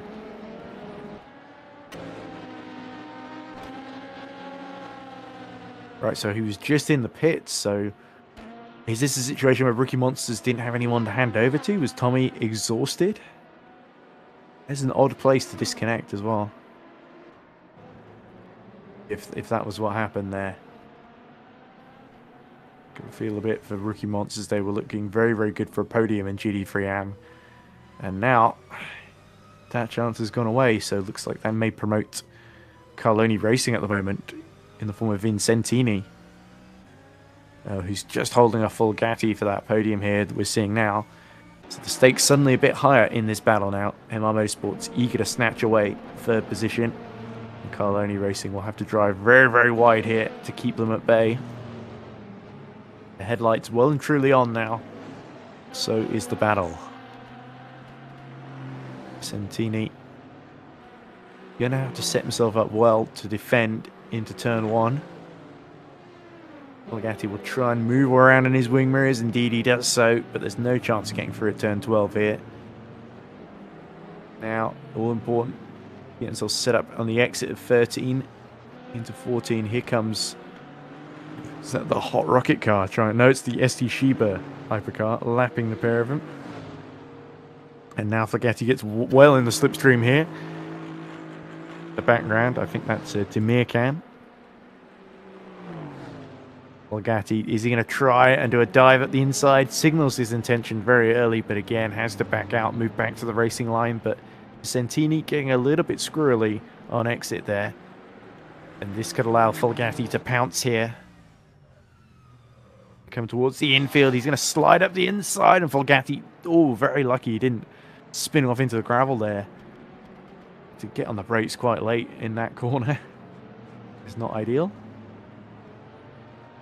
Vincentini holds onto the podium for another lap there. Ricky Monster's still showing his DNF, so unfortunately we'll not be seeing any more of Tommy Teasdale's heroics tonight. It's a big shame.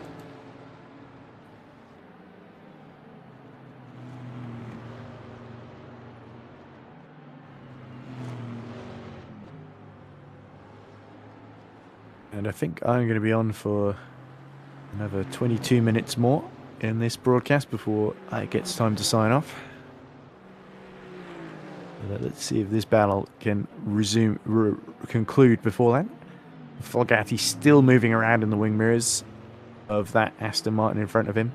The Mercedes waiting for its chance here. Let's see a replay of this is Philippe Filacasicu in the 54, just spinning, looping it around at turn 10 and mercifully avoiding everyone. John Garcia, this is exactly where he went off before, and again just losing it on exit this time in the 112 Redemption racing car. Not redeeming from the earlier era, sadly, for John, but have been going smoothly up to that point, to be honest. And Folgatti now well and truly just biding his time, picking his moment here as they come into another lap then. Just under 2.5 hours to go. We're on lap 150 that Michele Rocon has started in sim frame number 8. Arisi now just 5 seconds behind Black Hawk number 3 of Mark Viet.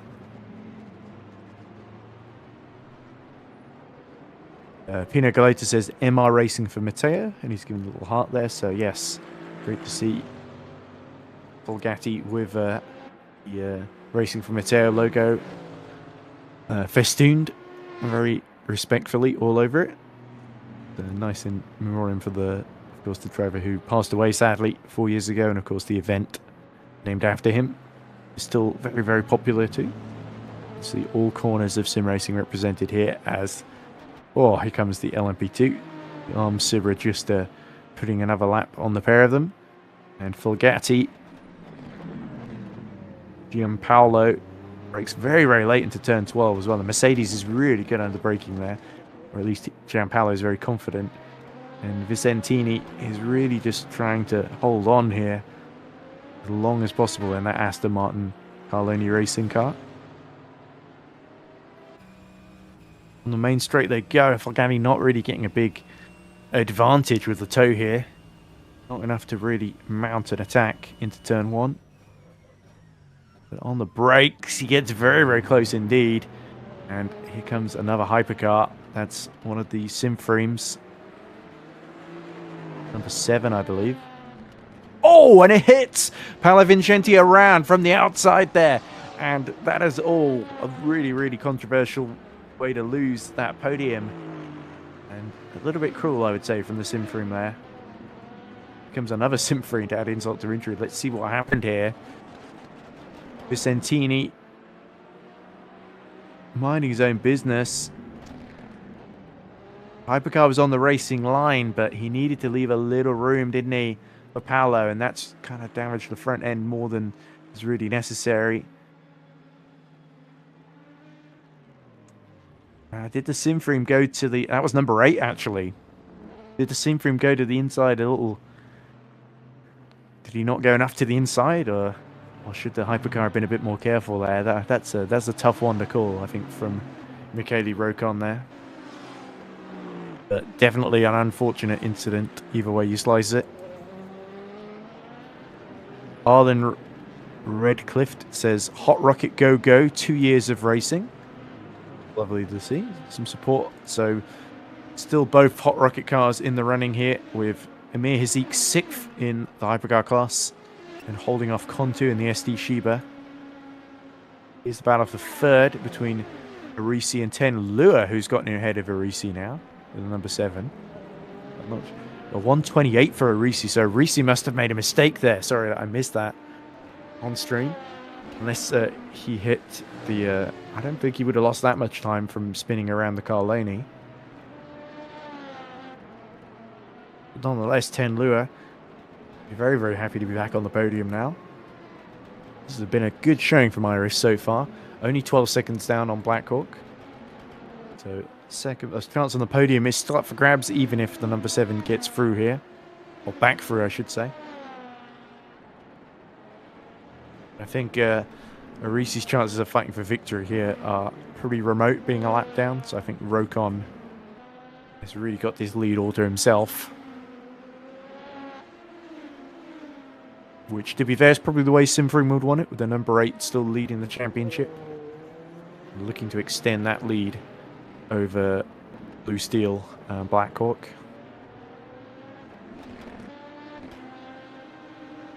But how is Lewitt going to defend here? Because Arisi's pace has been absolutely electric so far. Apart from that 128.2 the previous lap. More competitive this time. Lewis, it's a 122.2. 120.6, sorry. Which is matched by Arisi. Look at that, the lapped car. That's the... Next to me, Pinter car, I think, just getting well out of the way there, the blue bolt.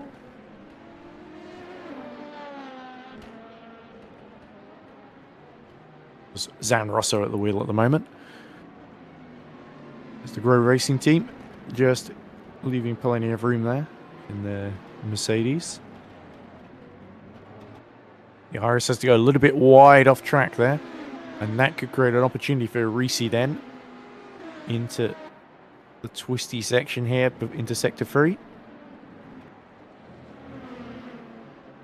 Arisi is surely going to be setting up a move then into turn 1. So 10 Lua has got to be really on his haunches here.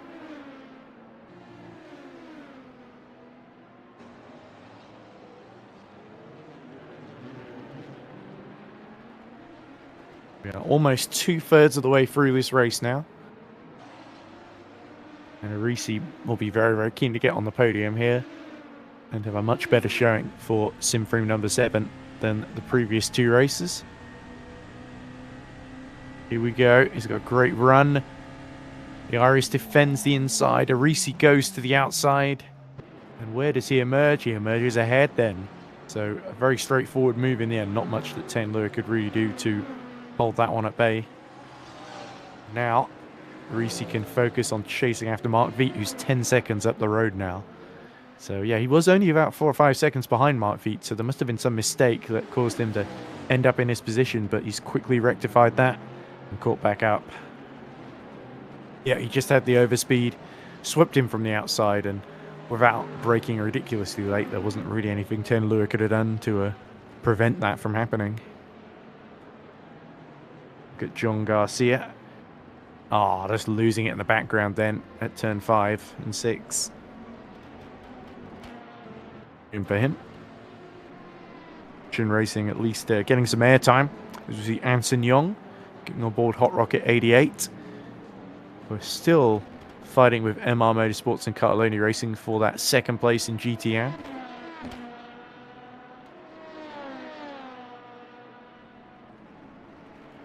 Here's Zan Rosso in the blue bolt.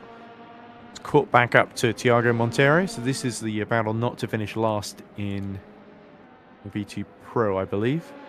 Yep. Tiago Montero, who is not, of course, the F1 driver Tiago Montero, who famously finished P3 here in the 6-car Indianapolis farcical race that has obviously gone down in folklore, where all the Michelin teams withdrew. Of course, Jordan, using Bridgestone tyres on Thiago Montero's car, were able to basically inherit third and fourth. But, he may be Portuguese, but he may drive for a Portuguese team as well, but this is a different Thiago Montero. Not the same man. You may also have heard it from World Touring Cars as well, where Montero competed for Honda for a few years as well. But Zan Rosso here, eager not to finish last, and it's really caught up after all the spins that we saw his teammate Maximilian Pinto doing. And Monteiro has got to really withstand the pressure here. The reigning Pro-Am champions here, with their promotion to Pro, has not been going particularly strongly so far, and there's a big gap on the inside here. And thankfully, the GD car almost saves him there. Oh dear, and Zan Rosso goes round and hits the back. So not quite as clean as I think he would have hoped there, and losing buckets of time with that spin. From Stefano Zanroso. Let's have a look at it again. Is it the Grow Racing team here? Montero goes just over the curb, just about clears him, and Zanroso just can't avoid the number 70 in time there.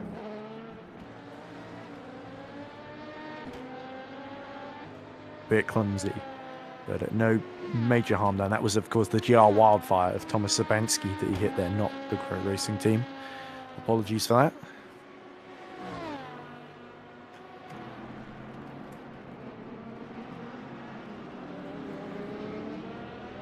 Of the overall order, so Michele Rocon on lap 156 leads Mark Viet by a lap in the Black Hawk Racing. Then is Symphony number 7, 8 seconds down on Mark Viet and closing. They set almost exactly the same lap time last time around. Tenlu is now 3 seconds behind Arisi, but a lap ahead of Smeriglio. Then is Amir Hazik, Tommaso Contu, George Zalagianis 60 seconds down on Contu now, continuing to close. And UC Narola rounds out the hypercar field.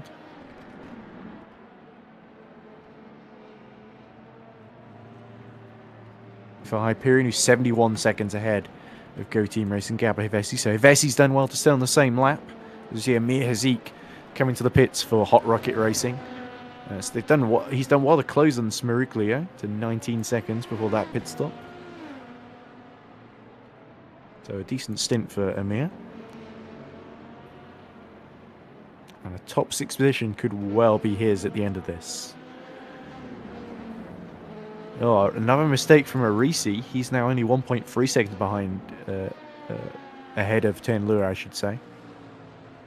As we look at Mark Viet, desperate to get Black Hawks on the podium. And I think I told a lie earlier because... Yes, I'm pretty sure Black Hawk, they got 25 points for... Yes, I think they got 25 points for second last time out in Imola, didn't they? And 22 for third, so they have finished on the podium before. And they're looking to get their third podium in a row then, with second place, which would match their highest finish in Hypercar this season. They've been incredibly impressive, of course, but number 7 is going to be a major, major threat to them in this final third of the race. 2 hours remaining, of course.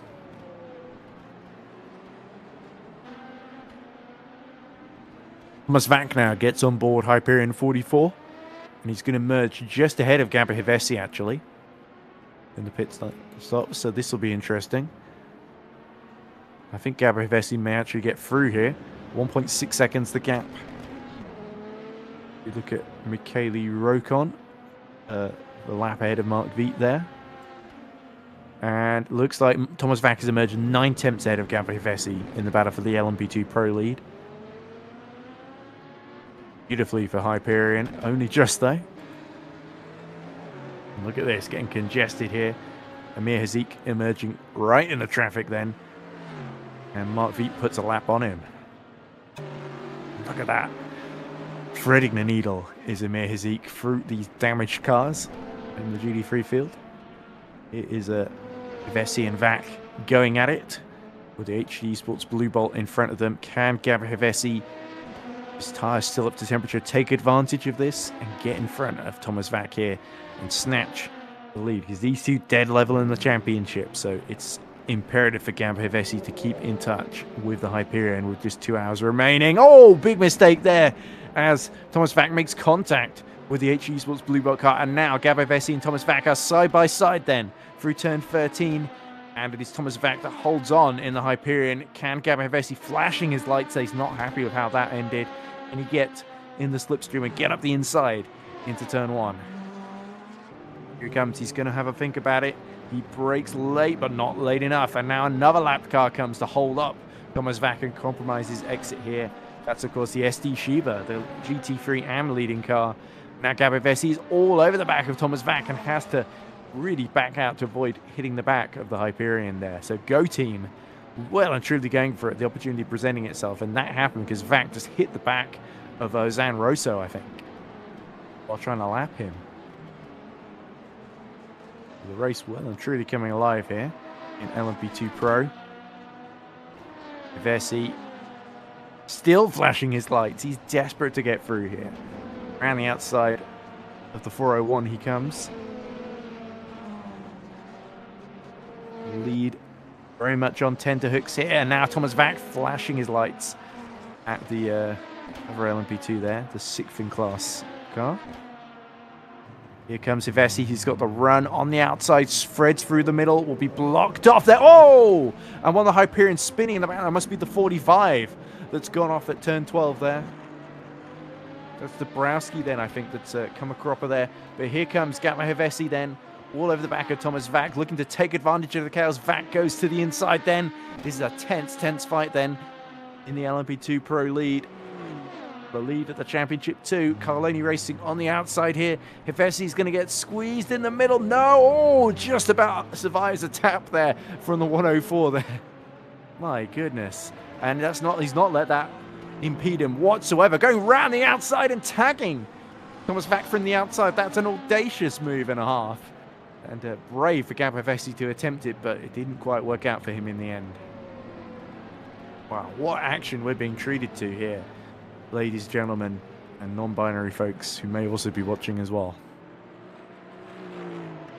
There's a nose to tail. Gabor Hevesi refuses to give up here his pursuit of the LMP2 lead, but now he's got to get past the Arms Supra GD3, and that may have just separated them, but only temporarily here.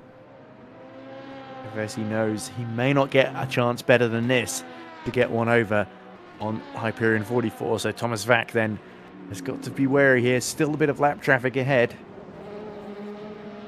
We'll have to negotiate it sooner rather than later, and it's the the Temelli ERT or the MR Motors? It's the MR Motorsport car, number 66 then. They're going to catch it down the main straight here before they reach turn 1, presumably. Vac will reach him first. Will Gabor Hevesi get through as well? Yes, he will, but there's a car coming out of the pit lane there. Who is that? That looks like the Blue Steel Racing of Nirola, I think. And Lua, by the way, 8 tenths now behind Lorenzo Arisi, but Arisi is only 6 seconds now behind Mike Viet, so big battle for second then in Hypercar.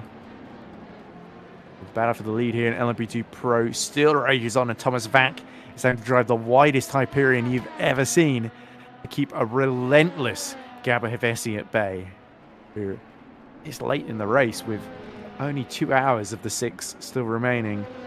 He's just absolutely charging right now.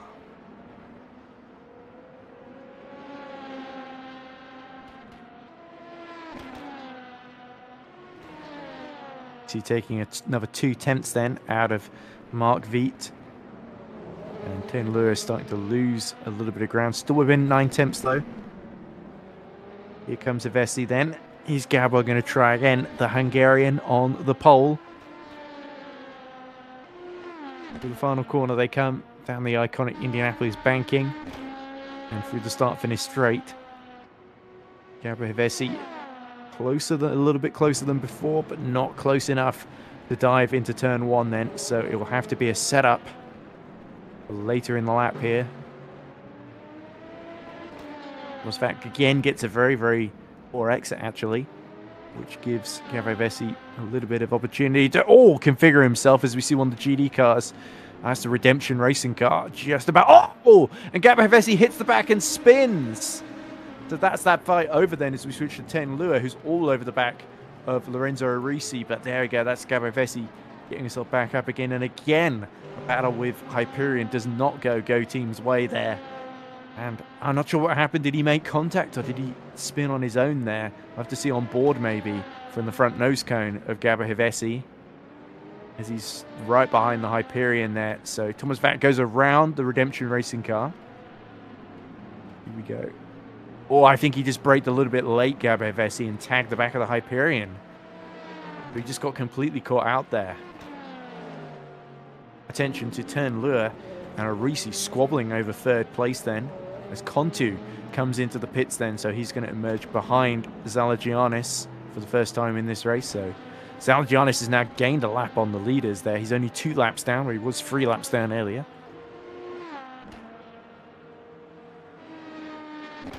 This is Gare Vessi though, still reeling from that incident. 6 seconds down now. Arisi only 3.3 behind Mark Viet then. So the Black Hawk driver really struggling. 123.3 last time around, 121.5 for Arisi. 10 Lewis, it's a 120.7 though. So a freeway fight for 2nd place. Bring it on in Hypercar, I say. Look at Gandosi being caught by... looks like Mika Hakimi has gotten on board. You see Mark Viet pit from 2nd, so that hands it back to Arisi and hands 3rd to Ten Lura, of course. We see Mika Hakimi is on board the 401, and he's just been overtaken by Puri Devika, actually, interestingly. This is Hakimi trying to fight for 2nd in GD3 Pro, having got out of the hypercar. I'm not sure if you're allowed to do that, but if it's in the rules, I guess you are allowed to swap into the sister car, the other category. Then Lua, though, continues to chase Arisi for 2nd place. We'll probably have to rely on lap traffic to get his own back on the Simframe driver. But at the moment, though, looking good for a Simframe 1-2, depending on what Black Hawk do here. Mark Viet, still in 4th position, is going to emerge a lap down on the lead, but still about 30 seconds ahead of Danilo Smeriglio in Simframe number 9.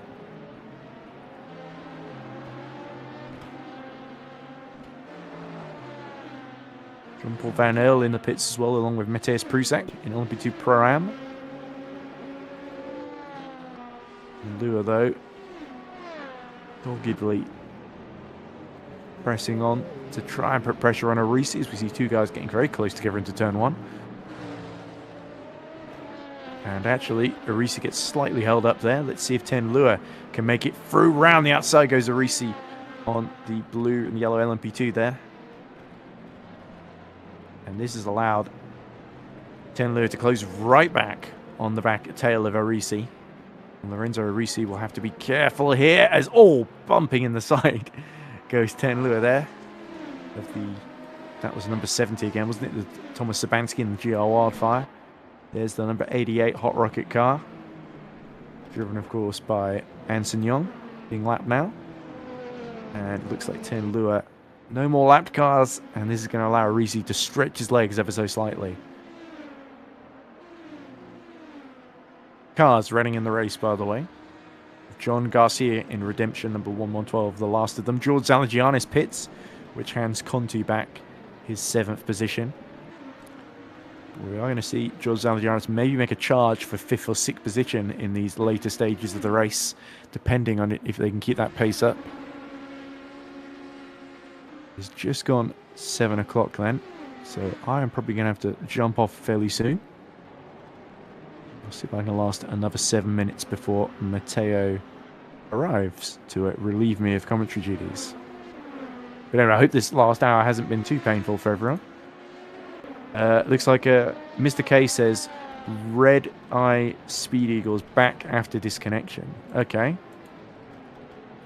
I didn't realise that. But that is good news indeed. So that would be Mateusz Pruzak then. So must have had a very short disconnection. Number 24, still 5th in the Pro-Am class. It is the Sweet Force. We've not talked about number 37 Sweet Force too much in this race, challenging for 5th in Pro-Am. So up ahead is that's Mateusz Pruzak, who we're just talking about, being challenged by Chris Kazmarkovits. And the Sweet Force make it a sweet 5th position here. The Speed Eagles being badly held up by the Mercedes, and this could create an opportunity for Kazmarkovits to slide that chocolate-looking car up the inside. Looks like they're all about to be lapped by on the hypercars here, I think. Is that on the LP2s? Yes, it's the 47. Ken Kazmarkovits. Oh, he's going to be stranded here behind the hot rocket, actually. And that is going to allow Pruzak to just ebb away here. Lua pits from 3rd.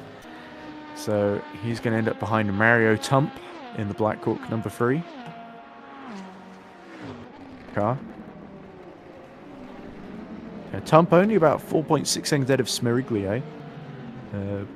Smiriglio not lapping particularly quickly though.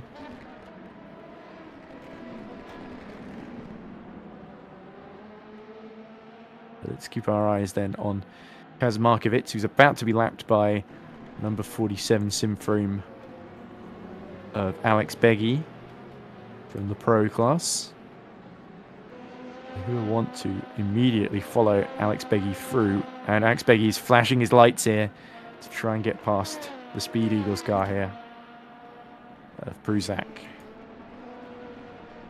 Oh, and Kazmarkovits does not want to let Alex Beggy through here. They're not fighting for position, so it looks like Gergo Below has gotten on board Iris number 707 for the final 2 hours then. Gergo Below's got to try and get that Iris onto the podium then. Interesting to see where he comes out relative to Mario Tump, and Gergo Below is actually going to emerge ahead, so great final stint then from Iris, and Ten Lua has allowed them to jump Black Hawk Racing. Comes Alex Beggy then passing Kazmarkovits. Kazmarkovits will try and get some slipstream off of the sim frame, but got to make sure they lap the Audi cleanly here. And Kazmarkovits is not able to do so before reaching the corner, so this allows Pruzak to just ebb away to the tune of 2 seconds here.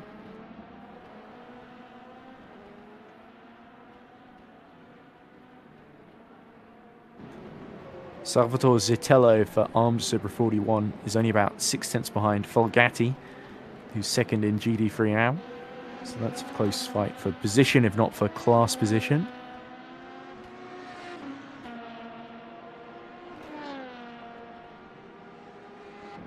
Anyway, it sounds like I'm about to be relieved of commentary duties because Matteo has just joined the commentary box. So I think we'll go on a very short break now for the final 2 hours, and I will leave you in Matteo Pitaccio's very, very capable hands. But just to remind you of the race order is Michele Rocon, who leads by 31 seconds from his teammate Lorenzo Arisi for Simframe Esports number 8 in Hypercar. In LMP2 Pro, it's Thomas Vac, who leads Gabor Vessi by 10 seconds after the two came together in a little bit of contact with Vessi spinning round. Savas Unal leads LMP2 Pro-Am for Sunset Motorsport number 84 by 3 laps from John Paul Van El in Level 1 Esports number 27. Henry Sinek still leads GT3 Pro for Satellite Racing 64, looking to make it 3 wins in a row, with Andrea Gandosi 2nd in class for Tomeli ERT. And finally, GT3 AM is still led by Perito Di Vico for SD Shiba number 20 ahead of Giampolo Folgatti. So thanks for watching. We'll go on break. I also wish you a very, very Merry Christmas, and I hope you enjoyed listening to English commentary here in 2023 here at EES. Bye for now. Freedom brand is a component of many things. We have around 5,000 customers that choose the Freedom over successful of our brand is good work of team. 2018 we have concentrated our activity on the next level. The attention that we have on the prints and embroidering that we do on our apparel, to be able to keep 100% production in Italy. This, I think, is a mix that creates the successful of the brand. My goal is never stop innovation.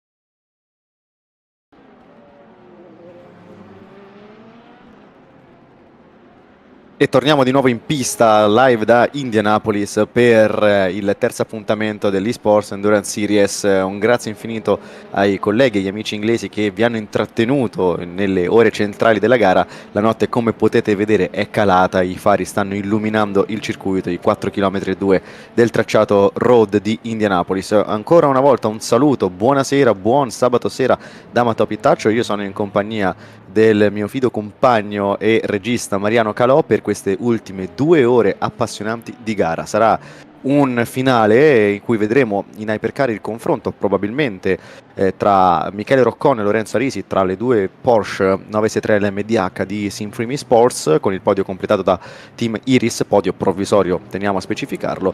In classe LMP2 Pro invece Hyperion è in lotta diretta, lotta davvero molto aperta con Go Team Racing, una bagarra anche per la leadership della classifica in LMP2 Pro. Solamente 8 secondi 8 di differenza, 8 secondi 8 di gap che potrebbero farci pregustare una bagarre che potrebbe protrarsi fino all'ultimo giro, fino all'ultimo stint, mentre nell'MP2 Pro M devo dire che guardando i distacchi, guardando i gap, fino a questo momento Sunset Motorsport ha fatto la differenza, e pensate, a 3 giri di vantaggio, anzi 4 giri di vantaggio sul Level 1, su Jean-Paul Van Erle, che occupa la seconda posizione di categoria, e tra l'altro Sunset Motorsport è in quarta posizione assoluta considerando entrambe le classi della LMP2. Passando alle GT3, Satellite Racing si sta imponendo ancora una volta, sta mirando verso sulla terza vittoria consecutiva, chissà se ce la farà. I presupposti sembrano essere quelli giusti, perché ha letteralmente un giro di vantaggio nei confronti di Tomelli, con Andrea Gandossi che sta portando il team attualmente in seconda posizione di categoria GT3 Pro. Da far notare che Corvette, anzi Callaway con SD Shiba, la numero 20, guidata da Paride Di Vico, ora come ora è in seconda posizione assoluta tra le GT, ed è prima in GT3 AM potrebbe gestire queste ultime 2 ore per puntare al successo, lo scopriremo sicuramente nei 120 minuti, anzi poco meno, che ci separano dalla bandiera scacchi. Io, Mariano, vado a rintrodurti in cabina di commento. Indianapolis ormai è al buio, non è una delle piste più facili di notte perché c'è davvero poca illuminazione, quindi i piloti si devono un po' gestire i riferimenti in base a ciò che la natura offre, ad esempio l'erba e i cordoli, le altre auto in pista. È veramente una grande sfida. È veramente una grande sfida. Buonasera a tutti i nostri telespettatori, siamo tornati live con queste ultime parti di gara, con queste ultime ore e 56 di gara, e sta succedendo qualcosa di abbastanza surreale. Matteo, vorrei un attimo chiarire la questione, approfittando dei microfoni di Pit Lane TV. Come potete vedere in GTE Pro c'è un pilota che sta guidando con il nome di Mika Hakimi, che attualmente è anche disconnesso, che ha avuto pure un connection lost. Da quello che mi è stato comunicato dal team Dolls of Blue Steel Racing col numero 401, Iman Danish, il terzo pilota del team, appunto, che sta guidando dalla postazione di Mika Hakimi, fino a qualche secondo fa era anche 3-4 secondi più lento rispetto ai suoi compagni di squadra. Io in questo momento sto parlando proprio con Mika su Telegram, quindi la situazione è abbastanza ingarbugliata. Stiamo cercando di andare a chiarire quello che effettivamente sta succedendo. In ogni caso la vettura in questo momento è fuori dal server, una situazione anche che non si è mai verificata fino a questo momento, quindi anche È sempre una prima volta. esatto, anche piuttosto strana da andare a chiarire. Volevo solamente tranquillizzare gli altri piloti della GTE Pro che la cosa non è stata ignorata e non notata, ecco, semplicemente si stava cercando di assicurare che il tutto fosse in primis chiaro e poi regolare. Devono capire gli utenti in prima persona che prima di andare a cliccare su un DQ su un pilota dopo 4 ore di gara bisogna essere certi di quello che si sta facendo, ecco. Ah no, certo, la trasparenza poi è la prima cosa, no? Soprattutto quando devi tenere insieme un gruppo di quanti piloti? Facciamo 3-4 piloti, dai 2 ai 4 piloti per squadra, se non addirittura 5, quindi immaginate i numeri, quanto siano immensi, no? Per singolo pilota, quindi Mariano, in questo caso sto vedendo anche grandi battaglie in pista. C'è una Ferrari che sfanala, anzi una Mercedes, scusate, che sfanala, è quella del team di Grow Racing Team. Tra l'altro Riccardo Lopez ha quasi perso il posteriore in uscita da curva 5. Una gara che, oltre alla sorpresa di Mika Hakimi, che mi ha fatto veramente molto strano vedere in pista, attualmente comunque nel Livetiming stesso risulta ritirato, ecco, diciamo una gara che in GT potrebbe davvero significare tanto in termini di campionato, perché Satellite Racing, dopo il ritiro, anzi dopo la sfortuna del Virtual Drivers Alliance con Michele Rizzo, che ormai è indietro di quanti giri? Di 6 giri dal leader, potrebbe puntare alla terza vittoria consecutiva e sarebbe un gran risultato in campionato, perché vincere soprattutto con questo BOP, con il ballast, con il peso aggiunto a causa delle 2 vittorie consecutive, ecco, potrebbe davvero dare una mazzata al campionato. E poi abbiamo dall'altra parte in GT3M una situazione completamente diversa rispetto al Bahrain, rispetto a Imola. Se in GT3 Pro la tendenza è sempre la stessa con McLaren, con Satellite Racing davanti, in GT3M i valori sembrano tutt'altro che irregolari, perché c'è questa Callaway, c'è la Corvette numero 20 attualmente nelle mani di Paridi di Vico, che detta il passo e lo fa con una costanza davvero invidiabile, anche aiutata da una macchina sì un pochino più leggera, con il BOP anche a favore. Però queste macchine vanno comunque guidate, perché non so se tu sei d'accordo con questa mia idea, che deriva anche da quello che succede nella realtà: peso in più, peso in meno, ok, però in un certo senso la prestazione ad una certa va anche oltre al balance of performance, va anche al di là del bilancio delle prestazioni, perché se una macchina ha una buona messa a punto, ha un equipaggio molto lineare nell'alternanza degli stint ed è veloce, ecco fatto che si riesce a limitare il malus, ecco, dato dal peso in più. Questa è la mia la mia idea, ed è quello che probabilmente anche nella realtà succede, posto che un BOP a volte esagerato, come è successo magari a Misano con BMW nel GT World Challenge Sprint, porti dei risultati rivoluzionati rispetto al solito. Qui non è il caso, stiamo vedendo comunque belle battaglie tra tanti marchi. Ed è possibile, Matteo, che questa particolare situazione sia dovuta anche ad un lotto di vetture e piloti nella GT3 molto vicini gli uni agli altri, Matteo, e quindi in un lotto così vicino, ne stavo parlando con Valerio, il nostro direttore di gara, prima della partenza della gara, con sostanzialmente 19 piloti in 2 secondi, significa un decimo tra un pilota e un altro. È ovvio che in una scala di misura così ampia, una piccola variazione come potrebbe essere il BOP va a cambiare notevolmente i valori in campo, ecco, quindi sono sicuramente molto più sensibili a quelle che possono essere le variazioni in termini di prestazioni. Detto questo, di sicuro, come direbbero i nostri colleghi inglesi, Matteo, hands down per la prestazione fino a questo momento di Paride di Vigo e di tutto l'SD Shiba, anche per quello di classe Hypercar, che dopo l'uscita di Lorenzo De Giudis ha avuto tanta sfortuna con i problemi di force feedback che hanno interessato Tommaso Contu, però gara che sicuramente potrebbe rappresentare in primis una svolta e poi un punto di ripartenza, ecco, su quello che sarà il proseguo del campionato. Assolutamente sì, qui vediamo come la classifica effettivamente sia molto corta, perché siamo arrivati a Indianapolis con, nonostante, parlando appunto della GT3 Pro, le 2 vittorie consecutive di Satellite Racing, il sistema di punteggio permette, ed è diverso rispetto a quello utilizzato nel WEC, faccio un esempio, no? Permette anche a permetteva a Silver GT, nonostante la sfortuna, di essere ancora lì a 19 punti, quindi il tutto viene enfatizzato da un meccanismo che è in costante movimento. Poi ricordiamo che il campionato arriverà fino a giugno con la 24 ore di Le Mans, e lì verranno assegnati 50 punti, Mariano, vado a memoria, al vincitore, quindi ecco, va da sé che potremmo assistere a un campionato con 5 categorie, tutte letteralmente aperte fino all'ultima gara.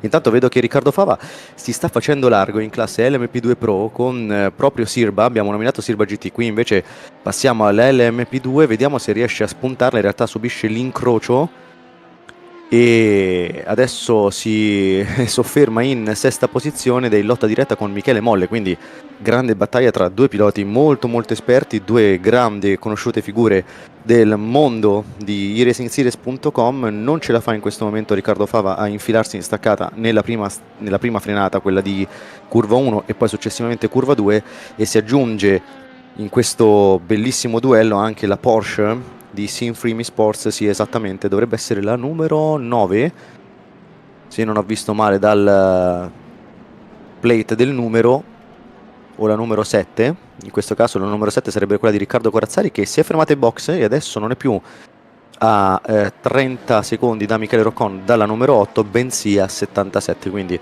occhio anche all'alternanza dei pit. Con le P2 che, come abbiamo visto, Matteo, sono state sempre molto sensibili da questo punto di vista negli altri round ad andare a scoprire chi sarà poi il pilota con la strategia a favore, consentimi questo termine, ecco, in questo momento Riccardo Fava che si è provato a riavvicinare al suo avversario, mentre non so se Matteo può ancora sentirmi. Sì, Matteo, sei ancora qui, non so, ho ricevuto il messaggio su WhatsApp, mi sono un attimo preoccupato da quel punto di vista. No, non si è sentito niente in live, spero, ce lo diranno i nostri... Davvero? No, spero. Ecco, mi è caduto tutto dalla postazione, non so, davvero non si è sentito niente? Spero di no, io personalmente non ho sentito nulla, quindi da questo punto di vista possiamo essere ottimisti. Ecco, dicevo, stiamo osservando a quello che potrebbe essere un finale sicuramente molto interessante. Io vorrei per un attimo andare a sottolineare quella che è stata sicuramente una delle prestazioni più importanti della serata, Matteo, che purtroppo per via di un connection lost, quando eravamo al commento con i nostri due commentatori inglesi, ci ha privato di quello che era stato il leader fino a quel momento della classe GT3 Pro, con Michele Rizzo che attualmente è tornato alla guida. C'era Carlo Di Anda quando erano in testa e purtroppo hanno perso la posizione. È stato davvero un gran brutto colpo, ecco, perché fino a quel momento stavano dimostrando di poterci stare lì davanti. Erano primi anche con un discreto vantaggio sulla vettura in seconda posizione, quindi sicuramente è stato un ritiro che ha fatto molto male alla gara in generale e ovviamente anche al team Virtual Drivers Alliance. Riccardo Fava, che adesso viene sfanalato probabilmente da un hypercar che lo sta inseguendo, che però continua a prendere la targa da molto vicino alla vettura Naya Racing Italia. No, non è la Naya Racing Italia, il colore verde fluo mi ha per un attimo ingannato. La vettura VEM con Riccardo Fava che adesso sembra davvero incollato, Matteo.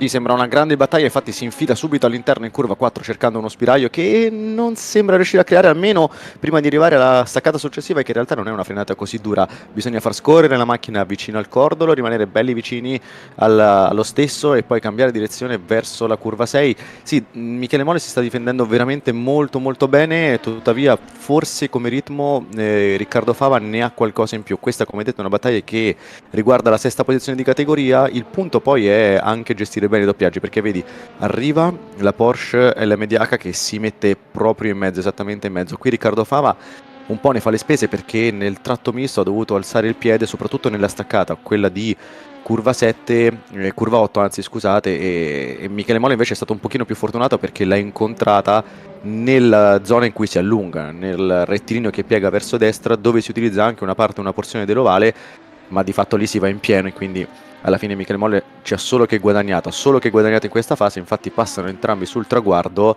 con la numero 33 del team VEM che stampa il tempo di 1.25, adesso devo ancora aggiornarsi, a me mi dà un 25,7, eccolo, 26,7, si è difeso bene Riccardo Fava in realtà, perché è riuscito comunque a limitare la perdita di tempo, quindi a ridurre l'emorragia di decimi. Pensavo avesse perso di più in questo giro con il doppiaggio, in realtà mi devo assolutamente correggere, rimane comunque alla portata, rimane comunque abbastanza vicino e pronto a sferrare l'attacco. È una lotta che comunque si limita alla quinta posizione di categoria LMP2 Pro, perché per andare più avanti verso il quarto posto c'è Mateusz Dabrowski di Hyperion con la 45 che ha una finestra temporale di 51 secondi. Ecco, 51 secondi sono un po' complicati, soprattutto in una categoria così bilanciata ed equilibrata da recuperare. Però ci gustiamo appieno questa battaglia per il quinto posto e vediamo forse il replay.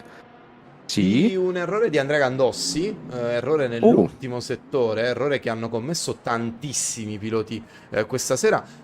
Matteo, abbiamo assistito a tanti errori nel rettilineo opposto, all'ingresso del rettilineo opposto a quello del box, in quello che è l'inizio sostanzialmente del secondo settore, e poi tanti errori qui nel rampino che porta poi sul rettilineo principale. Ecco, Andrea Gandossi che qui è andato a commettere un piccolo errore che comunque non va a mettere a rischio la sua seconda posizione con 31 secondi di ritardo rispetto con 31 secondi di vantaggio rispetto a Leopold Bryan e 1 minuto e mezzo di ritardo rispetto a Henry Sinic. Satellite che, Matteo, sembravano andare ad assistere ad una gara in cui avrebbero potuto andare ad effettuare un passaggio a vuoto, invece anche quest'oggi mi sa che mettono la loro impronta sul campionato, mentre qui andiamo ad assistere a un contatto figlio del traffico in classe LMP2 Pro. Sembrano inarrestabili. Sostanzialmente hai detto tu come purtroppo la gara abbia perso un grande contendente a Satellite Racing, cioè avremmo potuto vedere un vincitore differente in due occasioni, perché mentre qui Dabrowski, sì, questo è il quarto in classifica che abbiamo poco fa nominato. Dicevo, prima c'è stato l'incidente di Geniale proprio nella prima ora, nella mezz'ora post bandiera verde, a causa di un'incomprensione con una LMP2. E lì Sirba GT ha perso la possibilità di lottare per la vittoria, perché poi, riparando i danni, ha regalato 3 giri agli avversari e ai leader di classe. Poi è successo purtroppo per il team VDA, Virtual Drivers Alliance, quel che non doveva accadere, e anche loro hanno perso la possibilità di non hanno sfruttato la possibilità che li avrebbe sicuramente messi anche vicini in classifica nel campionato, in ottica classifica squadre per la lotta al titolo, gli avrebbe permesso di recuperare tanti punti. Purtroppo non è andata così, queste sono le gare, speriamo di avere anche una chiara dinamica di quel che poi è successo e speriamo che non possa più ricapitare, perché sarebbe bello vedere una classe, la GT3 Pro, la classe regina del mondo dell'universo Gran Turismo, comunque combattuta. Invece qui ci ritroviamo ancora una volta con satellite racing tra Nesula e Scenic che fanno solo la differenza. Eccoli qui, sono proprio loro e sono anche bravi a gestire i doppiaggi, cioè in una gara in cui teoricamente dovrebbero correre in difesa, alla fine potrebbero spuntarla di nuovo. Intanto qui che paura questa situazione. Infatti si gira, il leader è Hyperion, Thomas Vac, il leader della classe LMP2, è un contatto innocuo, mentre qui ai box Alex Beggi con Sinfrim Laureca in sesta posizione, riparte. No, Questo è semplicemente ancora un replay? una falsa No, semplicemente segnalazione sì.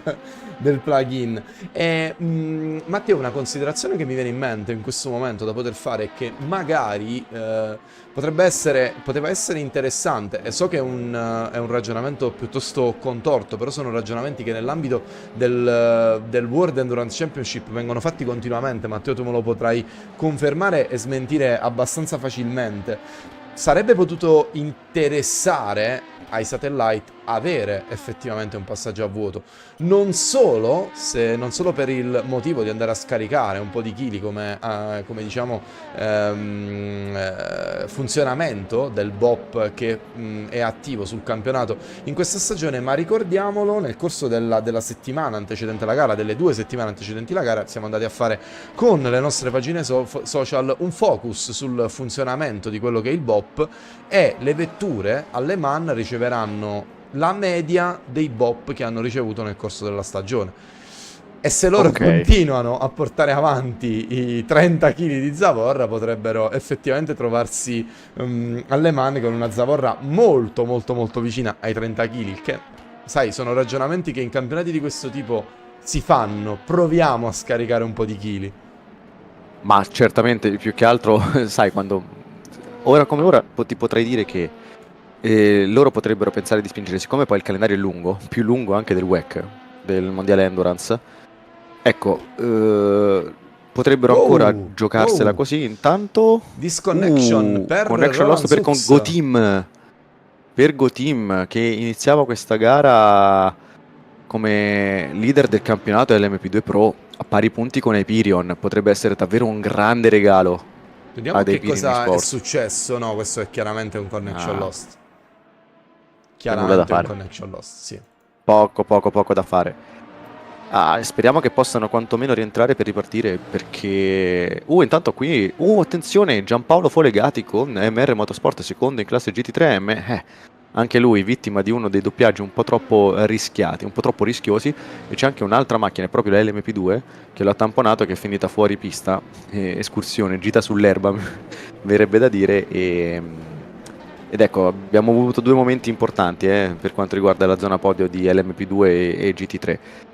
Spero che possano, dicevo, rientrare i ragazzi di GoTeam, perché ora come ora si potrebbe, non dico mettere male in campionato, però sicuramente perderebbero tanti punti rispetto a Hyperion, che è proiettata verso il successo con la 44, sebbene manchi ancora tanto. E questo mi riporta, Matteo, alla Season 4, season nella quale hanno esordito Roland Zux, Zoltan Barconi con l'allora Team Mugen, dove durante la stagione ebbero davvero un sacco di connection lost, e questo poi dimostra anche quanto è stata combattuta quest'oggi l'LMP2 Pro, Matteo, perché hanno perso sostanzialmente tutte le posizioni che avevano. Adesso vengono per un attimo riportati in terza posizione, ma quando rFactor 2 andrà effettivamente a fargli registrare un giro, i piloti, la vettura scenderà addirittura in quinta, sesta posizione, quindi hanno perso davvero tanto con un connection loss. Di solito le vetture che sono nelle prime posizioni riescono a cavarsela, Matteo, con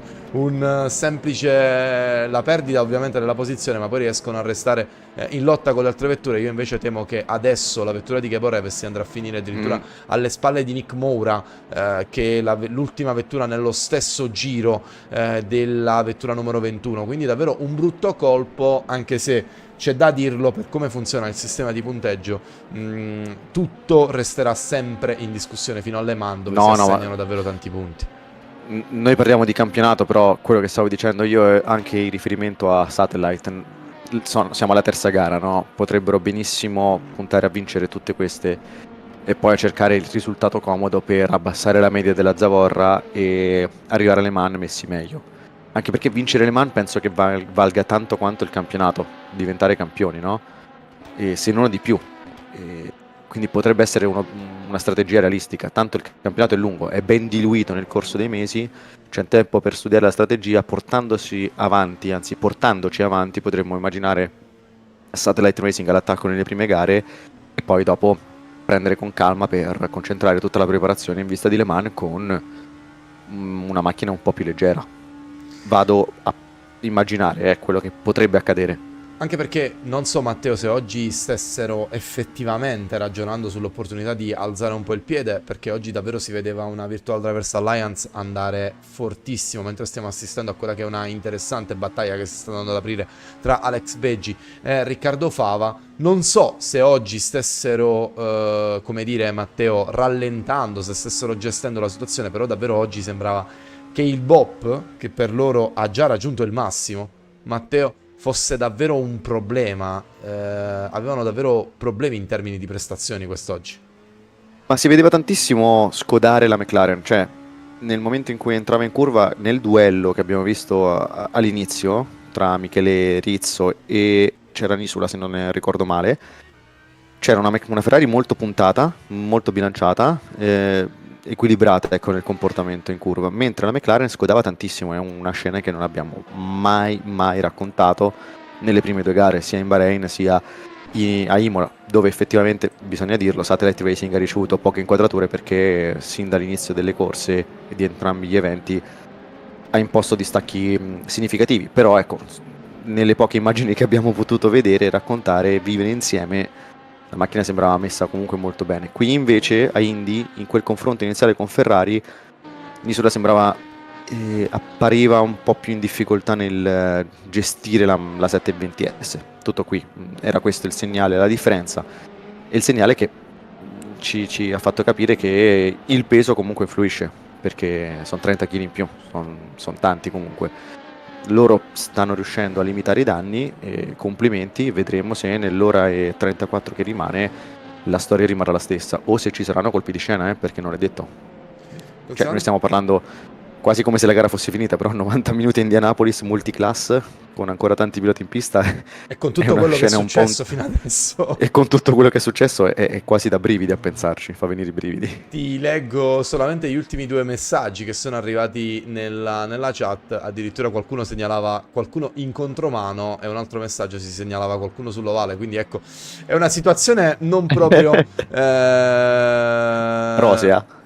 esatto, non proprio rosea al massimo.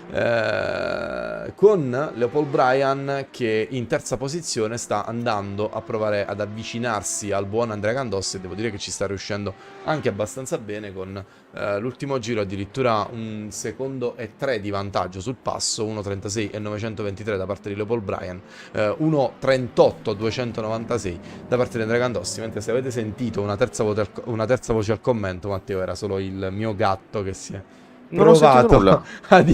Mi sa che abbiamo entrambi delle cuffie super isolate, perché a me è crollato tutto, compreso lo sgabello.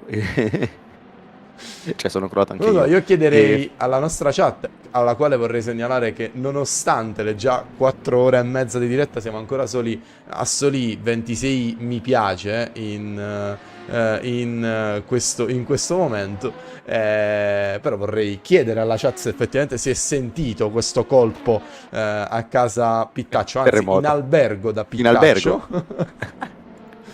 Oppure se spero è stato solamente, ecco, uno spavento che ha preso Matteo. Sì, sì, io sono crollato, cioè stavo per... il mio spirito era già verso il cielo, o verso l'inferno, dipende. Detto ciò, continua la battaglia con Alex Beggi che rimane lì in quinta posizione, viene passato ora dalla Porsche che doppia quindi la vettura di Sinfrim senza ulteriori difficoltà ed è in scia Alex Beggi che è in lotta in quinta posizione proprio dietro a Riccardo Fava, vero? Sì, esatto, mamma mia Mariano che puntualità con le grafiche, incredibile. Mezzo secondo rispetto a Riccardo Fava e a livello di strategia, guardando i pit stop, bisognerebbe vedere poi eventuali penalità. Abbiamo Fava e Alex Beggi con... no, il pit stop qui me ne indica solamente 2 per quanto riguarda Riccardo Fava e mi sembra impossibile. Mi sembra alquanto impossibile. Che rischio per all'interno del team Sirba con addirittura la Aston Martin GT che è andata un po' ostacolare, ovviamente in maniera involontaria, la LMP2 di Alex Beggi che adesso va largo e qui il lavoro di squadra con invece Alex Beggi che ha un po' di difficoltà, era Riccardo Fava che ha approfittato della traiettoria larga per passare il compagno di team ma in classe GT, mentre Alex Beggi ha perso un po' di tempo, ecco, ma rimangono molto vicini. Devo dire che in LMP2 c'è sempre tanto spettacolo. Mi piange un po' il cuore pensare che nel WEC, nel Mondiale Endurance, non ci sarà nella prossima stagione, però ecco, bisognava un po' fare i conti con lo spazio, con i limiti dello spazio, cosa che invece nel virtuale, nella eSport Endurance Series non c'è ed è per questo che vediamo più di 40 macchine in pista in ogni weekend di gare. Questo fa bene allo sport, fa bene all'eSports e al mondo del virtuale, al mondo del sim racing. Ragazzi, parliamo di un campionato che è arrivato a un totale di 8 round con un altissimo livello di partecipanti in pista, aggiungendo del pepe con la novità delle hypercar. Io credo che la Porsche di Black Hawk con le sole scintille illumini tutta la pista, con le sole scintille che fa in piano rettilineo, Mariano.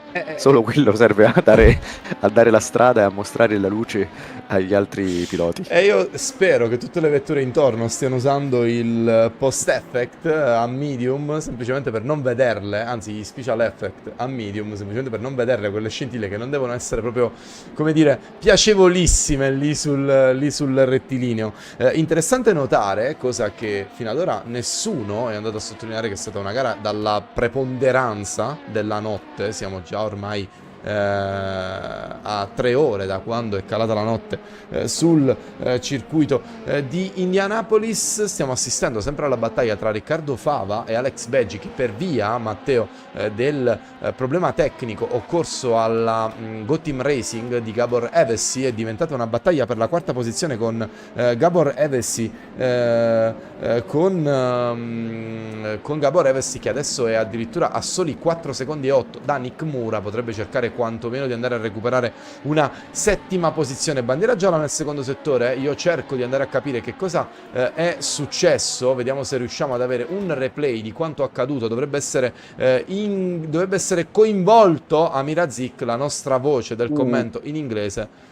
Io scherzosamente tutte le altre volte in cui ho avuto a che fare con Amiri ho sempre chiesto se fosse più bravo alla guida o al commento. Io credo che questa cosa potrebbe trovare una potrebbe trovare una risposta, ecco, in queste immagini.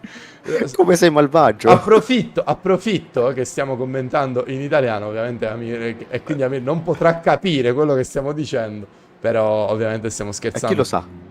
È migliorato tantissimo, questo lo possiamo mettere per iscritto, questo è evidente. È migliorato tanto e devo dire che anche stanno iniziando anche a raccogliere dei risultati. È vero, Matteo, che la hypercar in questo campionato sta vivendo come una sorta di doppia classe, perché abbiamo delle hypercar che fanno una gara e delle hypercar che ne fanno un'altra.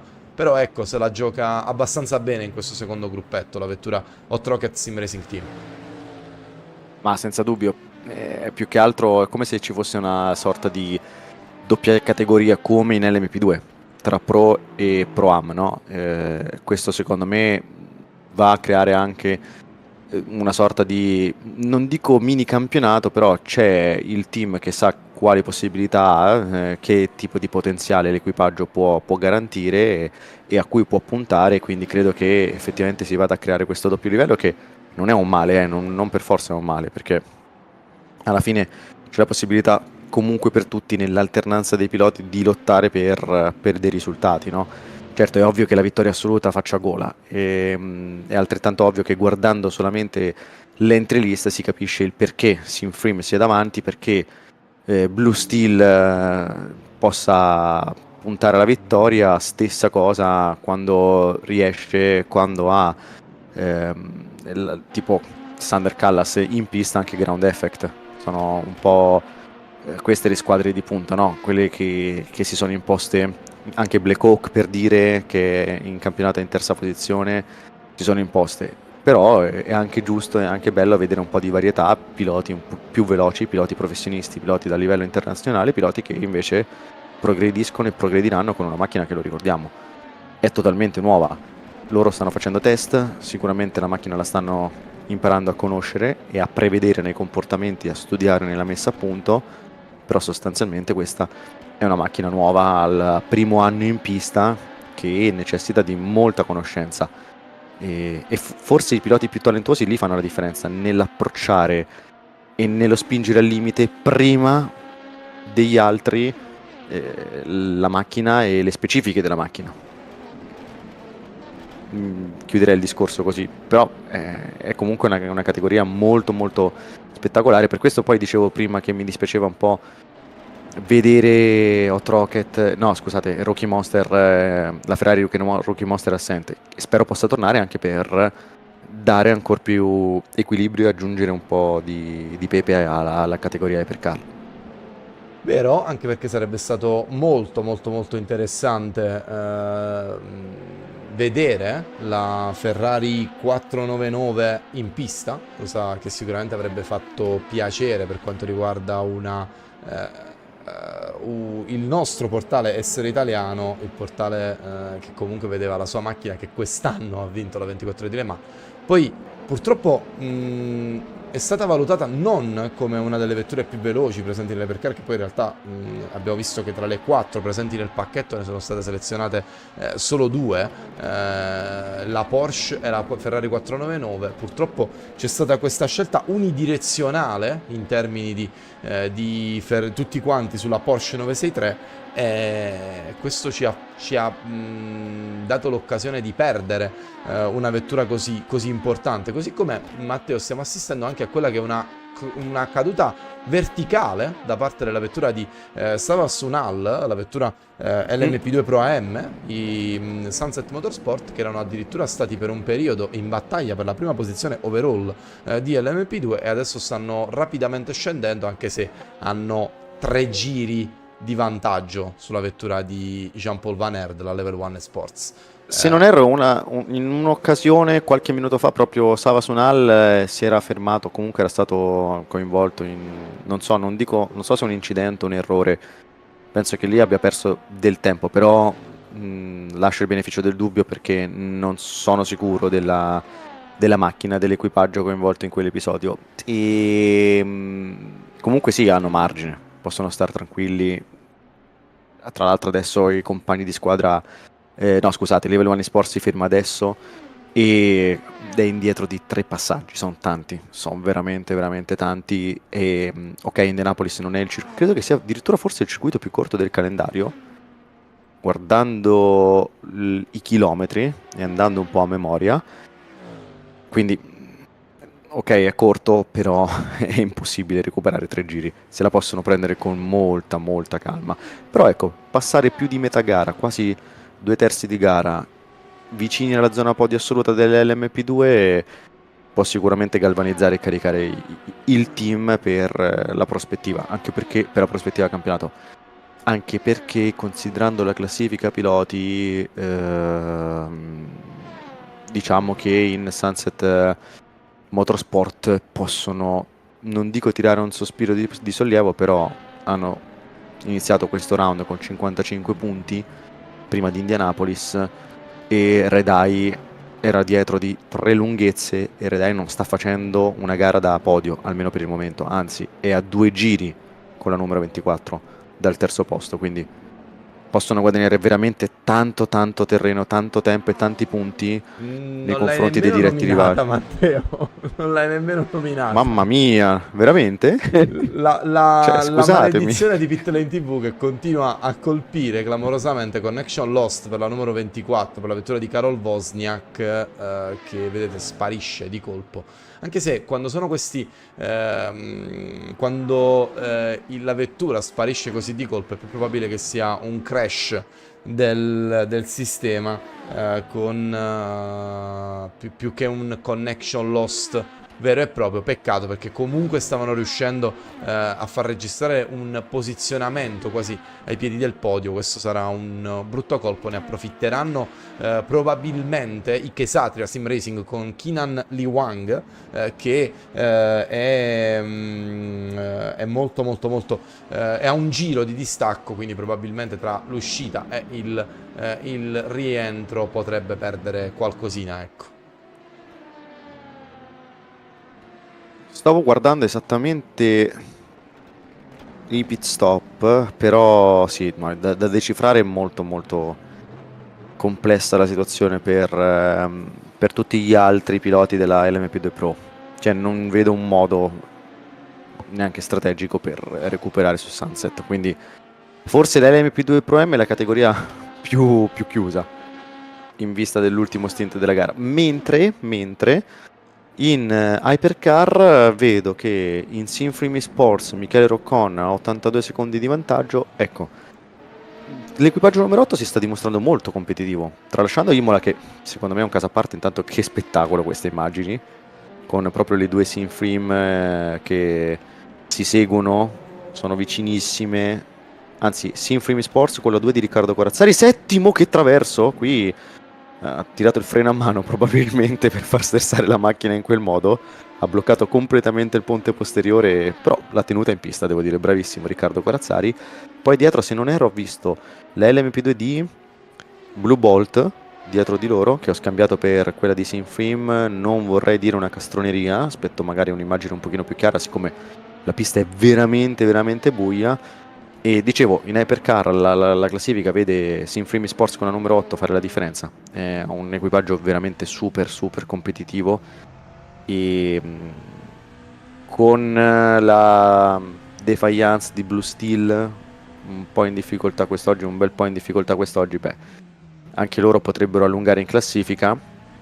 La prospettiva poi ci porterà, il campionato poi ci porterà il 27 gennaio a Istanbul, pista in Turchia completamente diversa rispetto a Indianapolis, e lì Mariano inizierà, mi verrebbe da dire, il filone delle gare nei circuiti, quelli veramente innanzitutto tosti, molto tosti, soprattutto Sebring, ma adatti all'endurance, adatti alle gare endurance, perché Imola e Indianapolis, come abbiamo detto, sono bellissimi come appuntamenti da raccontare, però per il multiclass sono un'ansia continua, una tensione che non molla mai.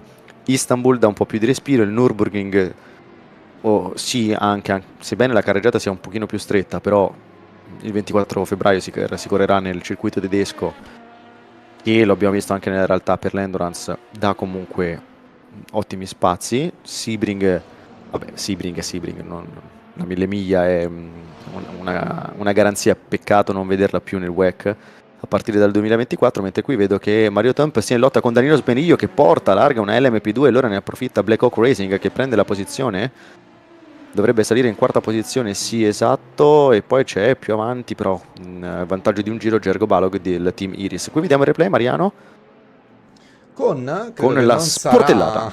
Contentissima la Kesatria Sim Racing di come è avvenuto il sorpasso con Mario Tump, che poi Matteo è stato prontissimo ad andare a raccogliere, ecco, la chance lasciata a disposizione del pilota avversario. Francesco Giardinetto sempre presente nel nostro streaming, grande saluto anche a Francesco. Ci dice che poi effettivamente quest'anno si correrà nel WEC anche ad Imola, e che è una bella cosa, e io sono personalmente contentissimo, Matteo, che il Imola abbia avuto questa sorta di seconda giovinezza grazie al Covid, grazie al fatto che la Formula 1 in quell'epoca di grossi cambiamenti, come è stata la stagione 2021 se non vado errato, stagione 2020-2021, l'ha recuperata come circuito. Io ricordo anche la gara al Mugello, che forse è un po' meno giustificabile la gara di Formula 1 al Mugello rispetto che una gara di Formula 1 a Imola. Però ecco, che Imola sia ritornata alla ribalta secondo me è una grande cosa, perché Matteo, nel panorama delle piste attuali è una delle piste più vere che sono rimaste, senza sicuramente dubbio. È uno dei tracciati come piacciono probabilmente solo a noi italiani, credo, a questo punto, con i saliscendi, con non le classiche serie di curve a 90 gradi, tutte senza visibilità, senza niente. È una pista degna di questo nome. Abbiamo visto nella controparte virtuale che non è assolutamente facile ospitare un multiclass a Imola. Vedremo se la controparte reale, dove rischiano di farsi male veramente, sarà un po' più, ecco, tranquilla da questo punto di vista. Guarda, io credo che... Perso un attimo la voce di Matteo Pittaccio, non so se ha problemi di connessione, se l'ho perso un attimo nel commento. Eccomi, ci sono. Vai Matteo. Problemi di connessione. Dicevo, io credo che Imola, Mariano, possa essere molto più vivibile nella realtà piuttosto che nel virtuale, proprio perché nella eSports Endurance Series abbiamo intanto pit stop per Andrea Martino. Sì. Se non erro. Ecco. Sì, no, continuo ad avere problemi di connessione, scusate ragazzi. E no, per quanto riguarda Imola è molto più vivibile semplicemente perché, avendo 37 macchine in pista invece di 45, senza l'LMP2 potrebbe essere più vivibile. Uso il potrebbe perché non si sa mai. Ci saranno solo hypercar e GT3 in gara. E poi c'è anche la componente rischio. Proprio nella realtà, l'hai detto tu prima, se commetti un errore rischi di distruggere la tua gara, la gara di un avversario, di un tuo collega, e di farti male e di fare del male. Quindi penso che ci penseranno due volte, credo che ci penseranno due volte a tentare manovre un po' troppo azzardate, un po' in stile IMSA, no? Non mi ci vedo una gara in stile IMSA a Imola. Non so se avete mai visto Road Atlanta dell'IMSA Sports Car Championship, quella è follia. È veramente follia, e infatti ci sono episodi molto discutibili. A me e a tanta gente piace, ma non è il tipo di modalità secondo cui si correrebbe una gara in concezione europea. Tutto qui. Quindi sono molto curioso di Imola, però penso che non sarà, ecco, ogni rischio sarà ponderato e non ci saranno situazioni forse borderline, definirei, al limite, o almeno lo spero, questa è la mia speranza, proprio perché è il mondiale endurance, ci saranno piloti molto esperti, anche i bronze saranno esperti, anche coloro che arriveranno dal GT World Challenge come Timur Boguslawski. Credo che manovre azzardate non se ne vedranno, spero almeno quello. Interessante vedere come poi quella che è la categoria che è sicuramente più amata qui nella controparte virtuale, nel sim racing, vale a dire la P2, sia stata quella poi che ha pagato, tra virgolette, l'arrivo delle hypercar, che però, Matteo, delle varie decisioni prese dalla FIA, dall'ACO, comunque dal mondo endurance in generale, dopo la fine dell'epoca d'oro delle P1, credo che siano la migliore cosa che sia capitata al WEC negli ultimi anni. Sì. Un ritorno al vecchio modo di concepire il prototipo, ecco. Credo che però possano essere sicuramente una grossa perdita, ecco, da questo punto di vista, considerando che nelle P2 correvano anche tanti nomi davvero molto interessanti, che però fortunatamente, come da notizie dell'ultimo periodo, sono stati recuperati da altri team sia in classe GT3 che in classe Hypercar. Noi fortunatamente, ed è stata una scelta profondamente consapevole, quella di voler continuare a mantenere le P2, proprio perché sono la categoria più amata su rFactor 2. Io credo che siano proprio, in termini di DLC, il DLC più posseduto da parte della community. e sono anche le vetture più usate nel lotto dei campionati. Poi le GT sono sempre materialmente di più, però è anche vero che trovare P2 non è mai difficile, Matteo, ecco, quindi... No, ma tant'è che il tuo ragionamento ha una verifica, ha un prova e controprova, direi, no? Il fatto che in Asian Le Mans Series, in IMSA e soprattutto in European Le Mans Series, intanto c'è un incidente in pieno rettilineo, c'è un botto veramente, ho visto un incidente veramente molto pesante in pieno rettilineo all'altezza del traguardo, quindi della Brickyard, la famosa riga fatta di mattoncini. Non so se la regia, ecco, Vediamo se arriva riusciamo a subito il replay. recuperarla. Vediamo, potrebbe essere, mi sembrava una GT, quella di Hot Rocket forse. C'era una Oh, vettura no. ferma, Oh, big one. mamma mia, gravissimo incidente, gravissimo incidente. Non so se... Pesantissimo. Se siamo in regime di full corsiello, c'è una vettura ferma al box. Attenzione, c'è una vettura ferma ancora in rettilineo. Non so se è ancora lì. Vedevo una vettura completamente ferma lì sul rettilineo. Davvero brutto incidente, Matteo. No, un incidente spaventoso che evidentemente è nato ancora prima rispetto all'immagine che noi abbiamo visto, e vedo anche tipo Antonello Lapadula che fa veramente fatica a gestire la sua macchina, così come la Ferrari. Forse qualche piccolo problema, non so se si è verificato tutto. Ah, Michele Rizzo ancora, Virtual Drivers Alliance, lui potrebbe essere uno dei piloti coinvolti. Più che altro poi, se dovesse succedere ad esempio una dinamica molto simile a quella di Geniale, che ha tirato fuori Geniale e la LMP2 di Swift Force, c'è il rischio in quel punto di rimanere in traiettoria o comunque in quel nastro d'asfalto in cui non ci sono vie di fuga. Diventa quasi un cittadino, no? Non c'è margine di spazio, non c'è spazio, quindi se ti trovi una o due macchine proprio piantate rettilineo non puoi andare da nessun'altra parte, se non contro le macchine o contro il muro, oppure riesci, hai la capacità di evitare. Ecco, questo è esattamente il punto in cui Geniale e Swift Force si sono toccati, e ci rimette Black Hawk. Tra l'altro credo anche la Mercedes di Grow Racing Team, e guardate la LMP2 come vola dopo il contatto, e c'era proprio la Ferrari di Hot Rocket, mi sembra, ad averla centrata in pieno. È un punto in cui non puoi fare niente, sei in rettilineo e sei circondato da muri.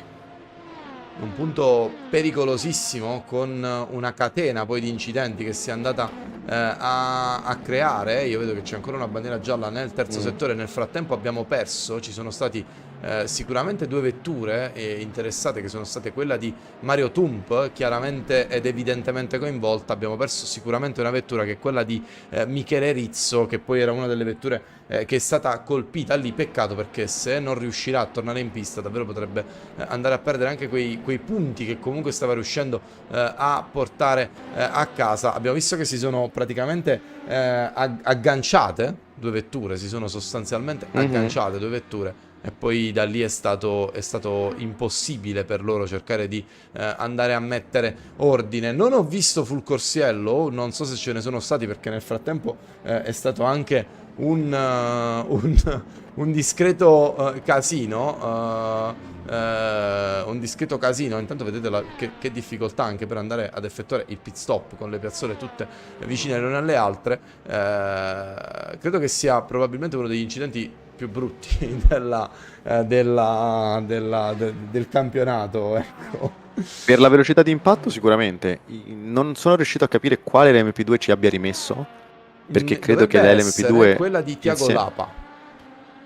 Quella di Tiago Lapa, quindi oltre a Black Hawk anche lui. Racing, che poi era la vettura che si è agganciata con la vettura di Mario Tump ed ha generato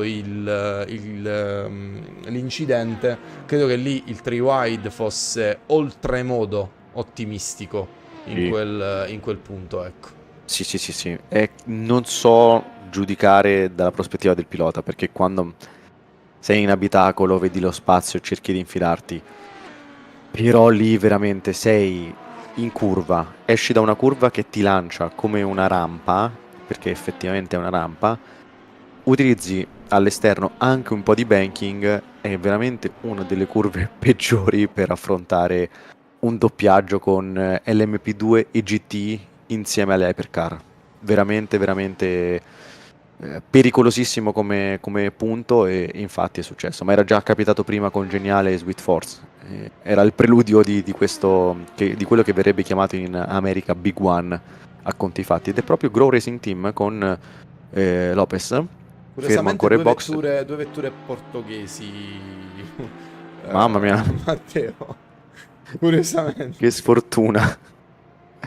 Che sfortuna Veramente veramente. solo questione di caso, che poi credo che comunque sia un incidente in cui molta parte l'ha avuta anche la sfortuna, perché si sono trovati sicuramente nel punto sbagliato, al momento sbagliato, davvero nel punto peggiore del tracciato, con Riccardo Lopez che adesso dovrà effettuare una sosta davvero molto lunga. Credo che tutte e tre le vetture molto lunghe, che poi sono tutte al box in questo momento, le vetture coinvolte, con anche la Hot Rocket Sim Racing Team in nona posizione, che Sì. è quella che arrivava all'Hot Rocket Sim Racing Team numero 88, che è quella che poi è arrivata sostanzialmente alla fine dell'incidente, che poi non è riuscita ad evitare la vettura ferma dei Grow Racing Team in quel punto. Intanto c'è una battaglia per il quarto posto. Possiamo credo tornare a parlare di questioni di pista con Michele Molle. È interessante notare come i due brutti incidenti, Matteo, che sono avvenuti quest'oggi, siano avvenuti entrambi con la stessa identica Dinamica. sì, dinamica, praticamente. Condizioni, secondo me, è tutto condizionato dalla pista, dal tipo di pista. I piloti ci possono far poco, come detto, puoi avere anche a disposizione i migliori piloti del mondo, però ricordiamo che è un endurance, sono già impegnati da molto. Certo, poi ci saranno le 24 ore da affrontare, però ricordiamo, endurance di notte a Indianapolis è una delle piste più complicate al mondo per il multiclass, e questi possono essere i risultati. È una sfida, è una grande sfida, e secondo me, nonostante questi momenti bui, opachi, secondo me vanno completamente, assolutamente lodati i piloti. Poi arriveranno i reclami, vedremo come si arriverà al prossimo appuntamento, come si arriverà alla prossima gara. E per chiudere il discorso dell'MP2, sì, è una categoria che è rimasta nel cuore, nel sim racing e nella realtà, Mariano, perché lo stiamo vedendo anche adesso, dà l'opportunità a tutti di spingere una macchina molto genuina, anche ai gentleman, anche ai bronze, tant'è che poi è stata istituita la classe Pro M pure nel WEC, e nella European Le Mans Series questa risulta una macchina tutto sommato facile. È un prototipo semplice, addirittura molto più semplice rispetto alla LMP3, per dirne una macchina Il che è tutto scorbutica, il che è tutto dire esattamente. E intanto non so se volesse rientrare ai box la LMP2 di Evesi, però mi sembrava una traiettoria molto lunga. È entrato comunque ai box in quinta posizione, GoTeam, che può portare ancora qualche punticino a casa. Dicevo, per chiudere il discorso, è una classe che ha fatto tanto successo, avrà tanto successo perché comunque ci sarà sempre, continuerà a correre anche oltre il 2026, quando arriverà la nuova generazione. Tuttavia non c'era assolutamente spazio in pista, e i team che negli ultimi anni hanno schierato le P2 nel WEC hanno scelto tutti di fare l'investimento maggiore per avere anche più esposizione mediatica e avere un ritorno più grande in hypercar. Poi ricordiamolo, sostanzialmente le hypercar hanno un telaio di derivazione all'MP2, quindi si parte da quella base e poi si aggiunge il motore, si aggiunge il sistema ibrido e via discorrendo. È un format che è piaciuto, quindi e che ha rappresentato una via di mezzo tra la LMP1 che tutti noi abbiamo amato e conosciuto e la LMP2 attuale. C'è proprio una via di mezzo anche a livello prestazionale. Le hypercar sono più veloci delle LMP2 ma più lente delle LMP1, e va da sé che le squadre come ad esempio WRT, Iron Lynx, Prema e tante altre abbiano scelto di spendere un po' di più. Intanto Michele Roccon fuori pista in curva 4, si gira, speravo che non si girasse, vediamo qui il replay, un'incomprensione con una LMP2, mi è sembrato finire in testa coda rientrando in pista. Oh! No! Mercedes DMR Motorsport, E poi qui anche il qualche danno rientro. c'è. Ah, peccato. Immagino la poca visibilità abbia decisamente influito. Quindi, chiudendo e chiosando, la LMP2 continuerà a essere competitiva, però per le squadre più importanti, quelle con più risorse, ha assolutamente senso continuare e spostarsi in hypercar. E qui purtroppo c'è la Callaway che finisce in testa coda e sbattendo contro il muro per essersi agganciata proprio con la Mercedes, che è stata prima travolta dalla Porsche di Sinfreme Sports. Quindi 3 macchine con storie tese a vicenda, e Michele Roccon rientra in box credo per riparare i danni, perché ho visto il suo posteriore non proprio allineato. Con pit stop che adesso iniziano ad essere, Matteo, quelli più interessanti, con Michele Roccon che fermandosi ad 1 ora e 2 minuti dal termine dalla bandiera a scacchi, credo che sia forse l'ultimo pit stop che dovrà effettuare proprio la vettura numero 8, anche se un'ora e 2, probabilmente adesso un minutino staranno fermi sulla piazzola, potrebbero farcela davvero molto facilmente. Non credo che avranno problemi di sorta da questo punto di vista. Riccardo Corazzari che prende la prima posizione, Riccardo Corazzari con la vettura numero 7, non credo che possano essere impensieriti da qualcuno, sinceramente credo che questo 1-2, a meno che riportando alla mente quelli che sono stati gli ultimi minuti della gara di Imola, Matteo, non succeda qualcosa di imponderabile, ecco, nelle ultime fasi come quanto successo a Imola, che è stato un finale molto movimentato, ecco. Io chiedo a te, ma la maggior parte dei reclami e dei report che ti sono arrivati e vi sono arrivati è stata in riferimento all'ultima parte di gara?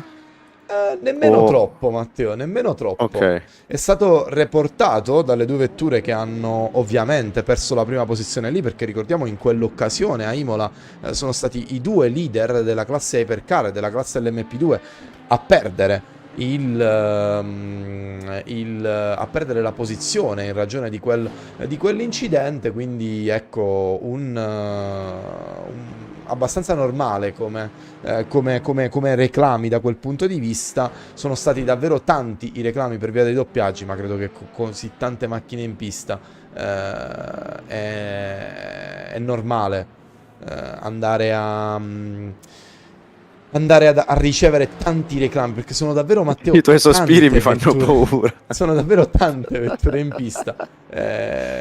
Da un lato è sicuramente molto bello vedere tutte queste vetture in pista, ma dall'altro ci vuole grandissima consapevolezza da parte di tutti per poterla portare a termine nella maniera migliore possibile, Matteo. Ci vuole davvero tanta intelligenza, soprattutto dei piloti, mentre ti segnalo che Francesco Geniale ci tiene a precisare che è sempre e comunque un piacere avere Matteo in live, e io non posso che condividere quanto sia un piacere essere al commento con Matteo Pittaccio. Essere al commento con un professionista è sempre una gran cosa, ecco.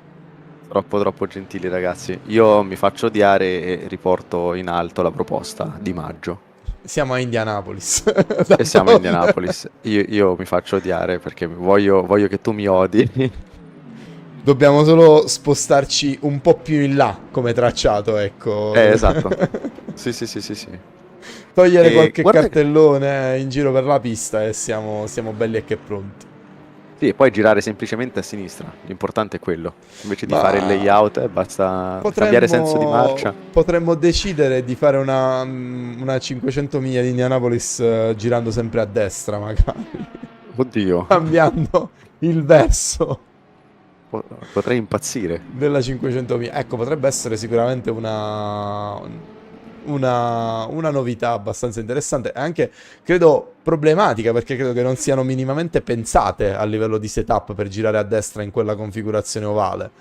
Quindi... credo che con le macchine del gioco assolutamente no. Però prendendo le auto standard e facendo il setup apposta, secondo me sì. Si riesce. Bisognerebbe avere qualcuno che appunto a livello tecnico le sistemi tutte allo stesso modo e dia i setup identici a tutti per fare tipo il pacchetto, no? Ma volendo io penso che tu e il team di Racing Series avreste la capacità, no? Di mettere il senso inverso e di fare la Indy 500 specchiata, speculare. No, non speculare, inversa e basta, perché non sarebbe speculare. Intanto, Matteo, parete di parliamo di cose serie. SD Shiba con la tua amata Callaway. A microfoni spenti mi hai detto che sei particolarmente contento di vedere una Callaway in prima posizione. Questa tra l'altro potrebbe anche essere la prima vittoria di una Chevrolet nella eSport Endurance Series. Non ricordo di Chevrolet che hanno vinto una gara, forse no, forse nella season 4 era effettivamente avvenuto. Intanto quello che è ancora più interessante, quello che è ancora più bello è che Paride di Vico è primo overall in classifica. Alle sue spalle ho visto una GT3 Pro perdere completamente il controllo, che era quella di Harry Sinic, che ha deciso Matteo di voler dare un colpo di vita alla sua gara e ha deciso di andare a fare una gita fuori porta, mettiamola così. Sì, esatto, si è spostato un po' più in là dell'Indiana, ha oltrepassato i confini, e secondo me, andando a scegliere, perché è finito sull'ovale, voleva provare quella che Francesco Geniale in chat ha definito la Indy 005, parlando di Indy al contrario. No, dicevi della Corvette, che poi è chiamata Callaway a livello ufficiale, no? È la macchina che nasce sotto forma di una GTE, la C7R, però nell'ADAC GT Master c'è stata questa grande idea di portare in pista la famosa, poi diventata famosa Callaway, che ha anche vinto ADAC GT Master, il campionato tedesco. L'ADAC sarebbe, come per chi non lo conoscesse, l'ACI, no? Però in terra tedesca. Tra l'altro è diventato da quest'anno promotore del DTM, e hanno adattato la Corvette facendola diventare da una GTE di nascita a una GT3, soprannominandola Callaway. Quindi è un progetto che secondo me bisogna dargli merito, e sono contentissimo che voi in iRacing Series abbiate fatto questa scommessa di includerla nelle GT3 presenti, perché appunto è una sfida, sostanzialmente è una sfida anche a livello di BOP, per gestirla con il bilancio delle prestazioni, siccome è una macchina che non nasce per essere comparata a una GT3, nasce come GTE. Ed è probabilmente anche una delle vetture che ha approfittato di più degli ultimi BOP rilasciati da Studio 397, e che in questo momento sta prendendo anche la ribalta che meriterebbe come vettura, perché credo che in questo momento sia la vettura meglio messa dal punto di vista del BOP. Questo non è sicuramente un buon segno, Matteo, perché significa che tutte le Corvette presenti in pista fino a questo momento non hanno performato granché. Ce ne sono due, se non sbaglio, di Corvette in pista, tutte e due in AM, la vettura inquadrata dell'SD Shiba, e poi, se non vado errato, la Corvette dei Sinclair Hugh della Redemption Racing Team, ultimissima. È bello come vedere che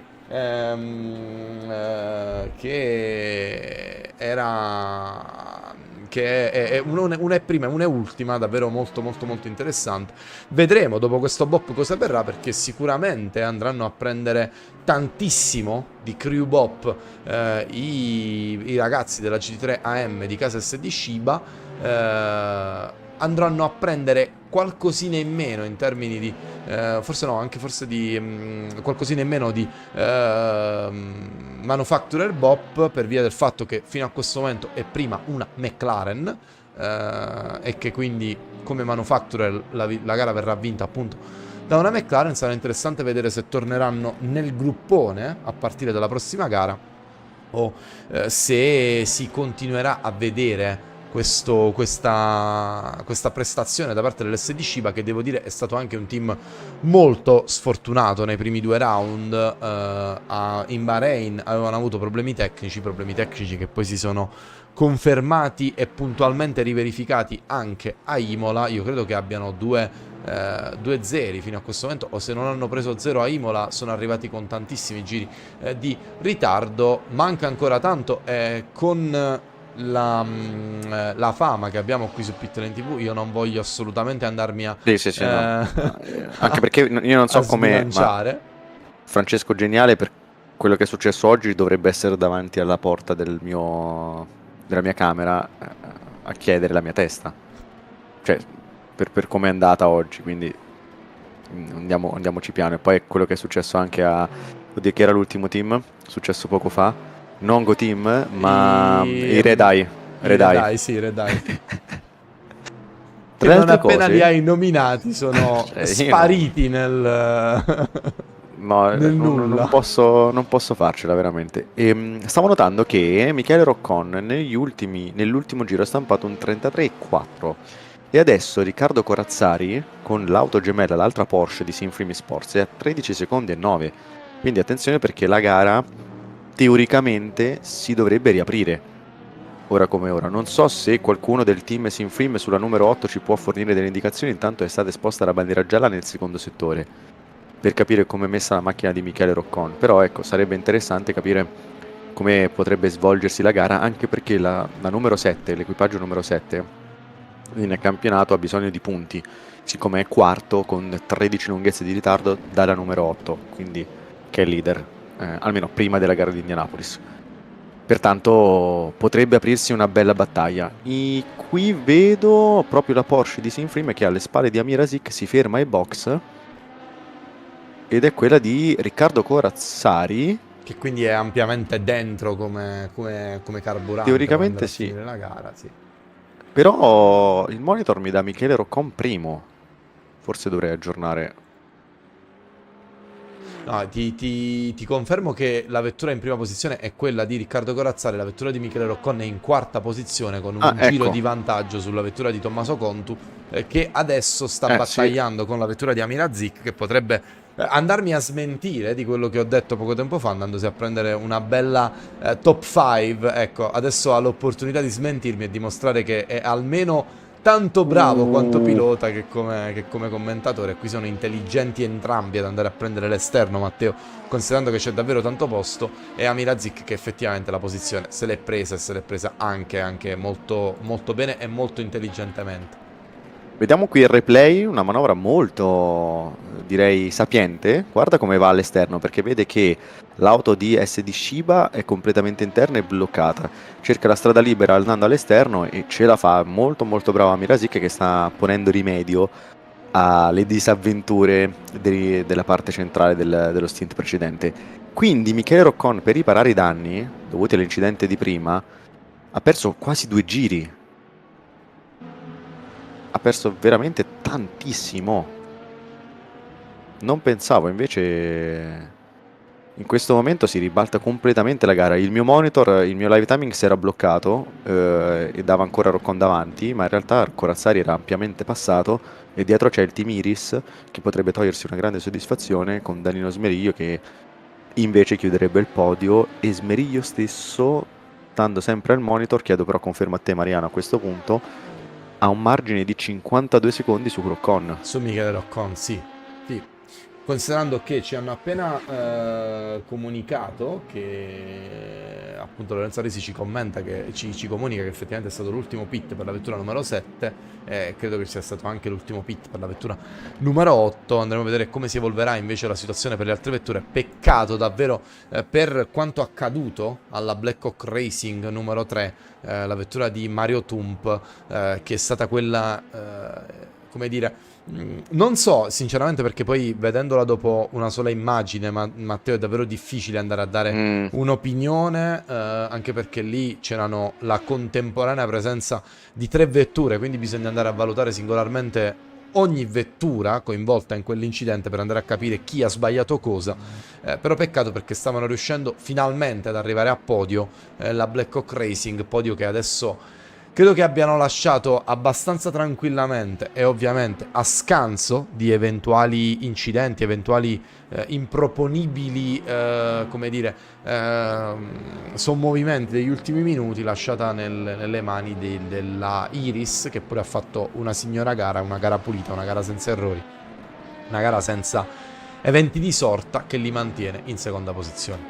Per Iris sarebbe il primo podio. Assolutamente. Perché loro hanno ottenuto come miglior risultato forse il 4º posto? Sì. Andando a memoria, Imola, giusto? Team che sul quale personalmente io riponevo tantissime aspettative, perché si è presentato con una line-up sicuramente interessante, però evidentemente non è ancora scoccata la scintilla con la vettura, considerando che praticamente parliamo di un monomarca, Matteo, quindi sono tutti sulla stessa vettura. Probabilmente non è scattato ancora quell'amore, ecco, con la Porsche 963 che si sarebbero augurati probabilmente. Team che comunque si dimostra assolutamente affidabile. Ma lo sai che a conti fatti i numeri di Porsche in pista nella eSports Endurance Series e nel WEC non sono così tanto diversi, perché Porsche sta sfornando e ha sfornato nel primo anno, ha addirittura messo fine per ora, ha stoppato la produzione di 963 perché ne ha tantissimi nel WEC, 2 del team Penske, 2 del team Jota, una Proton, quindi sono 5 nel WEC più in IMSA, quindi non sono così diverse, E a me non può Come farti numeri. piacere vedere che sono rientrati a gamba tesa, Matteo, nel WEC, considerando che ci avevano lasciati orfani dopo la 919, credo che fosse l'ultima. Piango. Sì. Credo che lo abbiano fatto. Adesso non ci possiamo che aspettare magari un ritorno in grande stile dell'Audi, magari, Matteo.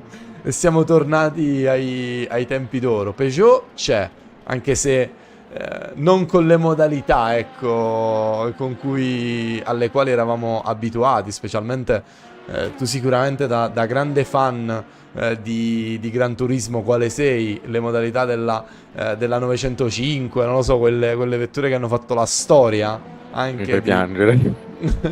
di Gran Turismo, però è tornata in quella maniera lì. È tornata Porsche, che devo dire è tornata anche bene. La Ferrari Sì. non si può dire che sia tornata, perché mancava da talmente tanto di quel tempo che si può parlare di, almeno nella classe regina, si può parlare praticamente di un nuovo esordio, un esordio fatto con una vittoria alla 24 di Le Mans, quindi un esordio sicuramente interessante. Ecco, a me manca all'appello solo una bella Audi, ecco.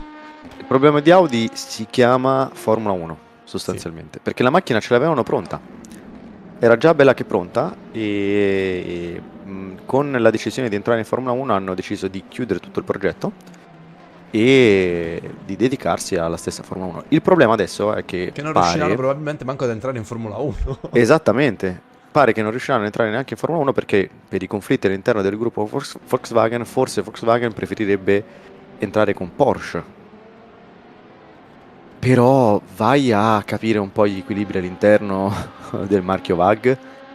Sarebbe comunque una beffa, perché Audi ha concentrato tutte le risorse su quel progetto, ha inserito uomini, eccetera, eccetera. Poi è ovvio, alla fine, siccome si tratta di un'azienda che opera su tutte, quindi effettivamente ci sono dei rami che si vanno a districare, ma alla fine tutto parte da VAG, soprattutto a livello economico. Basta fare un rebranding, cambiare da Audi a Porsche, gli uomini restano gli stessi e quant'altro. Però sarebbe un grande smacco per i quattro anelli a livello di, credo, immagine. Hai chiuso un progetto WEC già pronto per concentrarti sulla Formula 1 e poi la Formula 1 neanche la faresti. Ho tanti dubbi, tanti dubbi sulla politica attuata. E poi ricordiamo che, vabbè, mi verrebbe da dire che alla fine un Audi nel WEC in LMDH forse servirebbe poco. Spiego subito perché. Perché alla fine, avendo già Porsche, un LMDH del marchio VAG è già presente in griglia, no? Sarebbe molto più bello, molto più utile ai fini della competizione e del campionato avere una Porsche LMDH e un Audi che invece si occupa di una vera hypercar. Quello sì che avrebbe senso. Perché sennò è due macchine che appartengono allo stesso marchio.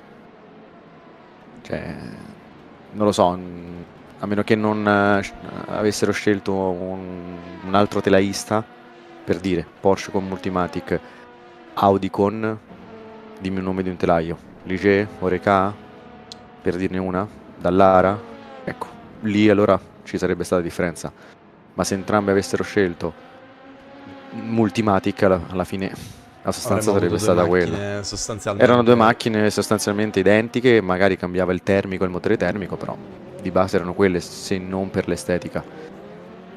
Quindi speravo in un progetto un po' diverso, con un Audi LMH, ma neanche se non fanno l'LMDH non potranno mai fare la LMH per proprio motivi di costi, a meno che Porsche non entri in Formula 1 al loro posto. Allora sì che il progetto Potrebbe Audi Le Mans riprendere. potrebbe tornare, esatto, perché stanno per chiudere il Dakar, il piano Dakar, Quindi se non avessero la possibilità di correre in Formula 1, allora la più grande risorsa sarebbe Le Mans e l'Endurance.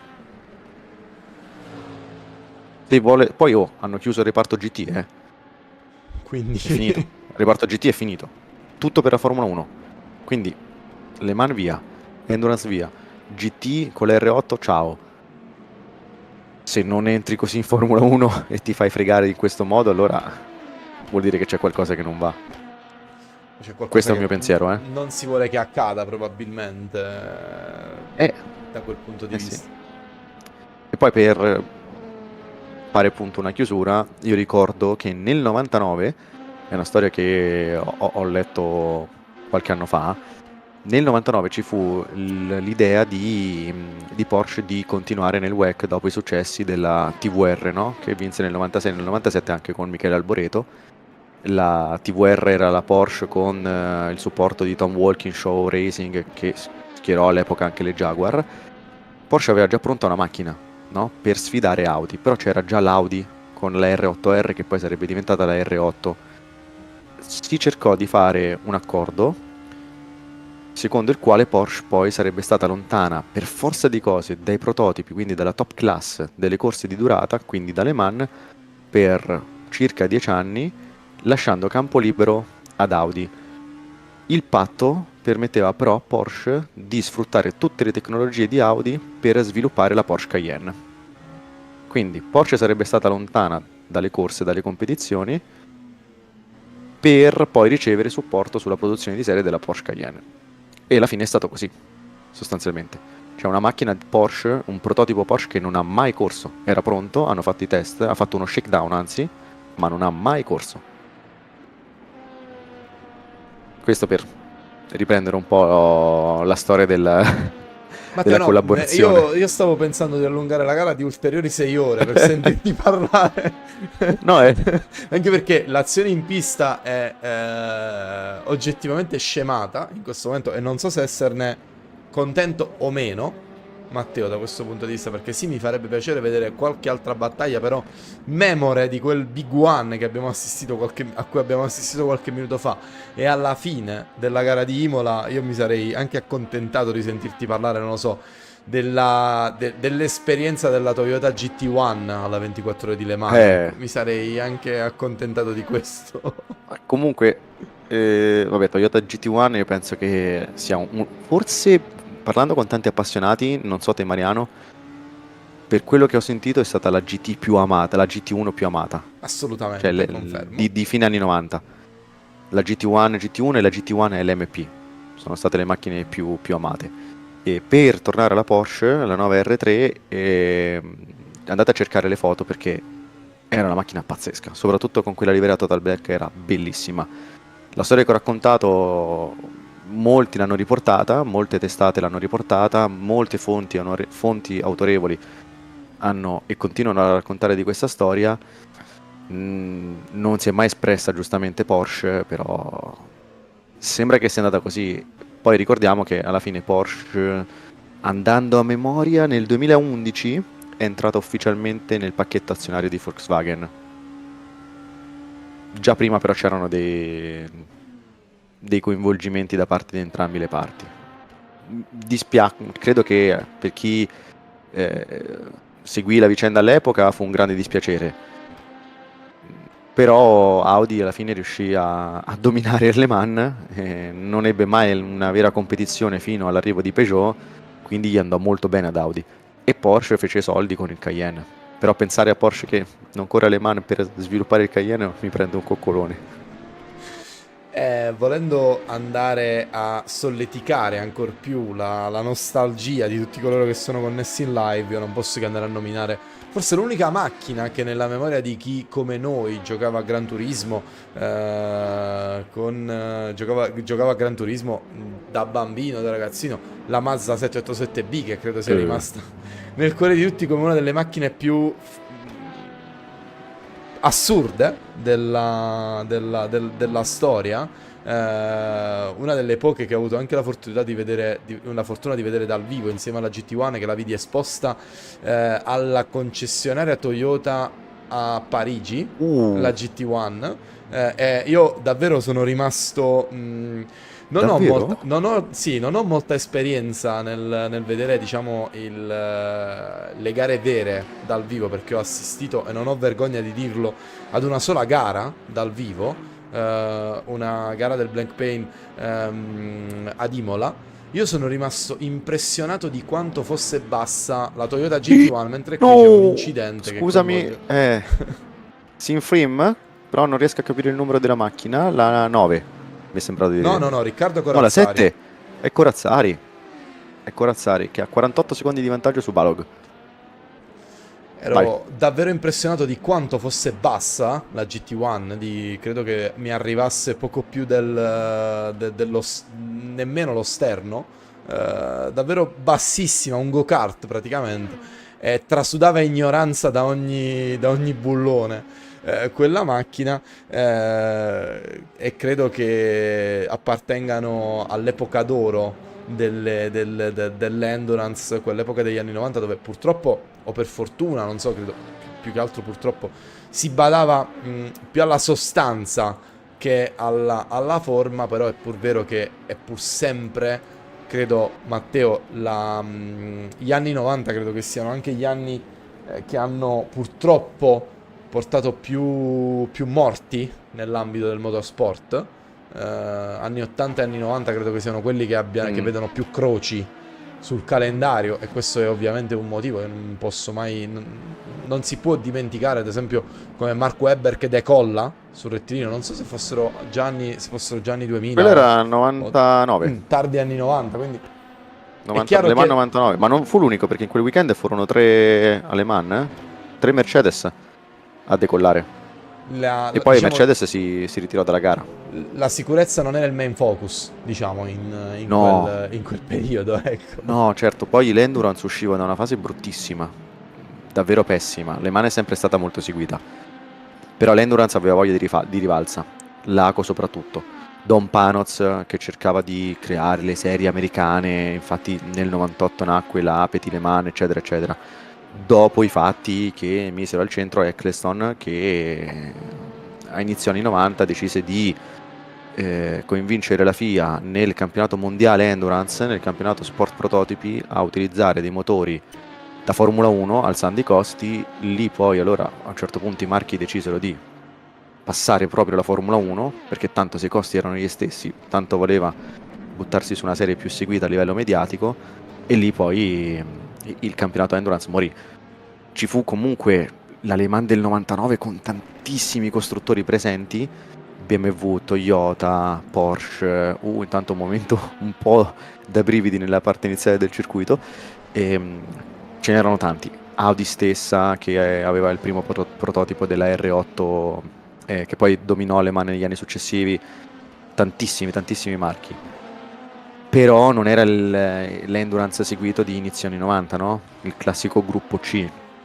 Però quelle macchine comunque sono rimaste, bisogna dirlo, nella memoria collettiva, perché io, che sono un 97, non ho vissuto quel periodo, grazie anche a Gran Turismo, grazie a internet, ai videogiochi, ai documentari, eccetera, eccetera, riconosco quelle macchine come probabilmente la massima espressione, una delle massime espressioni di Le Mans e delle gare di resistenza. La CLK LM è una macchina paurosa, fa paura. La Toyota GT1 stessa cosa, e mi dispiace tantissimo non vedere nell'albo d'oro di Le Mans una vittoria della GT1. Mi piange veramente il cuore non vedere una macchina del genere sul gradino più alto del podio di Le Mans. Dall'altra parte invece, tornando al gruppo C, c'era la 787B, che bellissima, il motore rotativo, una macchina pazzesca dal punto di vista del sound, probabilmente per il suono prodotto la migliore per gli appassionati, però a livello prestazionale non sembrava nulla di che, partì 16ª, in gara non fu protagonista di grandi exploit, approfittò dei ritiri dei motori meno affidabili, e credo che appunto già Peugeot entrò in crisi, Mercedes non ce la fece, arrivò quinta, c'era Schumacher ad esempio nel 91, e alla fine vinse grazie all'affidabilità, no? Che una volta era fondamentale, oggi è importante, una volta ancora di più. Negli anni 90 ancora di più. E ci sono le immagini, alla fine vedono Johnny Herbert esausto che viene portato via dalla macchina, dalla sua Mazda, viene estratto senza forze, praticamente quasi incosciente, e in quella macchina c'era anche Bertrand Gachot, che un mese dopo venne sostituito a Spa-Francorchamps da Schumacher, tra incroci e intrecci di storia tra varie categorie incredibili, no? Se uno ci va a pensare, storici, assolutamente da brividi, però sono macchine che sono rimaste nella memoria. Quello che mi chiedo io è, le LMDH odierne verranno ricordate come auto importanti? Cioè, verranno ricordate allo stesso modo dai giovani? Sono bellissime, sono auto stupende, siamo nell'era d'oro di una delle nuove ere d'oro dell'endurance nel motorsport. Però il concetto LMDH potrà essere ricordato? In primis credo che ci sia un allontanamento da parte dei giovani rispetto al motorsport, che sicuramente è uno dei focus che stanno cercando goffamente di affrontare in FIA, come penso ad esempio le gare sprint nella Formula 1 o le qualifiche con il format attuale. Si cerca di dare vitalità ad un mondo andando ad inserire semplicemente solo altre cose artificiose, piuttosto che cercare di ravvivarlo con la materia prima, praticamente.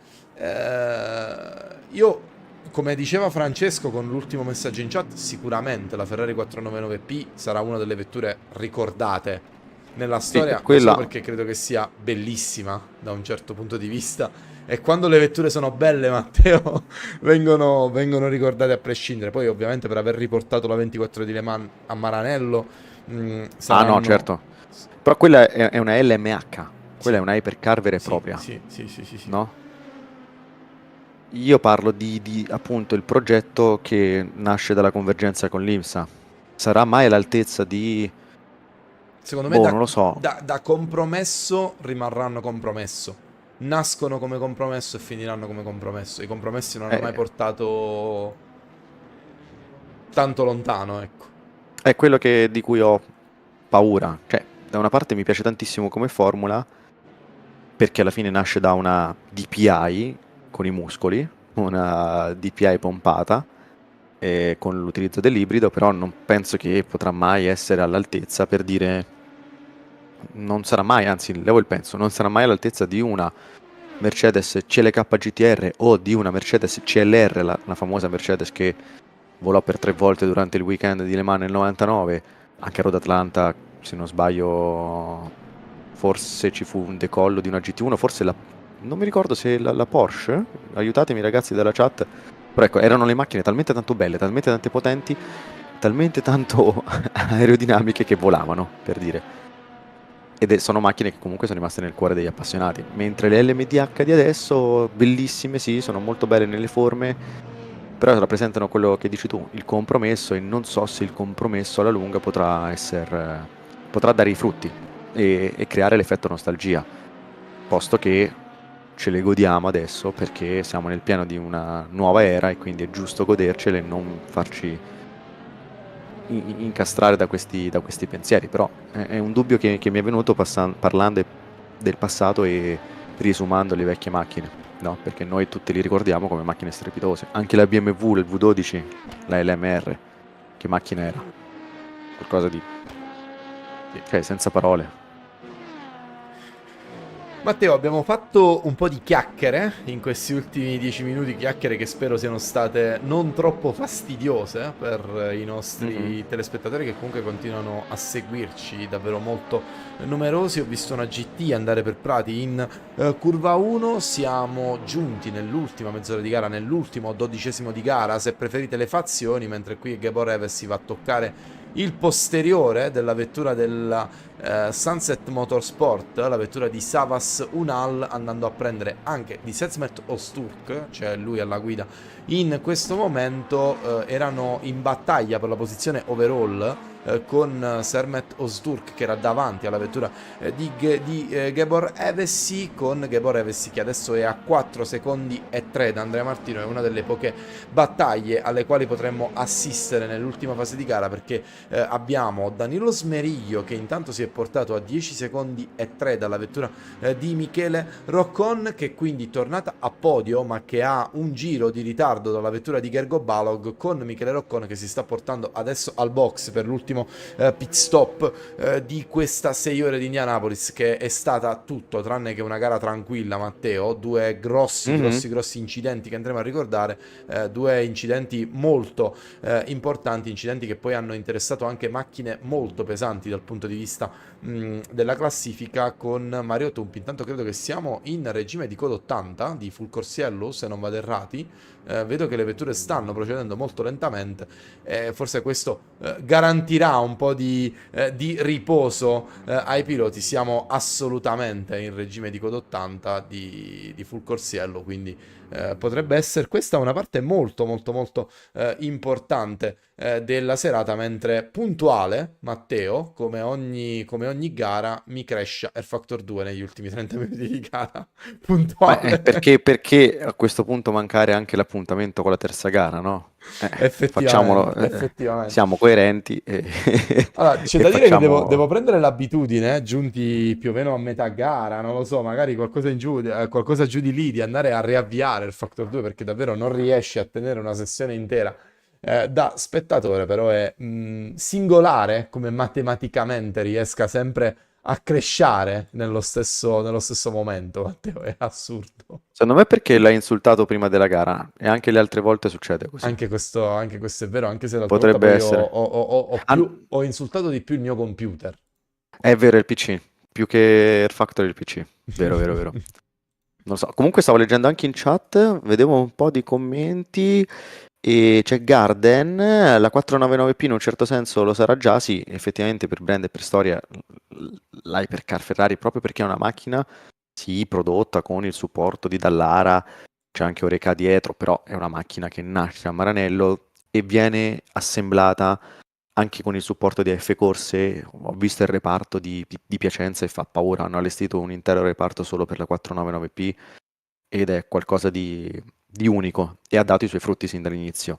E poi parla sempre Garden della CLR e della Porsche che volavano per un problema aerodinamico dovuto allo sbalzo del muso che generava lift e sì, erano macchine molto estreme, tanto estreme.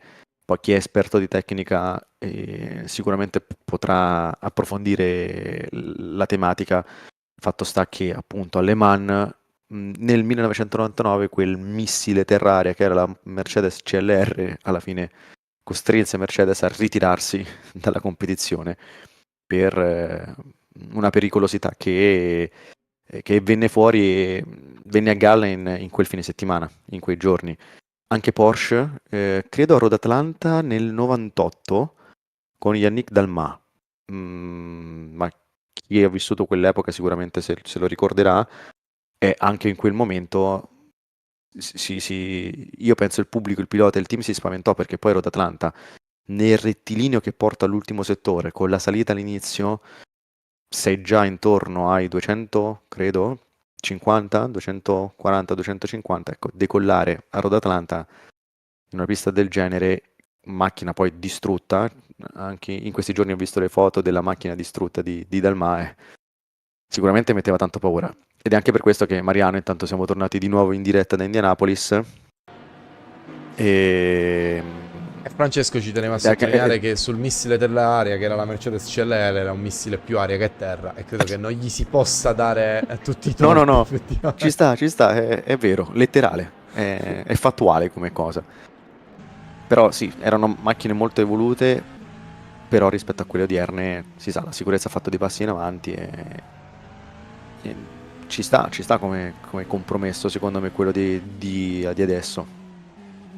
Iniziare con macchine un pochino più tranquille, come le LMDH, che rappresentano un'unione di elementi, dare poi grande importanza, perché hanno più importanza, alle LMH, ed è normale che ACO preferisca che le LMH vincano, perché è un prodotto suo, è un suo prodotto, mentre le LMDH è un prodotto nato in America dall'IMSA. Però sì, è una buona base di partenza. Vedremo in futuro. Io lascerei la Formula per come la penso, mamma mia che paura per Smeriglio, che vede praticamente 4 macchine davanti a sé da passare, da rallentare, da scartare, scusate, e sembra farcela all'esterno, sì ce la fa, un momento molto pericoloso, ma l'ho superato con molta scaltrezza, devo dire. Sta E andando ad impensierire Michele Roccon per la terza posizione. Non so se poi potrebbe... interverranno ordini di scuderia o meno, perché sicuramente la numero 9 ha finito i pit, sicuro, perché si è fermata qualche minuto fa. Credo anche la 8, quindi o ci sono problemi seri per la vettura numero 8, oppure ci sarà magari un intervento come ordine di scuderia per evitare il sorpasso della 9 proprio sulla 8. C'è una bandiera gialla nel secondo settore, bandiera gialla che poi viene subito rimossa, non so a chi fosse dovuta in questo momento, bandiera gialla che poi torna molto velocemente e sparisce nuovamente. Battaglia che potrebbe effettivamente avvenire, vedremo se sarà, anzi si è già anche quasi completata, perché sono a 2 decimi, ci prova addirittura un attimo di incomprensioni con la 9 che prova ad approfittare dei doppiaggi non proprio semplicissimi vedremo, sarà interessante andare a vedere questa battaglia negli ultimi minuti, Matteo. Sì, perché parliamo dell'equipaggio di 2 compagni di squadra. Un equipaggio è leader del campionato con 52 punti, una vittoria e un secondo posto, mentre l'altro, e un terzo posto, scusate, mentre l'altro, il numero 9, ecco, è indietro di 22 punti e ha bisogno di portare a casa qualcosa di significativo, no? E anche un terzo posto, anche qualche punticino in più potrebbe fare comodo. È anche vero che però sono compagni di box, quindi penso che dall'alto arrivi l'ordine, sì, magari lottate, Ma non andare però troppo oltre. non andate oltre, andate con calma. Un po' come fece, io ho sempre in testa, ripensando ai duelli tra compagni di squadra, i Chip Ganassi, fecero in Chip Ganassi quando Rosenqvist e Dixon lottarono in Ohio nel 2019 per la prima posizione. C'era Dixon in lotta per il campionato, Rosenqvist che voleva vincere per la prima gara in carriera, e dissero ok, lottate, però con calma. Alla curva dopo Rosenqvist si buttò dentro su Dixon e quasi lo mise fuori pista. Spero che non accada la stessa cosa, ecco, tra Smeriglio e Roccon. E c'è anche battaglia, attenzione, per la quinta posizione tra Tommaso Conto e Amira Zic, quindi vogliono farci vivere questi ultimi 20 minuti con un po' di movimento in più, Matteo, mentre la povera Lecasco in terza posizione di classe GT3 Pro ha dovuto subire il doppiaggio. Io credo che a questo punto, Matteo, non voglio prendere le parti di nessuno, però credo che agli ultimi 20 minuti della 6 ore di Indianapolis, con così tante macchine, con così tanti prototipi, 29 prototipi in pista, i piloti della GT siano ormai esausti. Matteo, No, sono io stanchi penso di che guardare negli specchietti. correre in GT penso che in una categoria, in un campionato del genere, sia stressantissimo, sia veramente molto stancante, sfiancante. Più che altro perché, sai, io credo che le indicazioni del direttore gara per le GT siano sempre le stesse, no? Tu rimani nella tua traiettoria e poi è il prototipo che deve cambiare linea, è il prototipo Sì. che ti deve passare, giusto? Sì. Il problema è che quando hai 3 prototipi insieme, Ecco tipo qua. adesso, ecco, infatti, guardate come Roccon vada quasi a buttare fuori pista, anzi, fuori pista la Mercedes ci va dopo questa tamponata, dopo questa toccata. Non so se la Mercedes di MR Motorsport, ma penso proprio di sì, la 71 dovrebbe essere questa, che occupa la quinta posizione con Marco Santoni. Danni limitati sì, però un momento pericoloso. Dicevo, quando ti trovi 2, 3 hypercar o prototipi insieme a fianco, qualsiasi Non c'è una movimento tu linea da faccia tenere. può essere sbagliato. Esatto, non c'è una linea da mantenere. Cioè... Oh, attenzione perché forse passa Smeriglio, è uscito molto più forte e passa. Credo che No, è comunque un Roccon abbia... prototipo, è una Ah, P2, no, è una P2. Scusate, errore mio. Errore mio. Mi sembrava troppo alta la differenza di velocità, quindi mi sono fatto un po' sorprendere. Smeriglio sì, in questo momento è ancora un po' staccato. In mezzo c'è l'Aston Martin di Silva GT. Vediamo se dove va a passarla all'interno. Che paura. Io credo Proprio che nel punto in lì cui la stessa vedo Aston sempre sia i finita mostri. a muro, sì. C'è Geniale in Sì, c'è macchina. sempre Francesco alla guida adesso. Credo che abbia visto un bel fantasma palesarsi proprio in quella curva in quel momento. Chissà cosa faranno. Danilo Smeriglio, 8 decimi di ritardo nei confronti di Michele Roccon, mancano 18 minuti al termine, andiamo a fare un giro. Matteo, se tu sei d'accordo con Sì. i leader delle categorie, io direi di stare con Patrick Svajkovski, Hyperion eSport numero 44, andiamo un po' on board con lui, Matteo.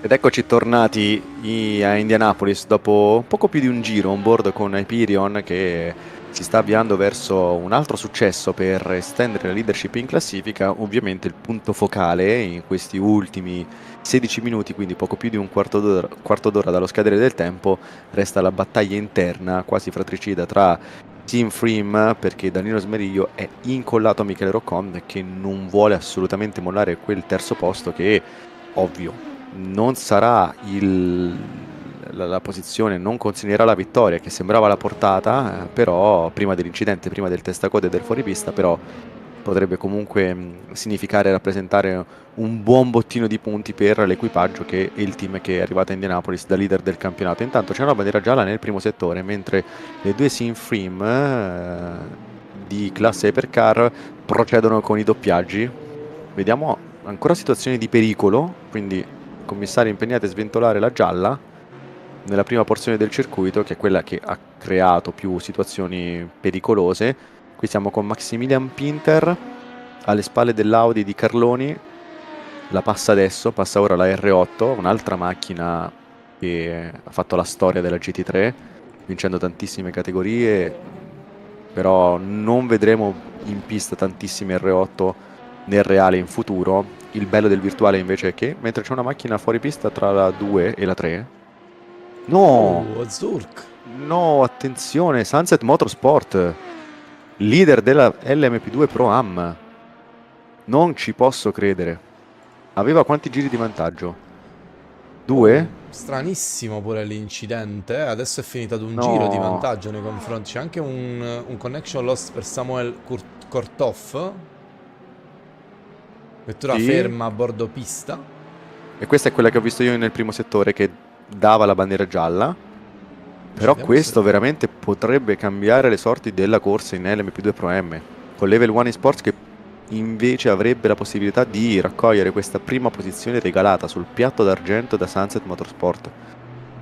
Chissà se Che poi era ferma lì da un po', perché aveva 3 giri di vantaggio sulla vettura di Corny Burchers, la vettura proprio la Level 1 che era andata a segnalare tu. Vediamo se riusciamo a capire che cosa è successo effettivamente alla vettura.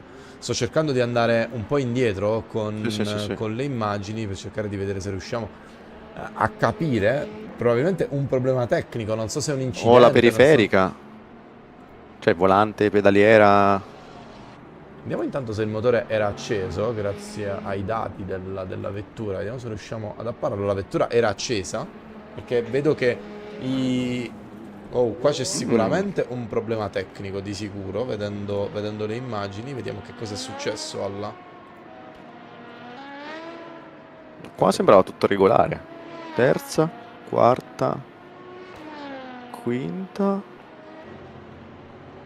Problema hardware, Cara. secondo me. Dritto contro il muro. Potrebbe essere. Perché frena, accelera. Pedaliera? Probabilmente. E intanto ringrazia la Level 1 Sports, nonostante i 3 giri di vantaggio, Matteo. Nonostante Pazzesco. i 3 giri di vantaggio, e adesso si prende anche la prima posizione. Corny Burchers con la sua Level 1 Sports. Non ci posso credere. E credo che per il secondo weekend di fila, perché pure Imola è successo, dovrebbe essere successo, in LMP2 Pro M, a pochi minuti dalla fine, cambia la classifica. E il leader perde la possibilità di vincere la gara. L'ex leader ormai. Non so se riuscirà a chiuderla a questo punto.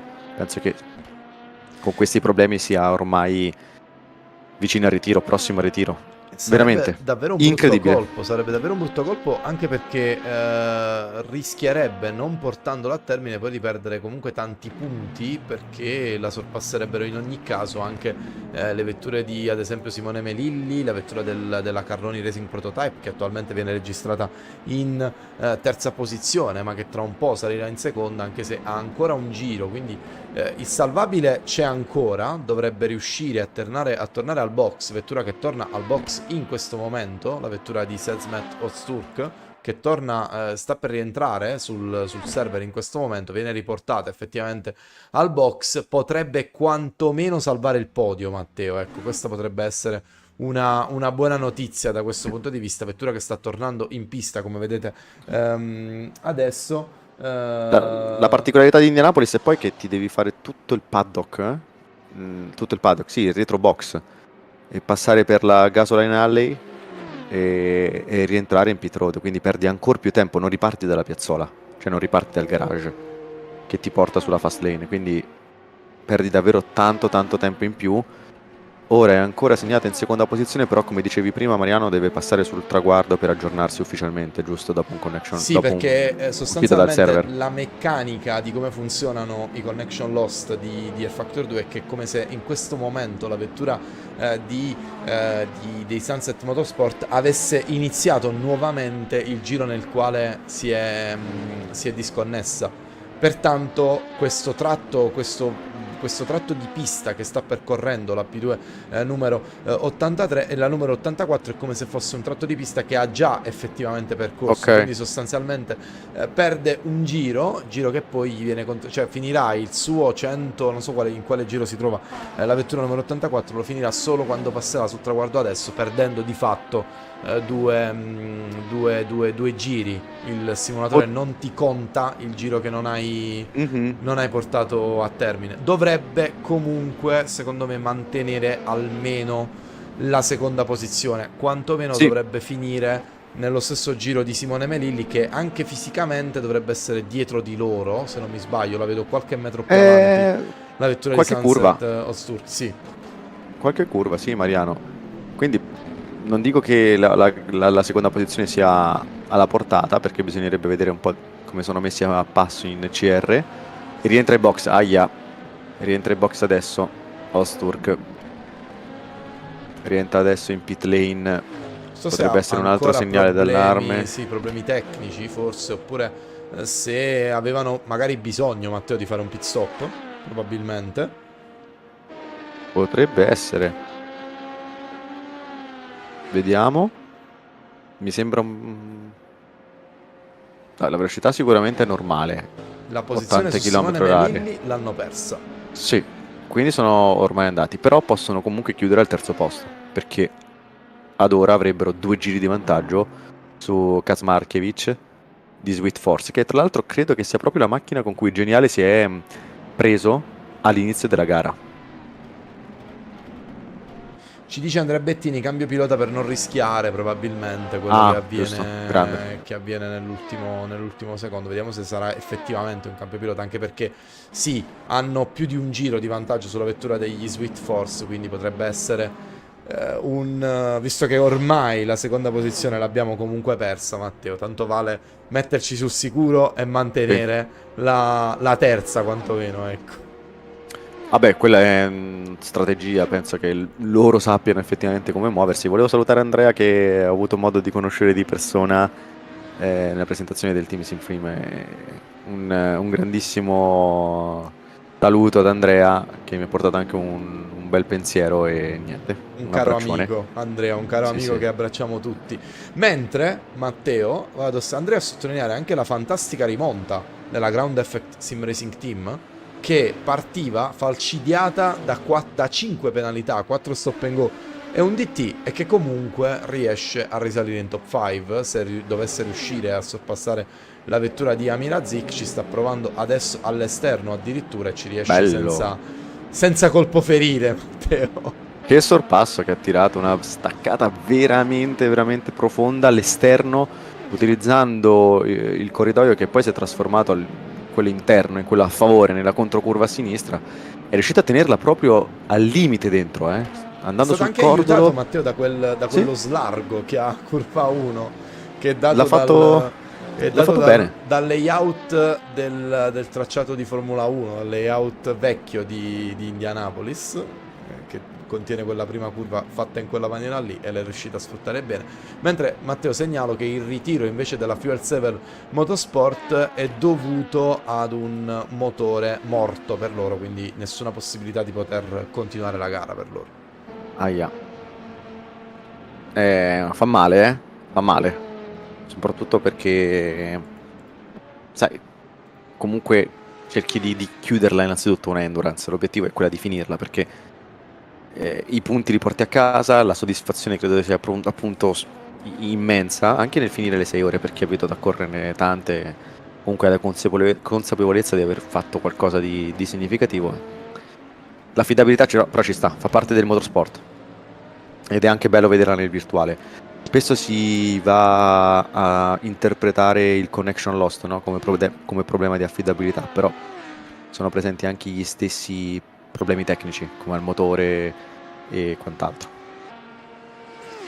Philippe Brigonnet, Matteo, che potrebbe essere l'ultima chance di vedere un po' di battaglia in pista, a 4 secondi era stato, come dire, profetico in questo senso Francesco Geniale, nell'andarci a sottolineare come effettivamente Philippe Brigonnet e Andrea Gandossi si sarebbero giocati la seconda posizione alla fine della gara, perché sono davvero vicini, specialmente se i prototipi continuano a toccare il posteriore della Tomelli di Racing Team. L'avvicinamento si completerà. 3 secondi in questo momento.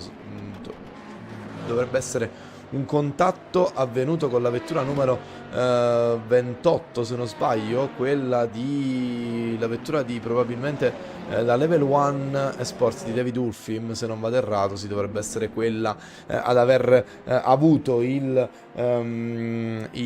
contatto, mentre ci confermano che anche P2 e P3 delle GT3 AM si avvicinano molto piano, con Giampaolo Folegati che ha soli 5 secondi di vantaggio su Marco Lodi Rizzini, secondi e terzi di classe GT3 AM, che Matteo quest'oggi ha fatto davvero una gran gara, soprattutto con il leader della classe GT3 AM, la SD Shiba di classe Callaway, che possiamo dirlo è stata anche brava a stare completamente fuori dai guai, Matteo.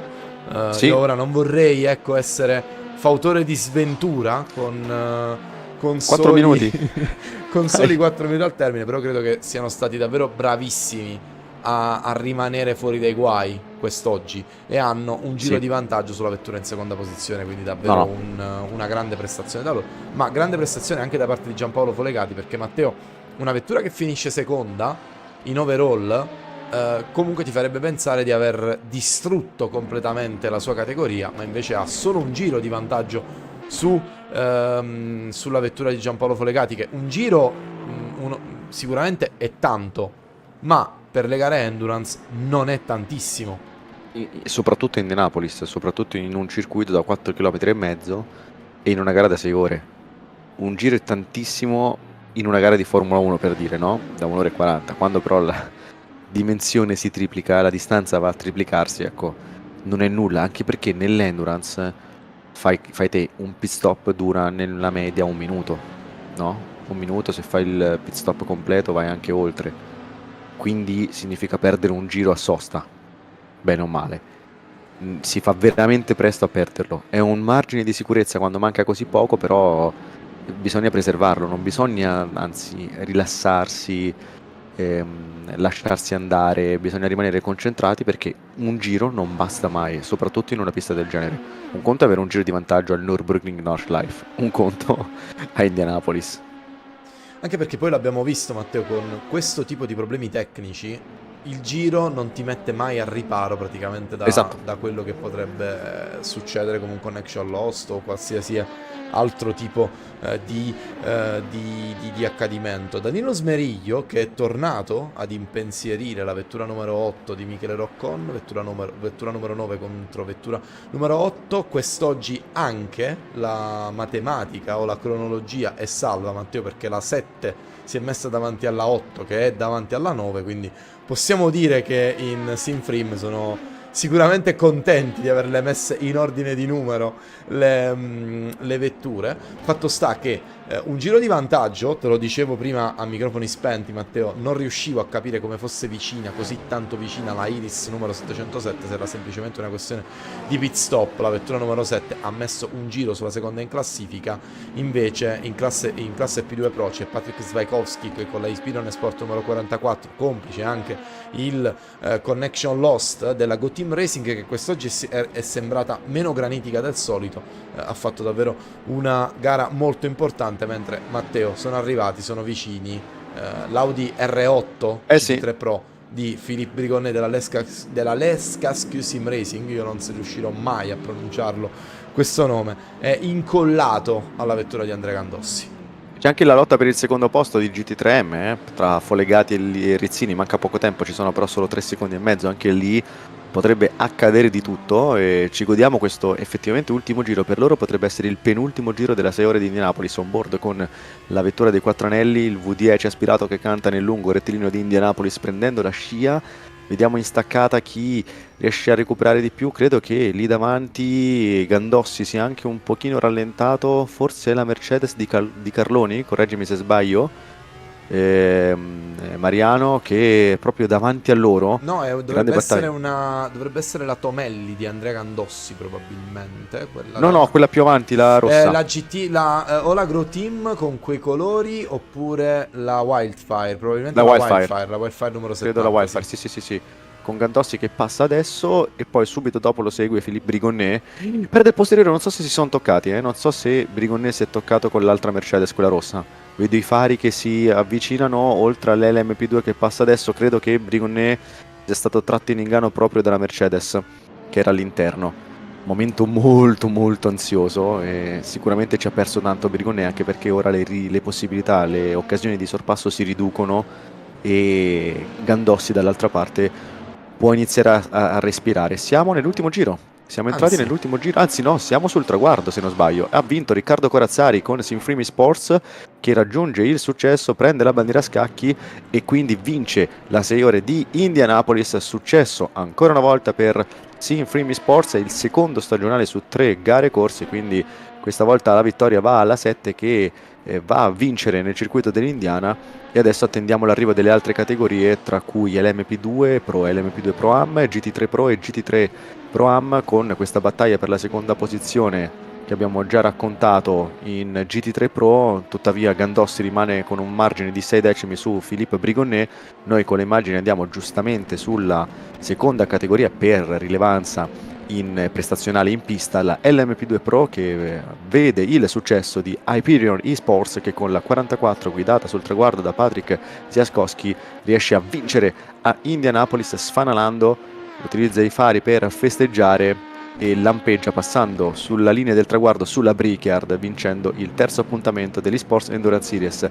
In tutto ciò, in GT3 Pro è Satellite Racing a confermarsi e arriva ora proprio a finire la gara con Harry Sinek, che porta a casa il terzo successo di fila. E poi che vittoria, forse la più sorprendente in GT3 AM per la Callaway, la Corvette di SD Shiba, che ha la meglio in GT3 AM, un successo rimarchevole davvero per i ragazzi di SD Shiba. E manca solo una macchina all'appello, anzi ha già vinto, è già passato sul traguardo. Il passaggio sul traguardo della sì, LMP2 Pro AM, ma credo poi... che comunque il successo vada festeggiato allo stesso modo. Potranno stappare loro. Level 1 eSport vincono in classe LMP2 Pro Am, ed è forse la vittoria artigliata in extremis, no? Il successo La che più si è clamorosa, deciso proprio all'ultimo. Sì. Negli ultimi minuti, dopo il ritiro di Sunset Motorsport, anzi il problema tecnico di Sunset Motorsport, che ha chiuso la gara in terza posizione, ed è Corn Borkers a portare la macchina di Level 1 eSport in classe LMP2 Pro M in prima posizione alla fine di questa 6 ore di Indianapolis, e si chiude, va in archivio, il terzo appuntamento stagionale. Matteo, gara assurda sotto tantissimi punti di vista. Abbiamo purtroppo assistito anche a degli incidenti molto brutti, incidenti che poi hanno fatto il paio con quell'incidente finale della 6 ore di Imola. Io andrei a ricordare quello che è l'ordine di arrivo della classe Hypercar, con Riccardo Corazzari che prende la prima posizione sulla sua Simfrim numero 7 davanti al Team Iris e Michele Roccon, 256 giri completati per la Simfrim Sport numero 7, poi 255 per la Team Iris e la Simfrim Sport numero 8. Simfrim Sports numero 9 in quarta posizione, Ground Effect Sim Racing in quinta, grande rimonta da parte del Ground Effect Sim Racing, Hot Rocket Sim Racing Team in sesta posizione, Black Hawk Racing in settima, SD Shiba in ottava, Dozov Blue Steel Racing in nona posizione. Passiamo alla LMP2 Pro, dove Patrick Zajkowski sulla Hyperion Sports numero 44 si è portato alla vittoria meritatissima e quasi mai in discussione. Ziubinski sulla Hyperion Sport numero 45, doppietta per la Hyperion Sport in classe LMP2 Pro. Chiude il vino buono, chiude il podio di classe LMP2 Pro con il Team VEM del buon Michele Volle, coadiuvato dal suo Daniele Vella, in terza posizione. Simfrim Sports in quarta posizione, Arms Sirba in quinta, Go Team Racing, gara anonima per loro, in sesta, falcidiata anche da un connection lost. David Ulfim della Level 1 Sports in settima posizione, Maximilian Pinter HG Esport Blue Bolt in ottava, nona posizione per la Origin Racing. Nessun ritiro né in LMP2 Pro né in LMP2 né in Hypercar. LMP2 Pro AM, dove abbiamo avuto il più alto numero di ritiri, con la Level 1 Sports che vince con Corny Bunch, che ha portato la sua vettura al traguardo. In prima posizione Carloni Racing Prototype, ottima seconda posizione per loro. Sunset Motorsport che chiude al podio dopo aver comandato in lungo e in largo, in tutte le misure della fisica moderna, Matteo, potremmo dirlo, la LMP2 Pro AM, avendo avuto un problema tecnico negli ultimi 20 minuti. Chris non lo dirò mai il nome, Sweet Force in quarta posizione,